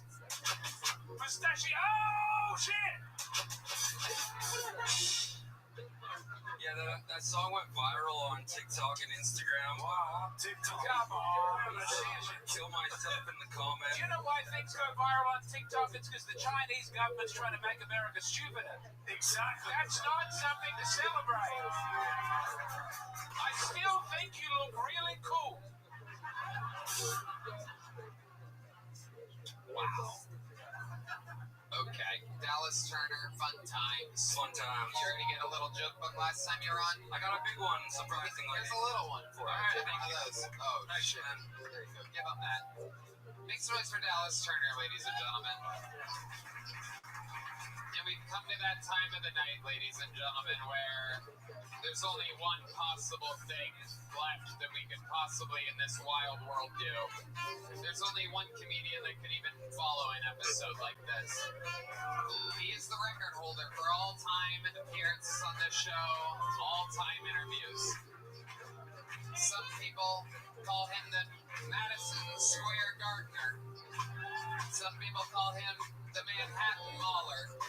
We'd like to thank Squarespace, zipping simply safe in game time. Oh, yes, the Squarespace Strangler, the zipping zebra, the simply safe salutatorian, and the game time goat. Ladies and gentlemen, this is the Manila Gorilla, the Memphis Strangler, the Big Red Machine. This is William Montgomery.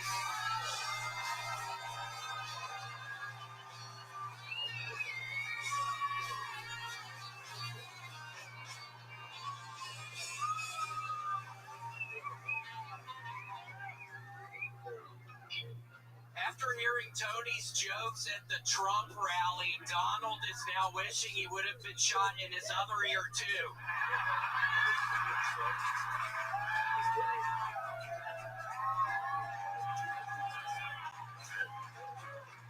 Tony asked the Trump campaign if he could ever work with them again. They said, yeah, we'll contact you using the special beeper.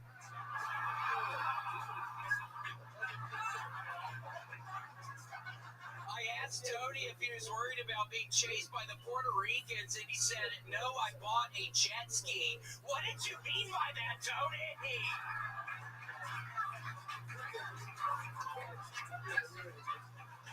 Dear Catholics, if the Pope is so powerful, let's see him part the Red Sea. Okay, that's my dog name. William Montgomery. focusing in on the super topical me situation and then a random coach joke. I know, I messed up on it. I was doing pretty good with the other stuff. He was able to write 49 seconds of me material, and he's like, how do I fill this in?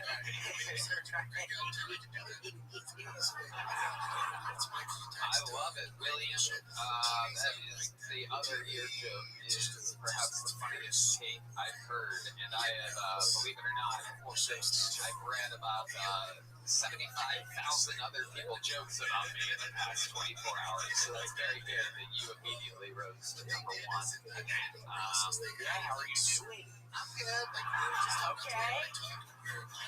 I mean, really, I'm asking. Okay.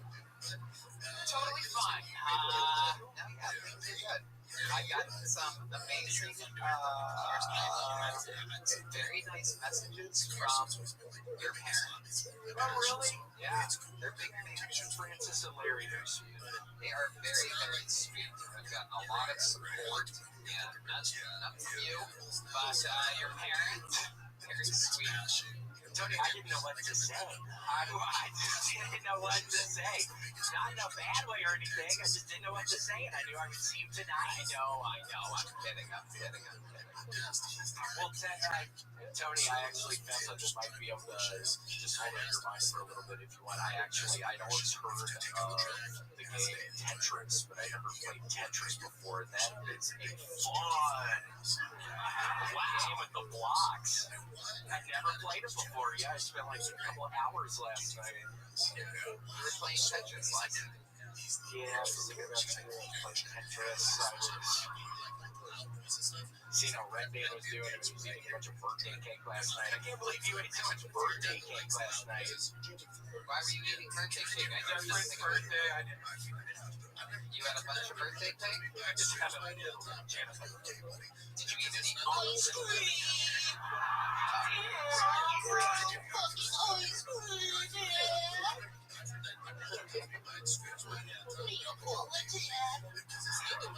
Did you hear the guy that is wrapped in William? Are you around? Yes, little guy. Yes. Cool guy. That's who was there for Tony during the speech. Little guy. Are you just playing Tetris now, like on a computer, or? Yeah, well, I beat Donkey Kong Country 1. That game is hard as fuck. I beat Donkey Kong Country 2, flying to Portland this weekend. I finally was able to beat Donkey Kong Country 2. That is also hard as fuck. And then I started playing Donkey Kong Country 3, and I didn't have it in me to. Interesting. And then it's like this comedy of errors. I love the Pacific Northwest. Portland was wonderful. I've loved it up there, but it was kind of a comedy of errors. I mean, the hotel room where I was staying, it wouldn't get above 64. The carpet was soaking wet. I get to the comedy club. The dude getting the tickets is mean mugging my ass the whole time. I'm being really nice to him, but I'm thinking this guy hates me for some reason. The toilet breaks.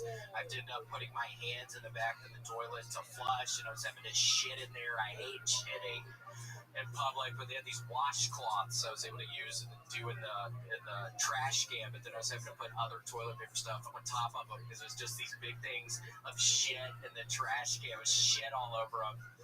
And then the internet went out on Saturday night, then everybody has to freaking pay at the beginning and get their 2 drinks at the beginning, and the show starts an hour late. Jeff Richards was there. He was wonderful. Love Jeff Richards. I get into the green room, and he just starts mimicking me the entire time on Thursday. He's very good at that one. All time great impressions.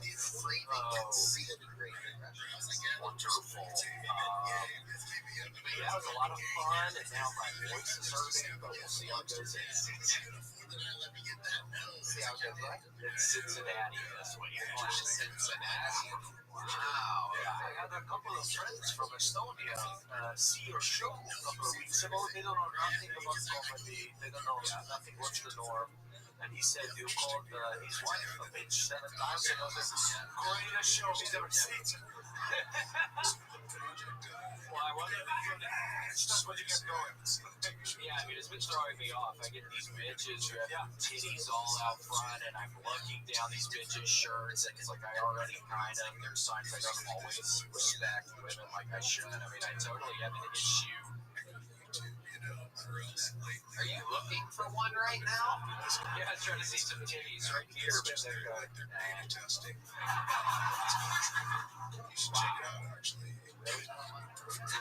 Montgomery on the prowl, eyeballing experiences. You have to be careful around Heidi. I just look at her face whenever I'm around Heidi. I just keep my head up. Yeah, you're a fucking dickhead. Look at the look on William's face. My throat hurts and I'm a changed man. After all this Tetris, Tony, I'm feeling a lot more mellow. I swear it's really been helping with my high blood pressure. It's a good thing. It's Tetris. Yep. Because we had a stash the last time I was on the show. But since then, I feel like we warmed to one another. And I really enjoyed, yeah, oh my gosh, it ain't a warm acquaintance of yours. At the very least, I hope one day it'll be, yeah. Did you guys have a beef?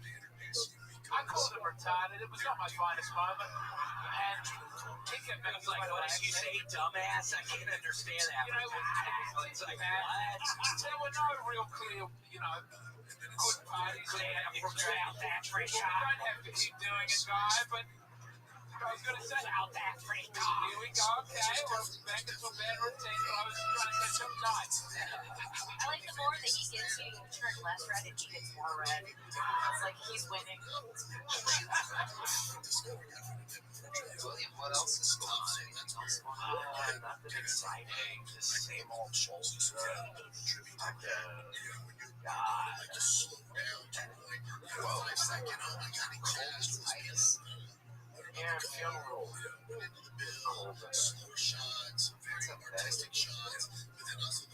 Is there anything that's vibrant you got you're passionate about other than Tetris right now?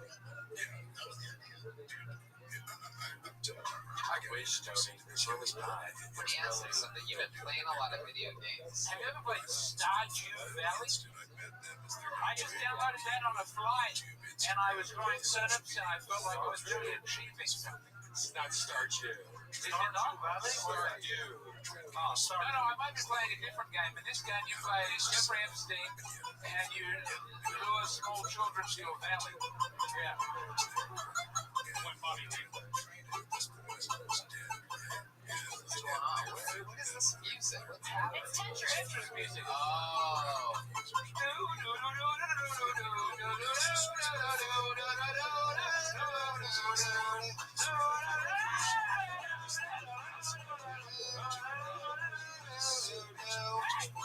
Make some fucking noise for the great William Montgomery, ladies and gentlemen. The drawing from Ryan J. Evil is in. Oh my god. Did you believe that's the two guests that were originally booked for the show? Let's see what Chris Rogers drew over there. Oh! A little Jeremy. A little throwback. Classic Hall of Fame Adam Ray. Legendary character Jeremy. Guys, please, for the love of God, make some noise for Puerto Rican Ken Compton. The Estonian Ari Matti. And the Australian James McCann. Red Band. Check out the Sunset Strip Comedy Club for the secret show every Thursday this week, Halloween show. We love you guys. God bless America. Give it up for Tony Hinchcliffe, everybody! Come on! No matter what happens, we're here, and we ain't ever gonna stop. We love you. Thank you.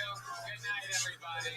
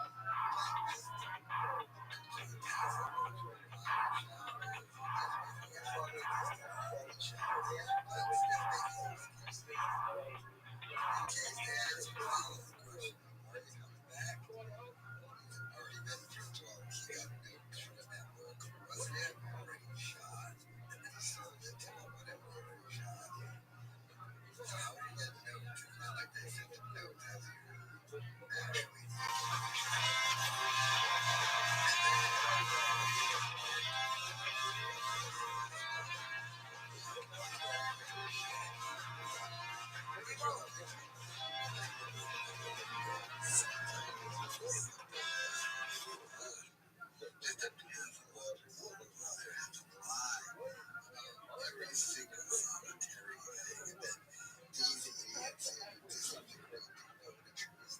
Rather just stop there. It's interesting. What did you say? You can get us for Joe Rogan? When can we get for Joe Rogan? Like you promised us.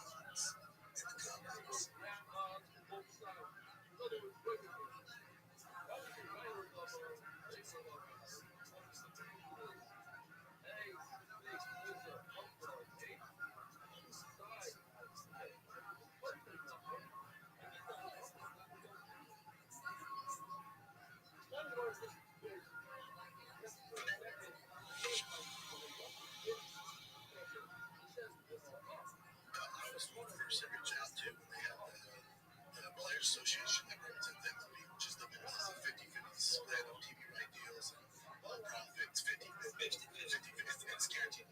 It's literally the best, and they found that organized it, so it's 50-50. Fuck, man, this is 8, 9 years old, maybe 10 years ago. The guy who came up with that idea was the head of that. So I'm going to have the UFC fight. So it's me, some other big names who maybe some still fight, some retired, and he gets us all together. About after 3 months, you might be listening now. Yeah, he said that, He's like, I'm out. He was working pro bono. She was like, this ain't out. You guys can't. Like, you just can't. You're too fly. Like, what is this thing? He was just like, he was like, the stars that we reach out to are without that negotiation power. Guys, like, if the, whatever, if 300 of the C-level premium fighters, uprise the UFC, you're so replaced. It's like, so the big dogs are that's what the UFC does. So they're not going to play. He's like, so too. He's like, you guys will figure it out. You can even make the argument that, like, the UFC can weather even their big dogs. So they can weather it because people still want to see MMA. It's the UFC. I don't know. I don't think so. If you get rid of like all the names, then you're PFL. That's PFL. Yeah, and then like you would still have to have like good cards, because nobody cares about big talent. You need talented fighters. So if you're just signing these kids off contender series, it's like low-level fighting people out. Yeah, I feel that's even more in boxing now too. That DK was moving into boxing because boxing, I feel there's even more of a power law. Like the top, 1% is even worse. Well, it seemed to have gotten saved and really energized with the guy Turkey and started Sheik. Yeah. He just didn't solve anything. He did it because he was willing to pay crazy money for the fights. We didn't have to wait for one division. Like, Bulgaria was controlling one division, and then Sessions was controlling the other. And the two best fighters, like Pacquiao and Mayweather, didn't get a chance to fight their prime.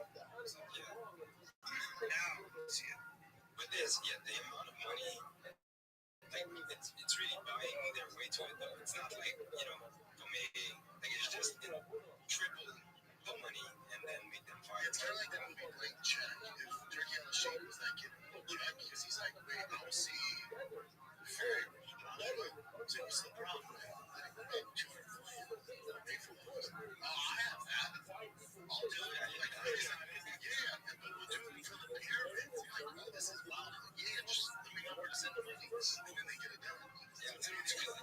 conversation was like, how much would it really take? And then get that from one fighter, how much would it really take? And then he was like, no. And then we like, holy shit. Yeah, they said in this, but he's like, well, I want to watch that. How much? Where'd you go? He's like, where were you when you met him? New York City. Okay. He's cool. Yeah, I mean, I didn't get a 2-hour sit down with him, but he said he's sick. What's going on? If he's all right. No, I think it's about 2 years old. Ready? It's like, yeah, it's just.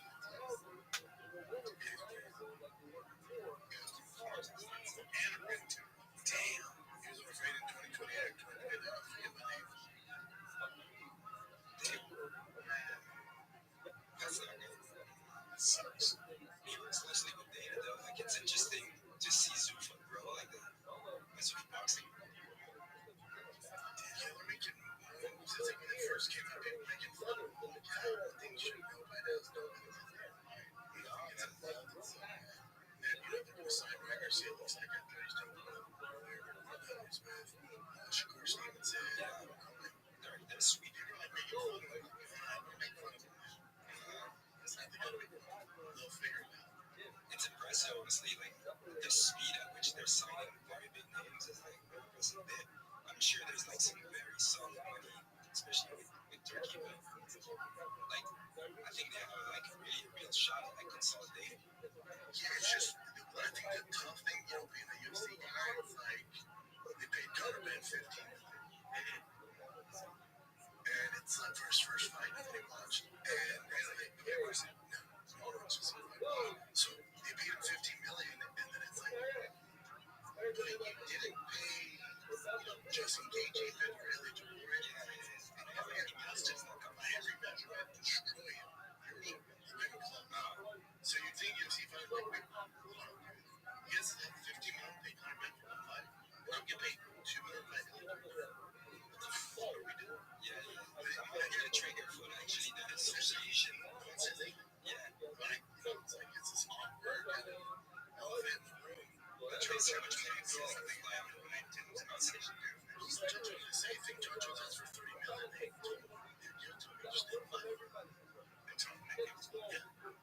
First time. Yeah, he just didn't buy it. But he and Judge were at the head of the Bears at the time. That's different. Like, if you're the top dog, it's different. And he was getting paid more than Conor Ben. It's just a weird. It's like just give Conor Ben $15 million. I'm really wondering what Dana said. Brian Callish used to Brendan Schaub's compulsive live, but he hasn't tell me really doesn't believe Schaub. He starts asking a bunch of follow-up questions. And I got into Schaub and tried to sit down with Schaub and got presented if he did. And he's talked about it before we named Saudi guy, but I have to say, Schaub isn't like fully reacting now.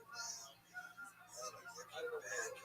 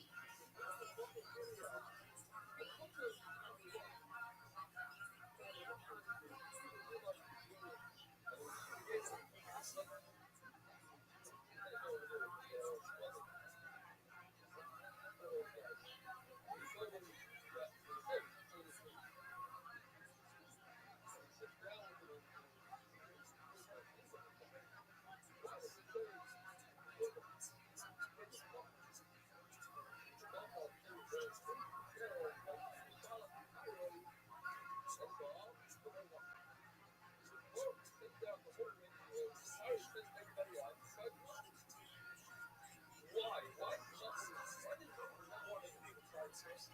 Because Malcolm had a camel pack. And since he had a camel pack, he was on the kids, right? So my mother was laser that man used everything for my phone. Also said, that married me to happy. So they live happy ever after. He said, yep, that's all.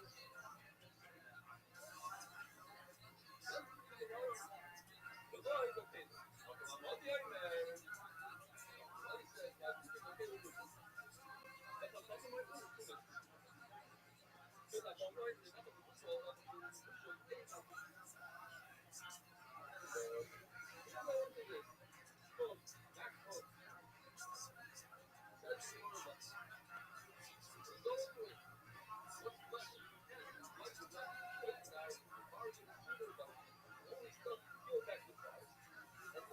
sometimes you have this very stuff to make it work.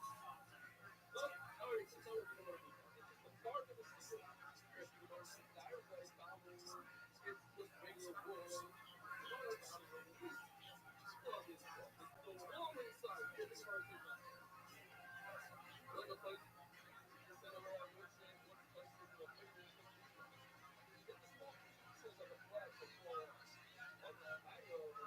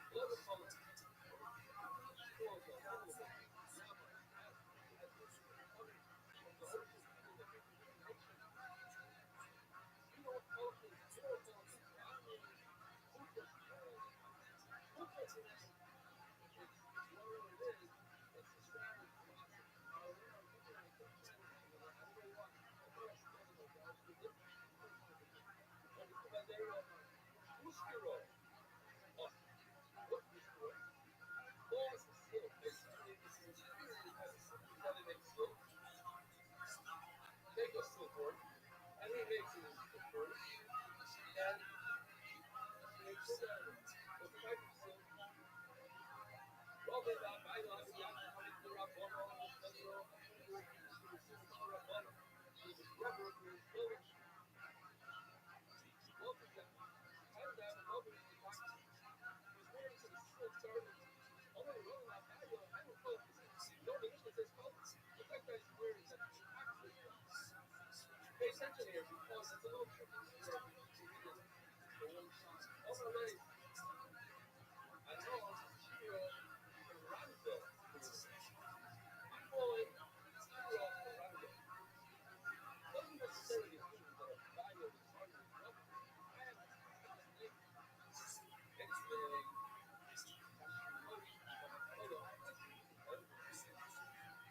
all these things are kind of so, if you look into it a little bit more,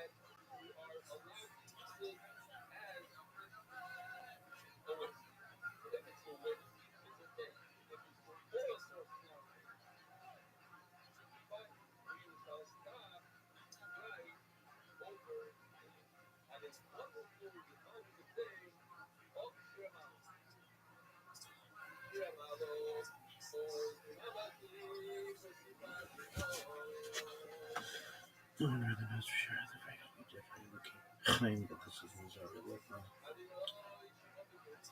1912, 37, 2nd, 3761, patient with blood vitamin named Khava, 9631, and 37, 135, 26, 235, and 7, 1, 34, 36, 325, Kingdom, son of Enosh, 1, 33, 66, 395, Mahala, son of King, 1, 33, 014, 60, Jared, son of Mahala, 1, 31, 39, 622, Hanak, son of Jared, 1, 37, 4, 687, Methuselah, son of Hanak, 1, 28, 87, 874, 92, son of Methuselah, 1, 28, 31, 930, Adam died, 27, 05, 10, 56, Noah, son of 1, 2 was born, 22, 25, 15, 36, Noah, began the construction of the ark. 22, 05, 15, 56, Yaakov, son of Noah was born. 22, 04, 15, 50, son of Ham, son of Noah was born.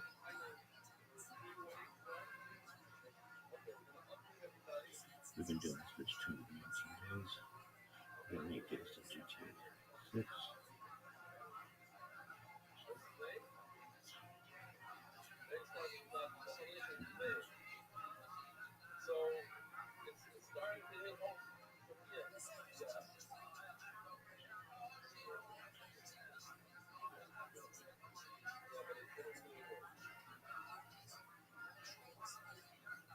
Okay, so Gary's asking everybody their microphone, and then when you want to speak,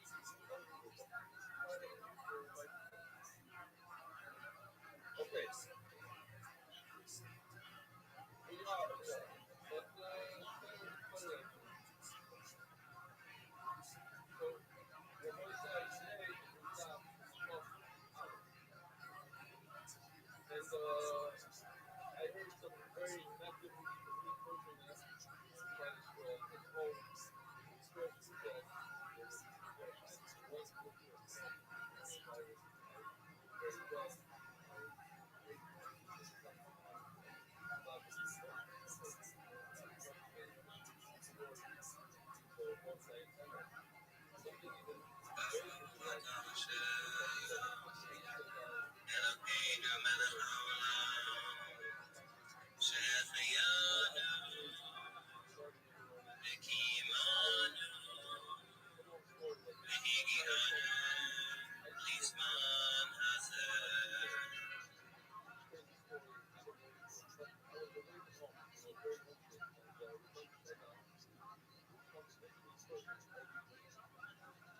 Ooh,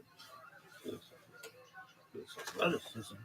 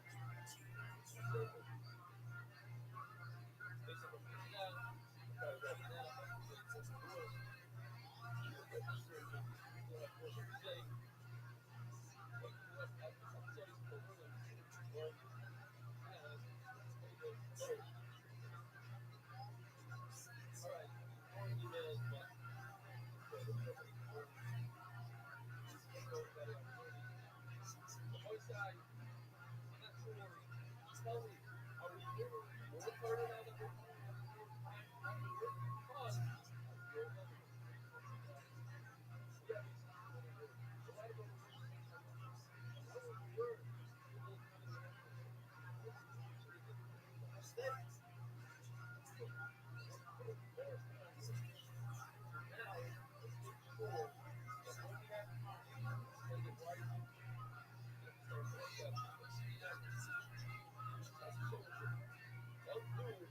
that work and put all these years and they just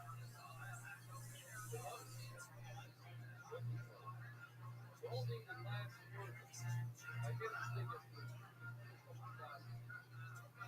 I'm so worried about that. God, thank you.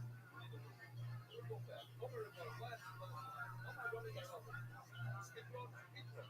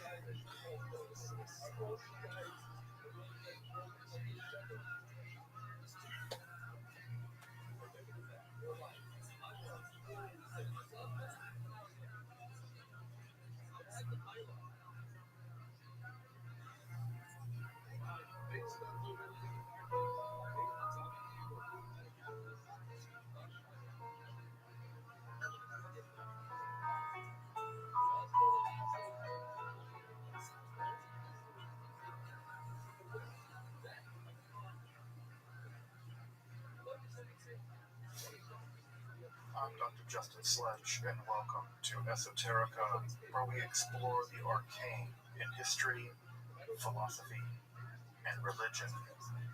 One of the most difficult aspects in starting to study Jewish mysticism and Kabbalah is getting a handle on just how those ideas developed over time. It's tempting to think that, for instance, Kabbalah has just always existed in the form that we have it, or that Kabbalah is just one thing at all. Of course, neither of these positions is really tenable. Such notions developed greatly through the ages and are still developing. And there are now, and there have always been, numerous mutually exclusive schools of Jewish mysticism and Kabbalah. This class is meant to serve as an introduction to Jewish mysticism and Kabbalah from the point of view of its incredibly complex development from the prophets of ancient Israel and to the rise of modern Hasidism in the 18th century.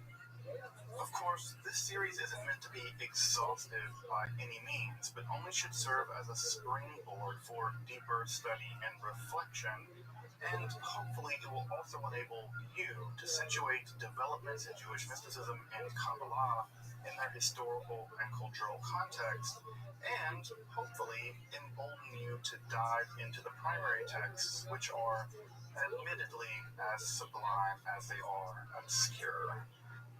Let me express my gratitude to Congregation Tchia for allowing me to use these lectures to reach a larger audience here on Esoterica.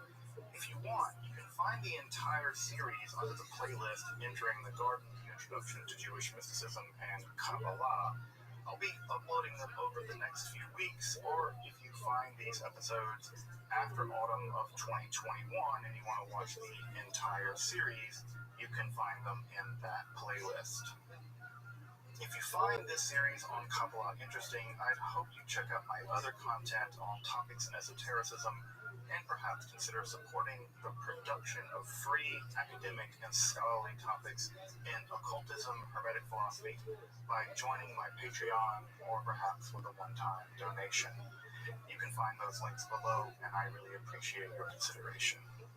Now, let's enter the garden of Jewish mysticism and Kabbalah.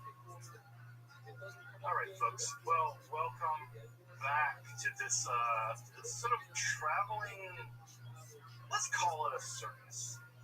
5-ring circus? I don't know. 5-ring circus is pretty cool. Let's get back into this, and let's start by just, again, as we try to do every time, let's just recap a little bit so we're on the same page.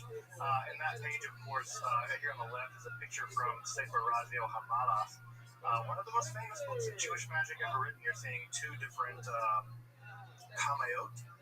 These are amulets for various kinds of things written in angelic language. So if you ever want to know what the language of the angels looks like, these are two examples of angelic language being written out there. Now, what they say, I have no idea. You have to ask the angels.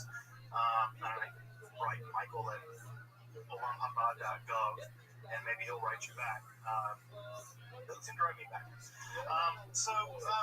What we noticed last time about Jewish magic, and we did sort of a big wrong with Jewish magic, is that Judaism and magic have had a very complicated, very long relationship. And I say very long relationship because, as I pointed out last time, the earliest document we have of the Torah is a magical amulet recovered from Jerusalem and the Kitchen Tenom tombs there, and written on silver. You can see in the Israel Museum. So the very first documents we have of the Bible are magical amulets, probably. So if you want to say that Jews don't do magic, well, they must not do Torah too. So it's a non-starter. So they had this very complicated, very tortured history of magic, where on the one hand, it's very clear that the Bible and the people that wrote the Hebrew Bible have a very uncomfortable relationship with magical practices for lots of reasons, theological reasons obviously included here, right? The idea that you can affect supernatural causation. If you can affect supernatural causation, then it needs a God. It kind of makes God redundant, right? God becomes like a thing that you really don't need. If you can like make it rain, you can make yourself fall in love with people, or make people fall in love with you, or make pennies from heaven. Who needs a God when they can win the lottery on their own through magic? And at the same time, right, we see that Jewish magic has persisted all through the centuries. We see it again all the way back to Kittet Tenom and all the way down through now. And as I pointed out, right, when I say all the way down through now, my bottom point really obtains here. In the Haredi community, in the community of ultra-Orthodox Jews, we see magical manuals still being published to this day. And also, of course, in the liberal Jewish world, there's an entire world of practicing Jewish witches. And other folks who identify as Kohenites, who are also very interested in things like astrology and magical practices. And so we see that that Jewish magic has really thrived down through the ages, and unsurprisingly, it's mirrored local magical traditions. So we see that Jewish magic often looks a lot like the magic of the area that they're living in. So we see the same kinds of magic in the Greco-Egyptian period. We see Jewish magic being practiced in the Babylonian context with those cool incantation bowls.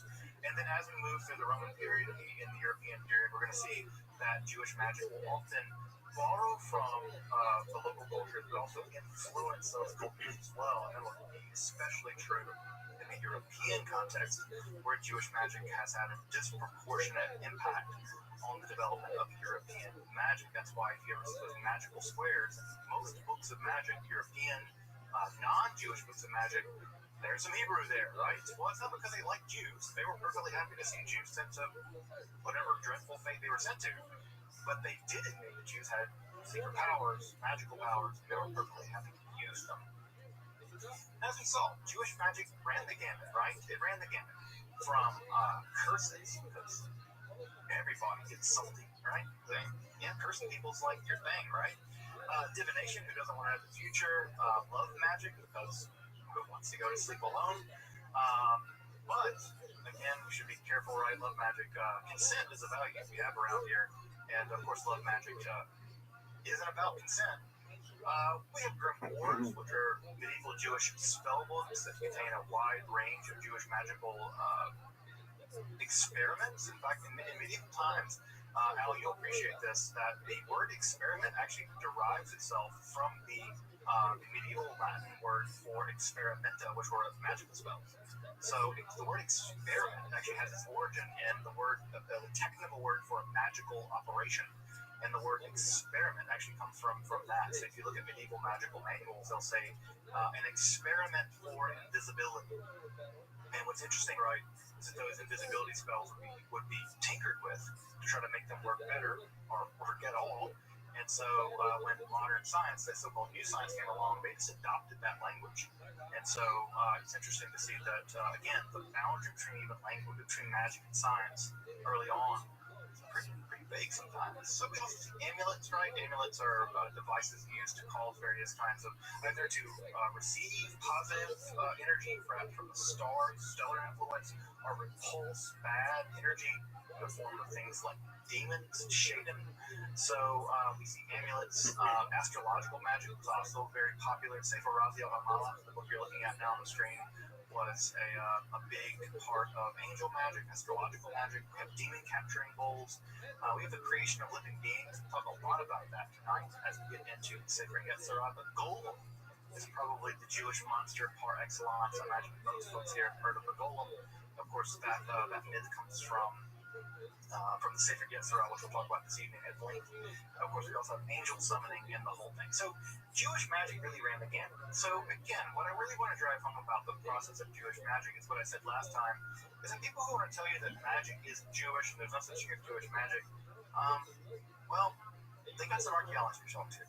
Right? That's my basic argument. You could say that this is not a thing and that's not a thing. You can say it's not acceptable in your community, fine. But to tell me that Jews didn't do it for 3,000 years, you're just badly informed. So I don't know what else to tell you. The scientific archaeological paleographic data tells me that you're wrong.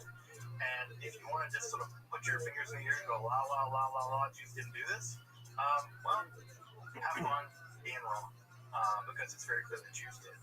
So, now again, whether your community accepts it, whether you go to Oak Park over there and whether they are okay with it, or Borough Park, or you go to Crown Heights and see if they practice magic, I don't know.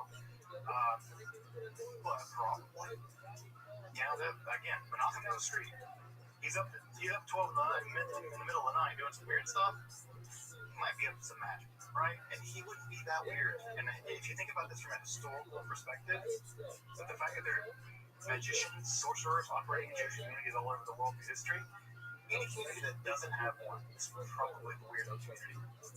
That's probably the weirdo community. The one that doesn't have one, right? The much more likely outcome is two. So Jewish magic has been here. It will be here. It's not going to go away. And by the way, that's true of magic in general. Magic is more popular now than ever before, right? So for better or worse, it's here. So tonight, we're going to do it, folks. We're going to get into the very first vestiges, the very first layer stratum of the Kabbalah.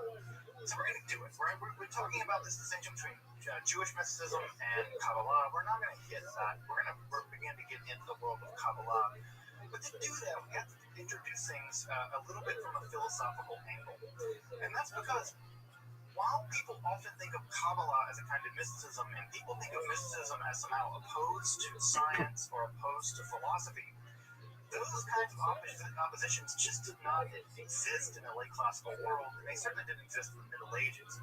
So we have to loosen up our categories a little bit here, right? Because we often think of these things existing in opposites, right? Science doesn't like mysticism, and mysticism doesn't like philosophy, and philosophy and science can't really get along. And so they're all fighting, and this is the way we live. This is our world, right? It's not theirs.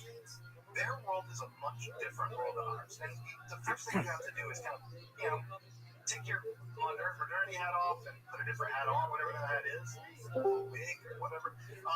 And so we have to understand that in the late classical world, the relationship between philosophy, mysticism, magic, religion was very complicated and very mixed together, right? So drawing a line between one of these and the other of these is just really not possible. And so what we have to understand is that Judaism has always had a very weird relationship with the outside world. Always very weird relationship, right? Because on the one hand, Jews want to maintain their cultural, religious distinctiveness. And on the other hand, well, the outside world's kind of cool. They got Greek science, and they got like TV, and they got Xbox, and all this stuff, right? So there's all kinds of things about the outside world that Jews want to admit is cool, and yet at the same time, we don't want to eat the bad A word. You know what the bad A word is? Assimilate. Assimilate, right? This is the bad A word, right? So there's this idea that Jews do not want to assimilate, but they always have to some degree. And even when they don't, that not assimilation is actually a response to assimilation, right? You're never outside that logic. So with the relationship between ancient, late classical Jews and Greek science. Because the Greeks had a lot of stuff figured out, folks. Whether you like it or not, whether you agree with it or not, whether they were right or not, and I don't think they were, the Greek model of the world was a far better model of the world. It explained, at least at some level, why the planets did what they did. Right? Greek science, Greek math, right? When you see it, I don't know if folks here have ever done a geometry class, right? But when you prove to yourself that Pythagorean theorem is true, it's magical. It's magical. When you see mathematical proof of something, you're like, damn, that's really true. That's for real true. Not like I made it up, like I had a fever dream about it being true, whatever. That's true. And it can't be otherwise. The Greeks pioneered a lot of this stuff. Now, it's not to say the Greeks invented everything, right? The Pythagorean theorem has been known by the Babylonians in the form of what are called Pythagorean triplets well before Pythagoras, right? Pythagoras leaned heavily on the Egyptians for a lot of his mathematical knowledge. As you might imagine, the Egyptians knew a thing or two about triangles. So, again, the Greeks had things going on, right? And the Greeks were the big pioneers of what we might now recognize as something like empirical science or theoretical science. Now, what's really important about this is, right, Jews have always had a sort of touch-pull relationship with Greek science. But what increasingly begins to happen is that Jewish philosophy begins to be deeply influenced by two distinct forms of Greek philosophy. Now, these two forms of Greek philosophy, we have names for them now, right? We call them Neo-Pythagoreanism and Neoplatonism. Now, I'm going to do a lot more with Neoplatonism next time when we get into Kabbalah proper. But tonight, what I really want to focus on is a school of Greek philosophy that we now call Neo-Pythagoreanism. Now, you can imagine how many Greeks called their philosophy Neo-Pythagoreanism. The answer is exactly 0. No Greeks called their school that. Right? Everyone just thought they were being philosophers. But there are two things that are really important about what we now call Neo-Pythagoreanism. Right? And don't be put off by the name. It's just one of these $4 words that make philosophers sound smart. Basically, what we're talking about here is two things. One thing we're talking about here is the influence of Pythagorean philosophy. And Pythagorean philosophy is the same philosophy that many string theorists probably will believe in today, and that is the world is fundamentally mathematical. Right? Not describable in terms of math, but math. The world is mathematical, right? And so that's the main thing, right? That the structure of reality, the fundamental structure of reality is mathematical in nature. Again, this idea probably is more popular now in some forms of contemporary physics than it ever has been. The second thing that's worth noting about this is that for the Pythagoreans, the union with God was possible. One could be like God, right? God, singular God, right? Because the Pythagoreans are all about like everything going back to one. Right? So they really thought that fundamentally things were basically one. And so the idea was you could be like that too. You could unite your consciousness. You could unite your being. You could unite your nous with the divine. And as you can imagine, those two ideas are going to be part and parcel of a great deal of what becomes mysticism in the ancient world and, of course, in the modern world as well. By the way, what the image you're seeing on the screen here is an image from a Pythagorean or Neo-Pythagorean basilica that was actually discovered in the 18th century in Rome. It's recently been reopened. I've always wanted to go there. It's perfectly preserved. This is where Neo-Pythagoreans hung out in Rome. It's basically completely preserved. It was only discovered on accident, and so it's really neat that you can go into these places where these guys were like hanging out, talking about numbers and stuff. And it's actually preserved in Rome. I think they allow a very small amount of people to go in there. So next time I go to Rome, I'm going to try to be one of those very small group of people. So let's combine that, right? Let's think of this idea with some ideas from Judaism. Now, Judaism, as you probably know from the book of Genesis in the Bible, Bereshit, that the way that God makes the world in Jewish lore and Jewish mythology, Israelite mythology, is that God speaks the world into being. That the existence is a speech act, right? God says, Yehi or, let there be light, and Vayehi or, there was light. The very act of speech caused its being to come into existence. And thus, right, if God speaks Hebrew, which of course Israelites thought, Jews think that God does, that's the language of God. In fact, that's what we call Hebrew Lashon Kodesh, right? Lashon Kodesh, that it is holy language. Then the very reality of Hebrew is that Hebrew itself has magical power. It's the case that the language itself is special. It's metaphysically powerful. It's quasi-divine. Because if God speaks it, then it can't be just a bunch of random sounds, right? We make random sounds, dog, right, or whatever, right? We think of sounds as being random, but God's speech isn't random. God's speech is the opposite of random. It's ordering. Because in the ancient Israelite imagination, remember back from the first talk, that part of what goes on in the ancient Israelite mind worldview is that God is ordering the world out of chaos. For the ancient Israelites, it's chaos versus order. So what does God's speech do? It orders the universe. And this is unsurprising, right? Because grammar, if you've ever studied some grammar, if you've been tortured by some grammar, you know the thing that's torturous about grammar is that it's orderly. And that's what's hard about it. It's about learning the patterns, learning when there's exceptions to the patterns, and why there are exceptions to the patterns. It's orderly. And so language as an act of order is how God created the world. There was nothing, tohu bohu, chaos, and then God spoke, and it ordered it. So Hebrew has this kind of power. You see this very early on in Israelite, you might call it linguistics or ontology or the metaphysical language. But there are two ways in which this plays itself out. The first, of course, is that language is magical. This is unsurprising, right? Can you imagine a sorcerer? The one thing every child knows about what sorcerers say, right, is abracadabra. Well, you might think that's just nonsense gibberish, but it's not. It's Aramaic. Abracadabra literally means in Aramaic something like, I create as I speak. Now, think about that for a minute, right? Abracadabra, I create as I speak. Well, if a magician is uttering that, who are they imitating? God. Because God creates his speech. So, on the one hand, we have language is magical. You can do magic with language. We've already seen that with Hebrew being used in all these magical practices. But if you can speak that magical language, it's not just that you can do magical powers. You have magical powers. You are also imitatio Dei, imitating God. You're being as if a God, right? Because God can do it through language. Well, if God speaks that language and you speak that language, you are kind of being quasi-divine. And so, if insofar as one can speak that language and conjure things into being, you can imitate God, but also you become unified with God. Because in the same way that God creates through speech, you create through speech. You are imitating being like God. This is the theological equivalent of fake it until you make it. Right, folks? This is you becoming united with God by acting like God.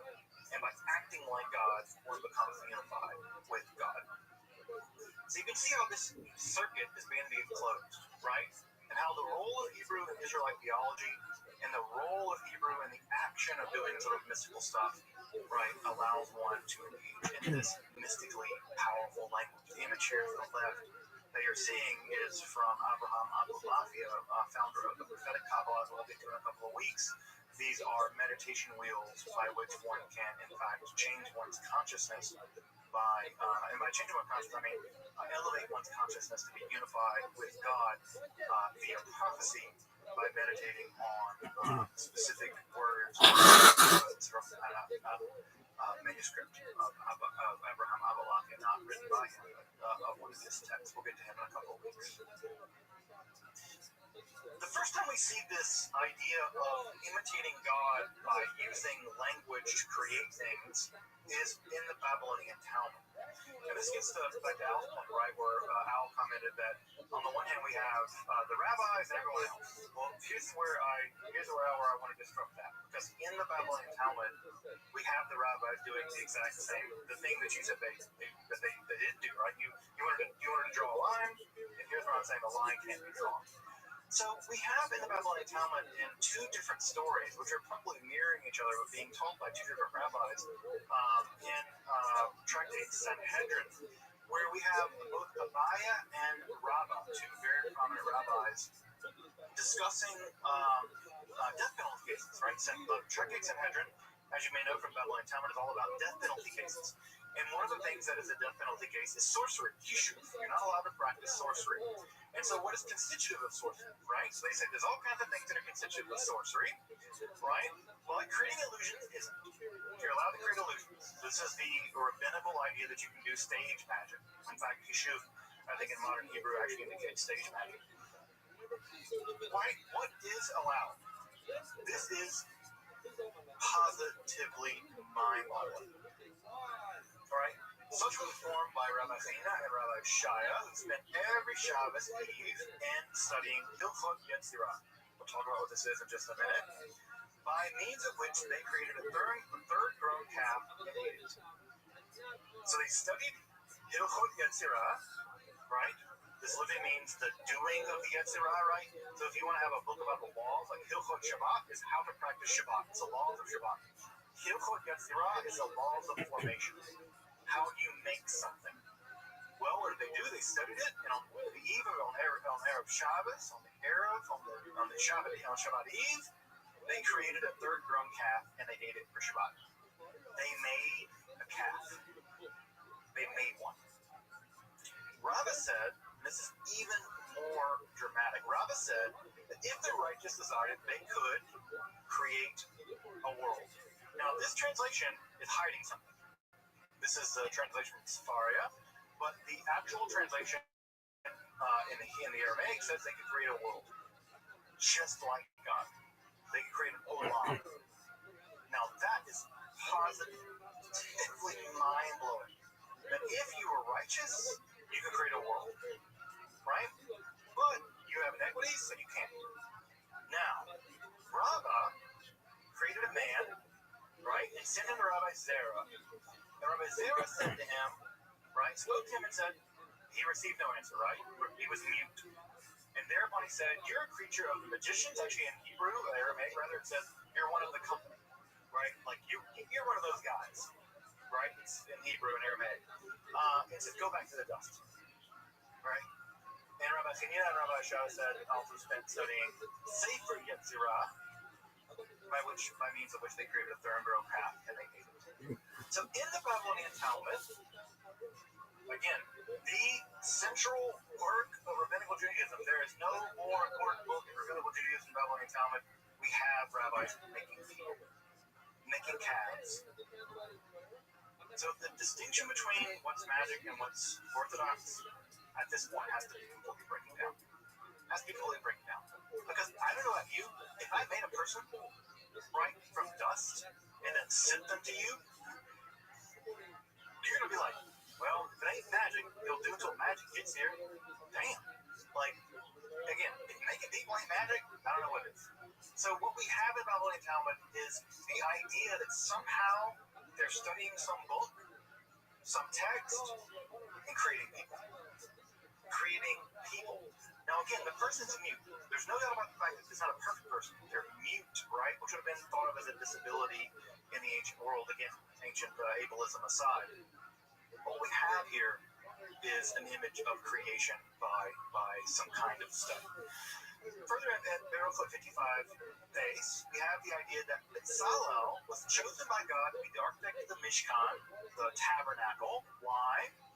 Because Bezalel, and I have the story not because my Hebrew name is Bezalel, but because it's a great story, but because Bezalel knew how to join the letters by which heaven and earth were created. So again, listen to that in the Babylonian Talmud at Baruch 55 base, that Bezalel was chosen because he understood how to combine the letters by which heaven and earth were created. So already by the Talmud, we have the idea that the heavens and the earth were created, the Olam, the cosmos were created by the combination of letters. And here again at Tractate Sanhedrin 67-65 base, we have the idea that you create if you're righteous.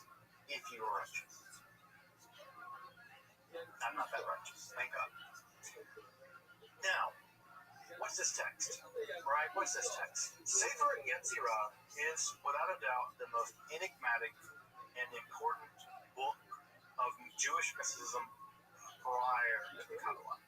There is no more important book prior to the rise of Kabbalah in terms of Jewish mysticism than Sefer Yetzirah.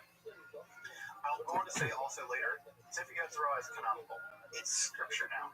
In the Orthodox world, you can make arguments based on it. It is a kind of Jewish scripture. We're not like the Christians. The Christian canon is basically closed. The Muslim canon is definitely closed, right? The Jewish canon kind of is open. Stuff gets in, right? And from community to community, right? Things get in.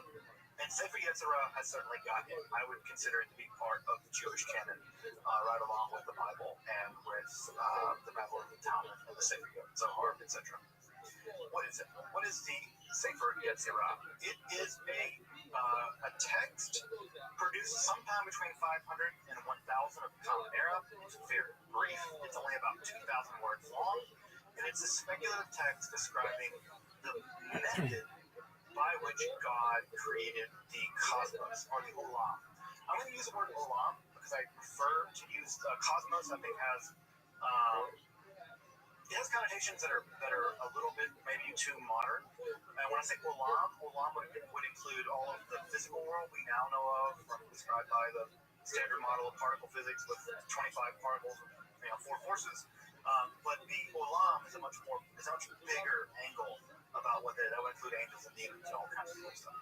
To any rate, the Sefer Yetzirah describes in very, very brief words, right? There are only about 2,000 words on average recension. We can talk about recensions later. There are 3 or 4 different recensions of the Sefer Yetzirah that have come down to us, and there's a debate about how they came down to us. What we have is a book describing how the world was created, attributed to none less than the patriarch Abraham. Why Abraham? Because there is a line in Genesis where it said Abraham made souls, right? That Abraham created souls.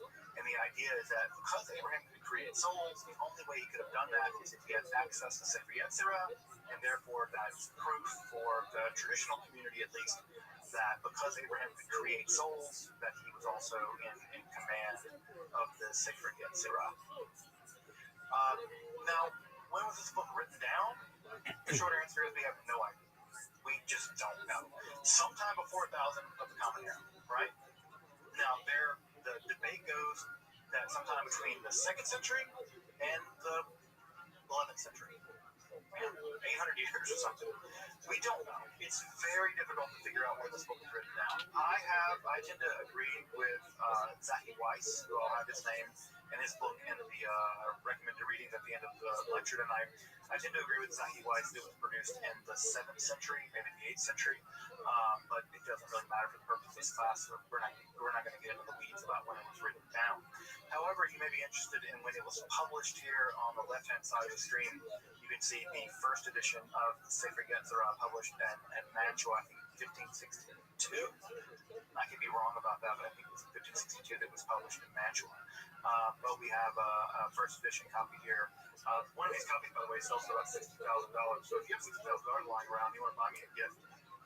If feel free to pick me up a copy of the Mantua edition of the Sefer Yetzirah.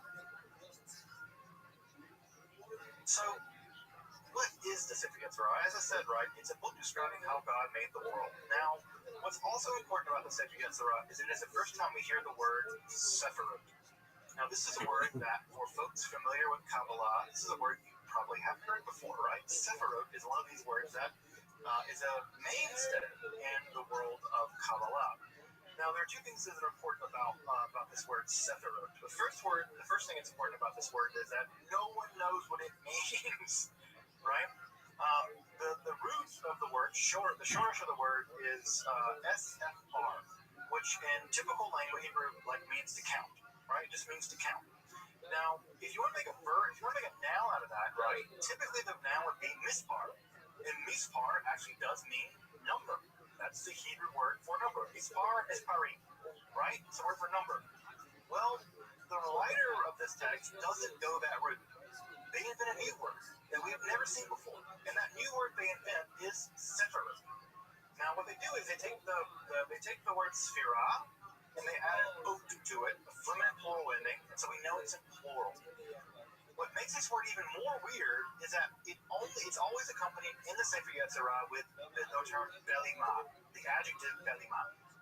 Now, the word belima only occurs once in the entire Hebrew Bible. It's a lapax legemenon, which means it only occurs once. And it's weird. Well, we know that beli, right, means without, and ma means what. And so it seems to mean without one. Now, what we have is a word made up, sephirot, which kind of means number, and without one. So literally we can translate it as number without one. Now, if you put that into the actual text, it makes no sense. Whatever the author's trying to do here, whatever they're trying to describe, a literal reading of it doesn't make sense. So, what are the Sephirot Belima? What do we mean by the Sephirot the first time they appear in all of Jewish literature and all the history of Jewish mysticism? Well, the one thing we know from Sefer Yetzirah is they are not divine emanations. Now, I know that for folks who are familiar with some Kabbalah, right, you've seen the Tree of Life, right, with the dots, right, and then God goes from Keter to Chokmah, Bina, Gevurah, and Mount Malchut, right? 10 things. We'll get to that later. Right? And that's the Tree of Life. Those are the Sphirot. Well, in the Sefer Yetzirah, it's not that. Whatever it is, it's not that. They are not divine emanations. We'll get there tonight. In a minute. They're not that. What are they? No one knows. No one knows. The going guess, and I say guess, right, because I really didn't mean guess. The going guess is that this is being influenced by Neo-Pythagoreanism. Right? Neo-Pythagoreanism. Remember, Neo-Pythagoreanism, mouthful, is all about this number stuff, right? Remember, it's all about number being reality. Well, one of the things we know about Pythagoreanism is that one of their sacred symbols was this thing called the tetrachus. You're seeing it on the screen here to the left. The idea of the tetrachus, right, is the idea that from one monad can give rise to two monads, right, plus, right? So these two plus one give rise to three. And these 3 plus 1 give rise to 4. You add all this together, right, you get a base 10 counting system. And from a base 10 counting system, you have basically the origins of the number system. And then from there, you have the origins of arithmetic, etc., etc. It's a geometric way of describing how numericality itself comes into existence. Now, I know that sounds really abstract. That's because it's really abstract, right? But we know this from the Pythagorean world, right, that they also thought there were 10 of these, right? There are 10 of these tetrachus, right? The tetrachus is a 10-node system. Well, guess what we know about the Sephirot Belima? There are 10. And the text is really clear in the Sefer Yetzirah. 10, not 9, 10, not 11. Exactly 10. I think, that what the Sephirot mean are the basic structure of a decimal counting system. That what we have here is a decimal counting system. Why? Right? Because the symbol of 10 represents completeness in the Pythagorean system. And 2, the Sephirot are also always described in relationship to the 22 letters of the Hebrew alphabet. So for the Sefer Yetzirah, the world's created by three things. God, right? Using the 10 sefirot and the 22 letters of the Hebrew alphabet, combine them together, creates everything else. So you have, well, you imagine it, right? What do you have? You have all the numbers, all the letters, combine all the numbers and letters together, and you get a universe. One can imagine that the 10 Sephirot are the 10 countable things at the base 10 system of counting, plus the 22 letters of the Hebrew alphabet. They are the palette by which God painted the world into existence. So, in Sefer Yetzirah, they are not emanations of God. They are numerical structures, which when combined with the alphabet, are the substructure of reality. Language and math. Right? I think that's what's going on in Sefer Yetzirah. Now, if you go ask someone else, they'll give you another story. They'll give you another story. Right? I think that's what's going on. And I think that I base that upon, if you read other Neo-Pythagorean literature, they make the exact same argument. Right? So I think that's what's going on here. Now, we'll begin Sefer Yetzirah as a description of several successive stages the universe went through, right? Just like we tell the story now, right? We have the Big Bang, the period of inflation, right? And then we have the world that we have it now. And eventually we'll have the black hole period and proton decay or whatever. Right? There are successive stages of the universe. Sefer Yetzirah also describes successive stages of the universe, how they come into being. And we can't get into the weeds of all that tonight because we just don't have enough time to do all of that. We could spend an entire 8 weeks just on Sefer Yetzirah. But what's really important is that the mature part of the universe, right? The mature part of the Olam is governed by what the Sefer Yetzirah calls ketzivot. Ketzivot are limits, right? Limits, they're extremities. Again, that, by the way, limits, extremities, is Pythagorean language. They're translating this Pythagorean language, in my opinion, into Hebrew. And ketzivot are these kind of limits. Now, what do those limits look like, right? Well, there are fundamentally 3 dimensions, right? 3 dimensions. Well, I say 3 dimensions, right? They actually like 6 dimensions, but this is what they are, right? So you have 2 dimensions of time, beginning and ending. You have 2 dimensions of space, right? Or 2 dimensions of, so 2 dimensions of time, 2 dimensions of space, above and below. And those include the 4 cardinal directions. So above and below, right, are the cardinal directions, and then in those they split off into the other directions. And then along with the 2 dimensions of time, beginning and ending, and the 2 dimensions of space, there are also 2 moral dimensions, right, good and evil. This is a pretty interesting way of thinking about reality for this time period. And again, I think that someone with a background in physics, like Al, can appreciate, right, that they're already imagining reality as having dimensionality. There are these mathematical ways of understanding the nature of reality that are describable abstractly as what we might call dimensions, what they call ketzivot, or limits, or extremities. This is followed by a very intense and very somewhat strange analysis, and yet still scientific, of the Hebrew alphabet itself, in which the writer of this text groups Hebrew letters into 3 groups based on the articulation of the points of the mouth. So when you make a mem sound, it's a ma. It's using your lips, labials, right? When you make a dalet sound, it's da. Dentals. When you make an aleph sound, right? A ayin sound, right? Those are gutturals, right? Those are articulated at different point. And so it's a kind of quasi-primitive, right? I say primitive, I don't mean backwards, but I mean ancient form of linguistic analysis, right? So they're analyzing language in terms of where these things get articulated in the face, in the mouth. And then finally what happens is the letters are all set into a correspondence. And the way that the writer of Sefer Yetzirah imagines the cosmos, right, or reality, is it really has 3 layers. There's the Olam, right, the whole big Megillah, right? There's time.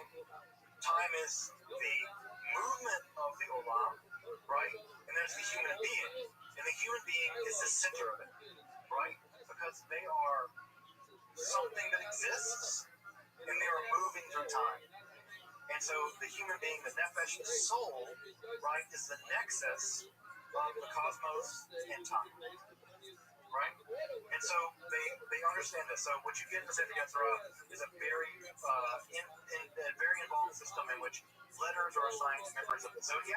Shana, time, right? And then also letters are combined to describe the cosmos, right? Various parts of the cosmos. And they also describe various parts of your body. So your liver, your heart, your head, your eyes are set into correspondence with the various letters of the Hebrew alphabet. Because again, God spoke the world into being, and when God said ayin, right? Folks know this, right? The word ayin. Ayin is a Hebrew letter, and guess what ayin means? Eyes. Right? God's not joshing around here, folks. When God said ayin, eyes came into existence. And what is sight? What is sight? Sees light. Right? So we get this system of correspondence. So the Sefer Yetzirah is a very rigorous, scientific, philosophical, metaphysical analysis of how reality came to be. There have been several different periods of time. I just want to talk a little bit about how those periods of time got worked themselves out, right? So we have a few different periods of time in the development of Sefer Yetzirah, right? The earliest period of time is when it developed. And the truth of the matter is, we don't know anything about that time.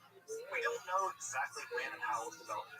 We think it was probably in kind of a Gnostic, theurgical, magical Greek, Syriac world, but it's anyone's guess.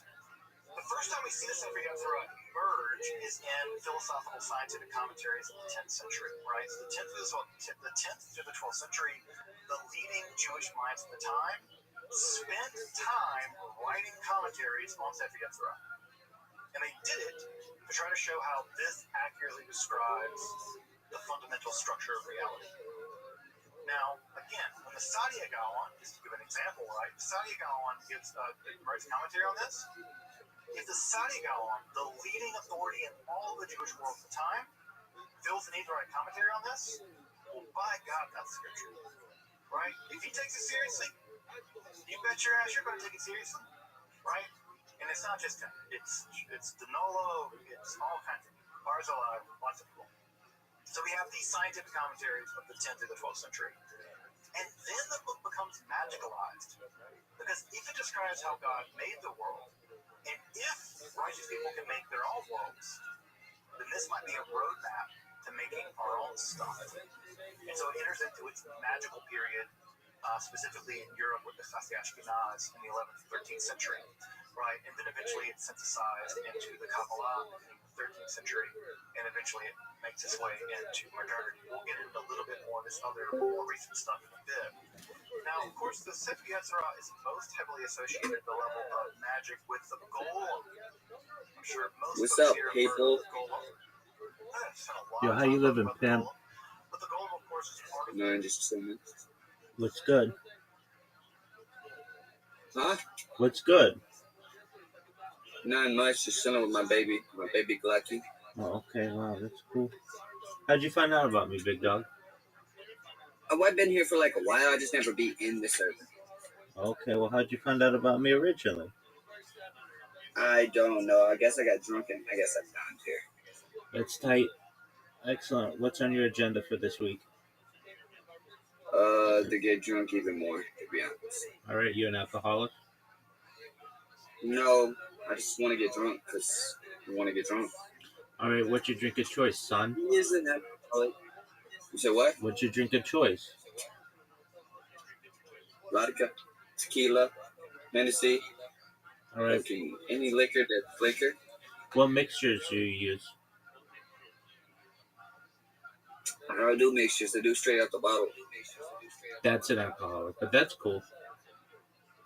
Oh, I know I'm an alcoholic, but I know I'm not an alcoholic. Okay. When I only drink, But when I'm not drinking, I don't drink. All right, do you work? Yeah, I work. All right, well, then you're able to balance them. Good for you, my man. All right. I'm just trying to find servers that are like really, really active. Okay, well, do whatever you want. We're just chilling in here. I'm listening to a podcast. Feel free to enjoy. Do you know any servers that are active? Yeah, go to Socialize. You're gonna have to send it to me. I'm slow. Dog, I'm not Damn sending dogs up under my hair. I'm not sending it to you. It's just discord.gg/VC. I don't know how to search it up on mine. All right, just type into Google Socialize Discord and you'll get the link.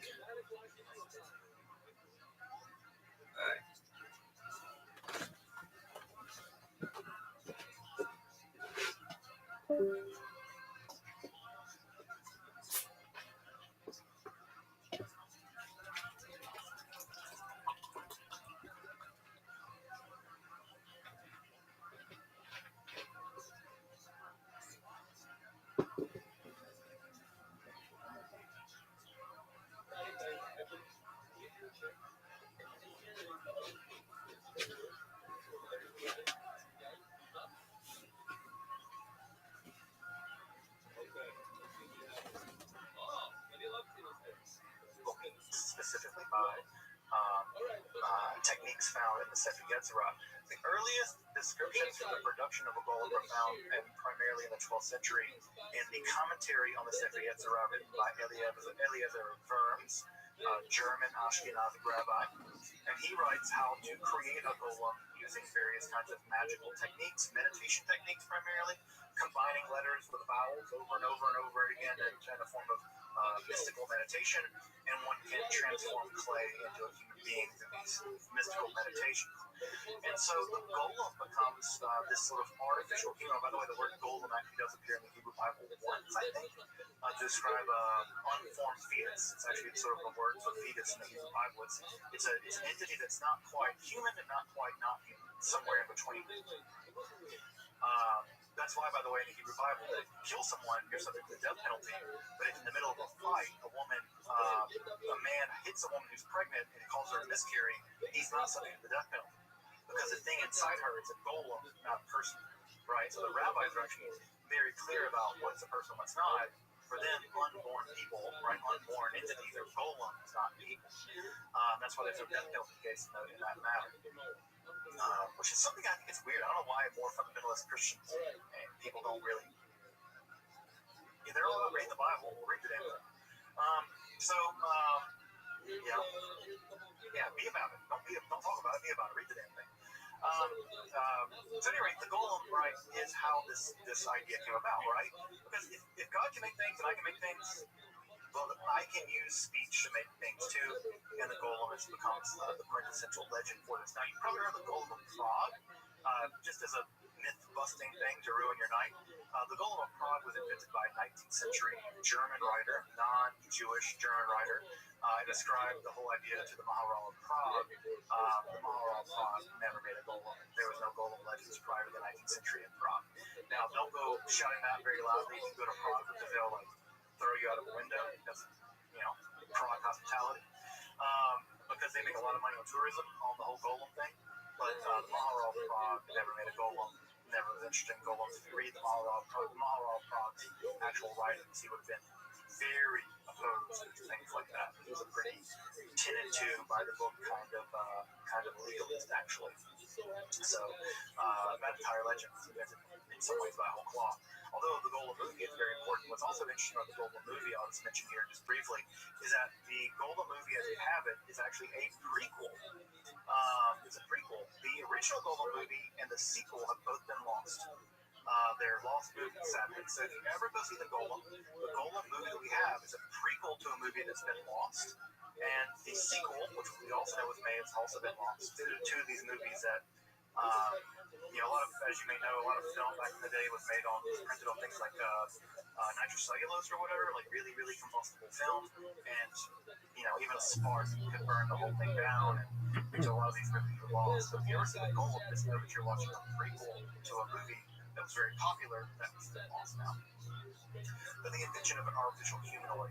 And further, the last thing I'll say about Sefer Yetzirah is that dozens of commentaries on this little book have been written in the century since it's been written. Sefer Yetzirah is probably the single most commented book after the Bible and the I should be careful what I say about that. There are dozens of commentaries. I will say that on Sefer Yetzirah, and the Standard Edition has at least 12 commentaries attached to it. And so the Sefer Yetzirah in the traditional Jewish world is a highly, highly, highly commented upon book, and it is in fact, to this day, I think would say it is a canonical book of Jewish scripture. As we get into Europe, right? As we get into Europe in the world of the Ashkenaz, and we're going to run a little over tonight, but I think it's okay. I won't try to go too far over. As we get into Europe, we get into the world of the Ashkenaz. As we've been in the Middle East for a while, right? We've been in ancient Israel, ancient Palestine. We've been in ancient Egypt. We've been in ancient Mesopotamia. The focus begins to shift beginning in the period of the 10th and 11th centuries. That has a lot to do with what's going on in the Middle East with things like the Mongol invasions and some kind of crackdowns, at least at some level, in terms of things get a little stricter in the Islamic world. And so the intellectual centers begin to shift to traditional Jewish parts of the world in Europe, Ashkenaz being one of them. Now, it people have these bizarre ideas that all of European Jews are descendants of Khazars that converted in the 9th century or something, and that all European Jews are not really Jews. There's all the kind of bizarre anti-Semitic conspiracy theories. Jews have been in Europe for thousands of years, right? Because Jews have been traveling with the Romans the entire time, and wherever the Romans established trade places, Jews went. Like lots of people went. Greeks went, right? People forget, like that. I don't know, Massalia, Marseille, on the very south coast of France, was a Greek colony, right? Set there to do trade. So trade and movement of populations happened all through the Roman world. People forget that one of the capitals of the Roman Empire was Trier in Germany, right? That blows people's mind, but Constantine the Great was born in Trier, in what is now Germany, the birthplace of Karl Marx. So Jews have been in Europe for centuries. Now, what goes on, right, is that beginning in this period, right, Jews come to the forefront of learning other kinds of things, not just trade. And in Ashkenaz, around the turn of the millennium, maybe a couple hundred years after the turn of the millennium of 1000 Common Era, we have a very weird esoteric theology developed that is called the unique cherub circle. And the unique cherub circle introduced the idea that God and the world can't be directly connected. Why? Well, it's simple philosophy. If God is infinite and the world is finite, then the distance between the infinite and the finite is always going to be infinite. That's a theological problem. So what do? You need something to link the worlds. You need a bridge, something that's quasi-finite and something that's kind of finite, like quasi-infinite. And what they introduced was the idea of Ha'atzalah, right? Ha'atzalah, that God flows out of God's self, and somehow the flowing out of God's self bridges the gap between the infinite God and the finite world. And the thing that bridges the gap for this group of people was a thing called the unique cherub, right? The cherub is a kind of angel, as you probably know. And this unique cherub bore the glory of God. That God's glory had a hidden inner glory, right? Right? It's like imagine the inside of the sun, right? The inside of the sun is full of like energy and intensity. But we never see it. What do we see of the sun? We see the outside layer, right? We see the outer glory. And the outer glory, right, of God, the outer kavod, flows out and becomes a kind of special angel, a unique cherub. And that special angel is an atzalah, is an emanation of flowing out of God, right? And that bridges the gap between the infinite and the finite with the unique cherub in the middle. Now, we don't know much about this group, right? This is a very strange group of rabbis there in Ashkenaz, in Germany, and we're still doing research about them. But it seems like they've been introduced to the idea of Neoplatonism. We'll talk about Neoplatonism next time, right? We'll talk about it later. Now, what ends up happening is that infused with this idea of Ha'atzalah, of emanation, the separate Yetzirah gets fused to it. So the idea is, well, it can't just be one thing, right? Maybe it's 10. Maybe there are 10 things standing between the infinite, utter transcendent God and us. And maybe between those things, there are 10 things. Because Sefer Yetzirah says there are 10.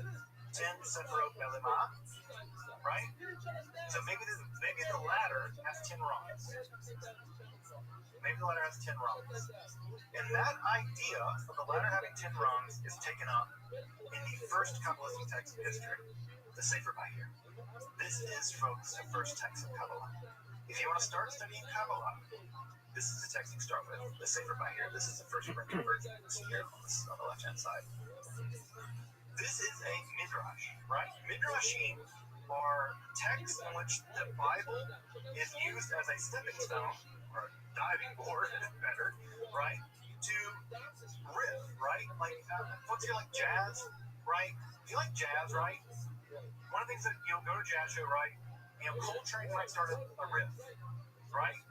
And then Monk might pick up, right? The drums. And then someone else is going to pick up, right? And then they're going to riff. They're going to riff, and they're going to riff, and a riff. Variation on the theme.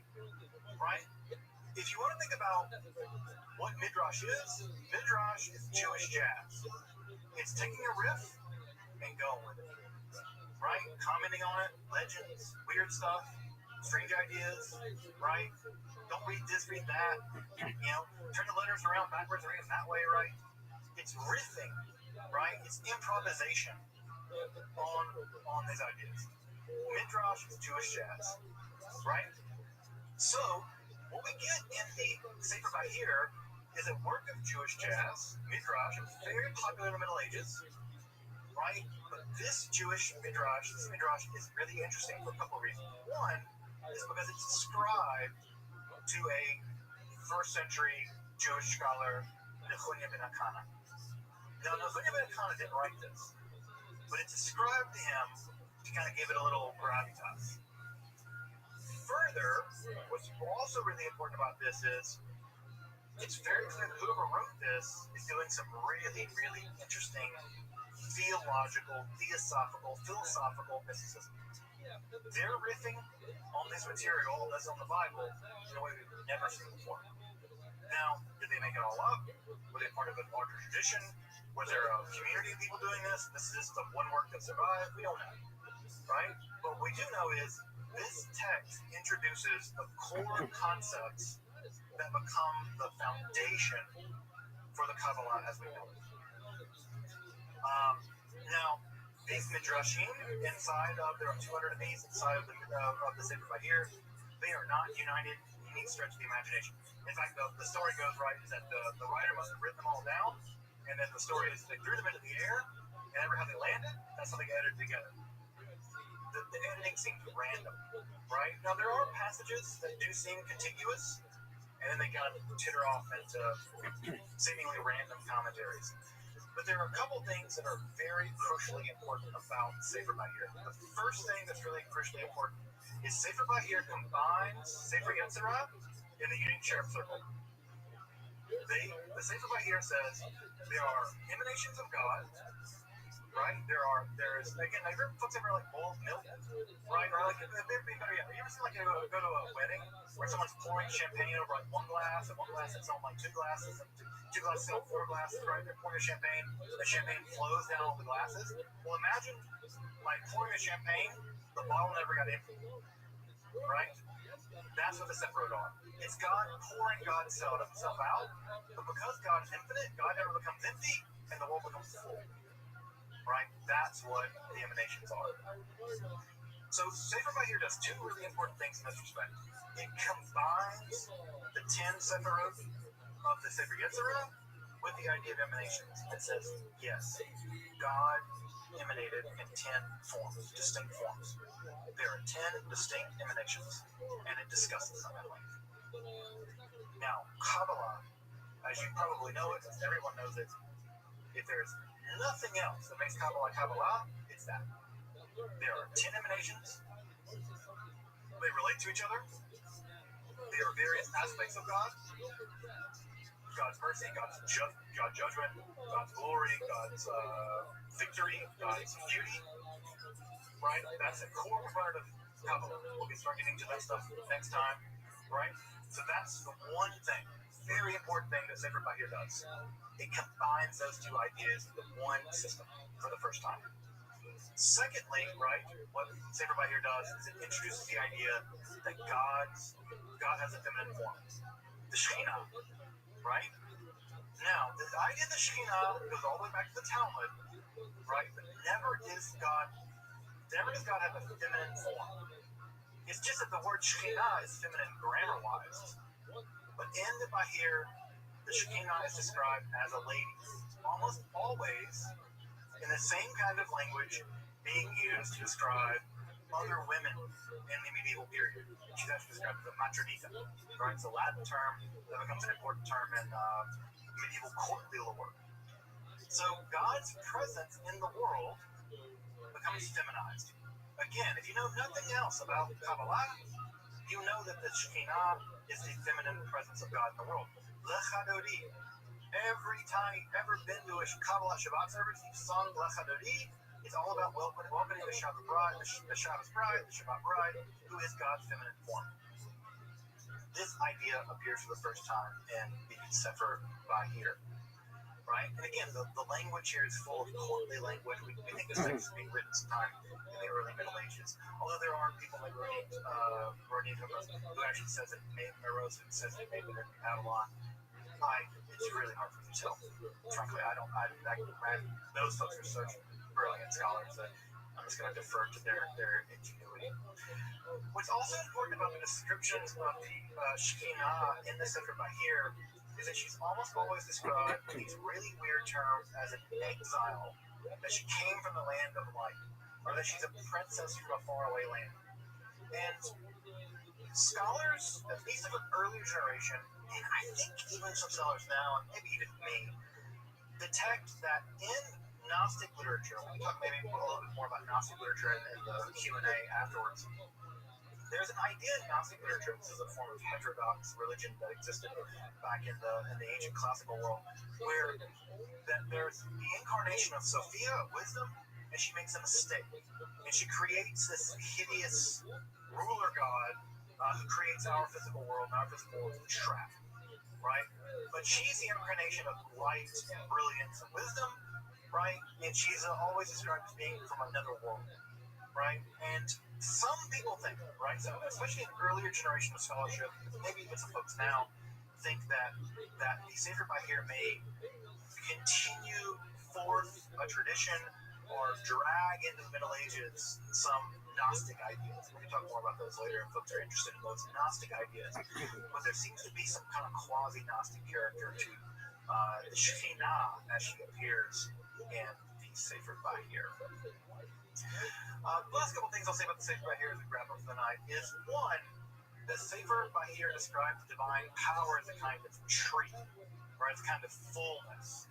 Now, that tree language is going to be obviously very important, because if you've ever studied Kabbalah, the one thing you'll know is that the Sephirot are often arrayed in what's called the Eitz Chaim, the tree of life, and that tree language, right? God is a kind of divine tree, also appears in Sefer Bahir, and it describes God as having roots and limbs and buds and flowers and leaves and things. There's kind of a fullness to God, which also seems to maybe have its origins in very ancient Gnostic schools of thought. Also, this will be important as we get later on into Kabbalah proper, is that for the Sefer Bahir, evil seems to have a life of its own. Now, in traditional Judaism and in traditional Christianity, evil is thought of as a privation, right? Augustine, I'll just give an example for the Christian tradition, right? Augustine says that evil isn't a thing in itself, right? Evil is a lack of something. It's a lack of God's grace. In the same way that heat is a thing, but cold isn't. Darkness is not a thing, light is. Darkness is just a term we use for the absence of light. Cold is the term we use for the absence of heat. Evil is just a term we use for the absence of God. Well, ancient Gnostics believed that evil was very real.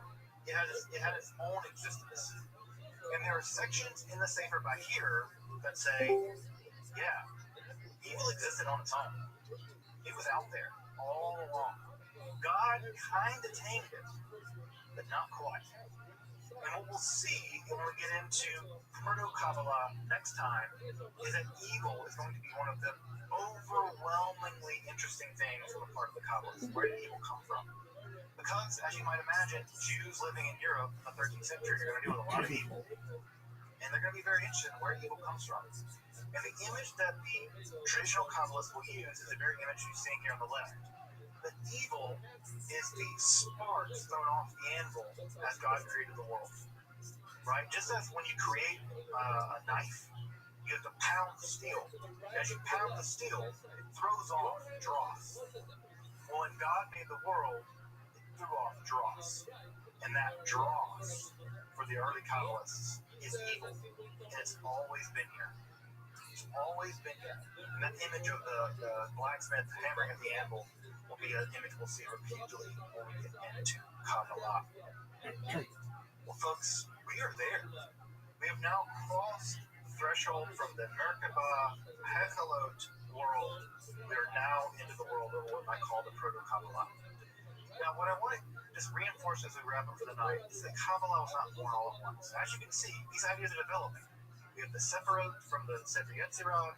We have the emanation sequence from the unique cherub circle. We have it synthesized by the Sefer Bahir. We're going to see that later text further synthesize ideas from the Sefer Bahir. Kabbalah is a development. It's a development. So it's really important to understand that when people talk about the Kabbalah, they're not quite right. What we should talk about is Kabbalistic development and then schools of Kabbalah. Right? Now we'll see, we'll get into this later on after we get into Kabbalah, we'll see this a lot more clearly. Well, finally, I just want to point to some additional reading. I know that folks love to do, folks like to get into this stuff, and I know that literature on the Kabbalah can be a mire, right? It can either be really, really technically sophisticated, and you have to learn to read 15 languages to figure this stuff out, or it can be like a lot of hooey stuff that people just make up out of their mind. But these texts are all really solid. I mentioned earlier, right, that Zahi Weiss, I think, has written, for me, one of the best arguments for the early history and development of the Kabbalah. So if you really want to get into the weeds of how Kabbalah, about Sefer Yetzirah, rather, how Sefer Yetzirah developed, I think Zahi Weiss has a really great argument, in my opinion. The Peter Heyman text is the standard edition now, critical edition of the Kabbalah. You got to ILL that one because it costs like $800. So you can get it from a university library, but it is the standard analysis of the Sefer Yetzirah. The Aryeh Kaplan is the standard one you get on Amazon. It's okay. He analyzes the Sefer Yetzirah from a Lurianic Kabbalistic perspective, which isn't bad or anything, but I think it distorts the text in a way that I find to be confusing, especially people who've never encountered the text before. In the standard religious version of the Sefer Yetzirah, the best religious version, if you want to read a religious version with a bunch of commentaries, is the Sefer Yetzirah HaShalem, that's published by Harav Moshe Suriel. You can get that I can give folks a link if you want to buy that, but you'll need to be able to read Hebrew and stuff for that one. It's only in Hebrew. So if you want the copy of that one, I can send you a link to it if you like. And for Sefer Bahir, Joseph Don has a really great book on both the early Kabbalah and the unique cherub circle. That unique cherub circle book also is an IOL. It's very expensive. And we'll get to the books of contemplation here next week. And also Aryeh Kaplan has a nice version of the Sefer Bahir that again comes with the same caveats, right? He's a Lurianic Kabbalist. And he brings a specific Lurianic interpretation to the text that, again, it can be confusing. I'm not opposed to Kabbalists doing Kabbalah. I mean, Kabbalists should do Kabbalah. That's their bag. But I think that often when beginner people pick it up, it's like, oh, this is what it means. I'm like, no, it's not quite that. It's more complicated than that. So again, I don't want to fault a Kabbalist for being a Kabbalist, but it's not academic, right? It's not an academic text. But it is easily accessible and widely available online. Well, folks, next week we turn to the early Kabbalah. We're going to be looking at some developments in southern France and Spain. We're going to be looking at how the earliest strata of Kabbalah developed. And then after that, we turn to the most monumental text in all of Jewish mystical history, and that's the Sefer Zohar, right? The Book of Illumination. My child is named Zohar. If you want to get an idea about how important this book is to me and mine, I got a kid named Zohar. So I take it pretty seriously, and so we'll get to the Sefer Zohar after, the time after next. The next time we'll be dealing with developments, philosophical, mystical developments in the earliest stages of Kabbalah in Europe, in the very earliest stages of Kabbalah at all. So we'll turn to the early Proto-Kabbalah next time. Welcome back, and thank you for joining me as I explore the garden that is Jewish mysticism and Kabbalah.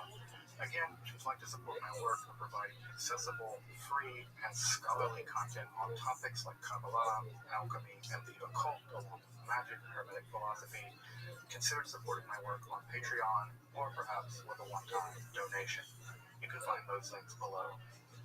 Until next time, I'm Dr. Justin Sledge, and thank you for watching Esoterica, where we explore the arcane in history, philosophy, and religion. And a website.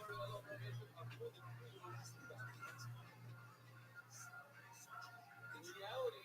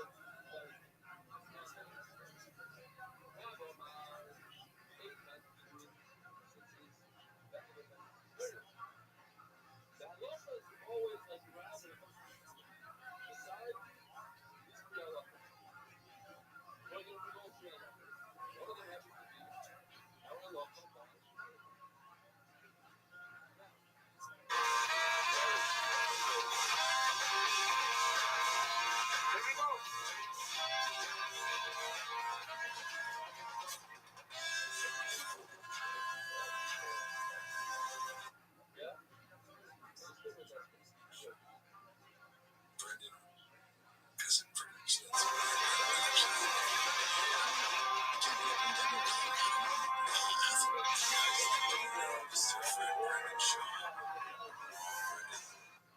Has a pretty extensive background, actually. I mean, as a kid, grew up in Denver, Colorado. Athletics was my path to, I guess, stardom. You know, as a young kid. And so I was selling supplements door to door. She was looking for a supplement company, but then but that's what gave me my background in marketing. And supplements. I was marketing supplements because that's when I would get money. That's how just was such a beast tying up all those ends to get to Texas. Like me and my wife, you know, she's dealing with the pack, and I'm dealing with the studio out there, the pyramids and Callan and employees, and all getting my cars out there. Yeah. Doing the giveaways on all shit. And again, it's a shop with a studio up top, so it's different than we've had before. So they're building it right. Is it all on the same property as your studio? Oh, really? Yeah, it's like taking a walk in into the front end of the shop and then keep going back, and it's 2 podcasts. Sick. I'm loving it, bro. It's just that they're setting out on a tough experience. Tell Brendan to get an actual studio, especially since he just signed a new podcast, one deal, and it was the biggest of his career. We have a studio. We have 2 floors in the studio. So I don't know what you guys want. It's kind of cool. Right? I apologize. You guys will obviously edit this section. Let me just check, because I think he's about to be here. Just sorry. What's up? Have pleasure meeting you. Likewise. Thank you. Oh, yeah. Hopefully I see you again. Oh, we will. You guys that don't know, this is our friend Brendan Shaw. Brendan.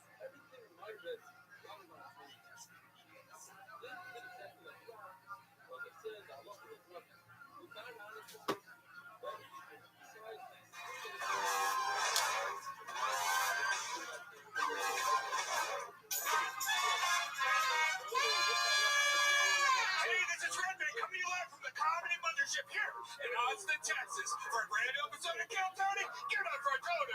Let's go!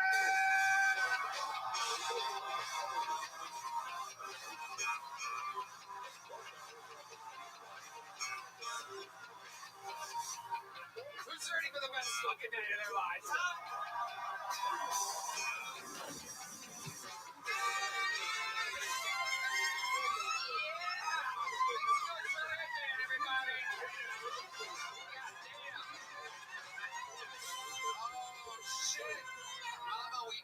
You're at Kill Tony, the #1 live podcast in the world, brought to you by Squarespace, Blue Chew, Prize Picks, Game Time, and Talkspace. How about one more time for the best damn band in the land, huh?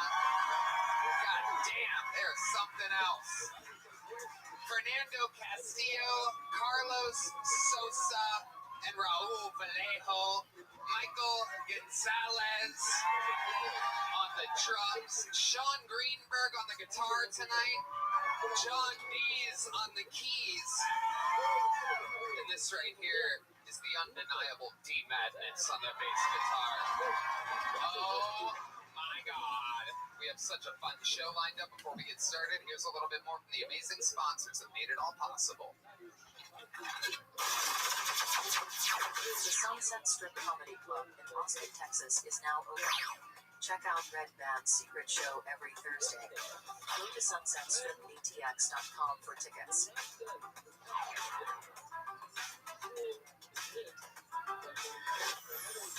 Alright, you guys ready to start the damn show, huh? Two of the funniest comedians of the world tonight, ladies and gentlemen. The fun never ends here. It is the return of a great guest and the debut of another great guest. These are two guests that I can't believe we're lucky enough to have on this same episode.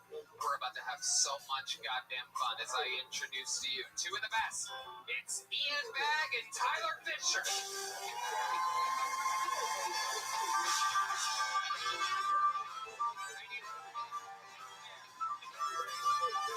Fuck yeah. We got another chair. We got a second chair.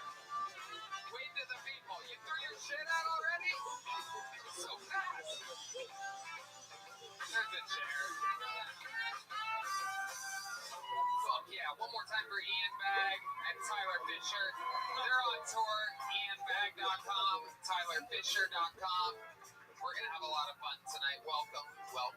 I apologize, I didn't bring merch. Tyler, what the fuck did you just throw out to the crowd? All smiles and hats. I'm shadow banned on the internet, but you're not even shadow banned for your shit. So you got to spell it out. You got to write it all out now, or you're not going to play. Love it. Got it. All socials at Ty the Fish, F-I-S-C-H. I'm still wearing Jordan Peterson's gay shirt from last time, by the way. So I love it. Welcome back. Tyler, you've been on the show once before. Ian Bagg, this is your first time. yes. Welcome, Ian. We're going to have so much goddamn fun tonight. Yes. Over 280 human beings signed up for the chance to be on this show. It's real. Yeah, it's in the bucket here, and they are all at a bar across the street. If I pull their name out of the bucket, they get 60 seconds uninterrupted. You know their time is up when you hear the sound of a kitten. That means they have to wrap it up then, or else they bring out the angry West Hollywood bear, which interrupts them, and they have to wrap it up then. And that's it. Do you want to pull the first name tonight, sir? Get that. Yes. Right off the top there. Yeah, go ahead. Take it. Get them. Yeah, that's it. You guys ready to start tonight's fucking show? While they go wrangle that comedian from across the street, we have a golden ticket winner that is here to get the show started tonight. It's been a while since we saw him. Ladies and gentlemen, I present to you with a brand new 60 seconds, one of the most adorable creatures to ever hit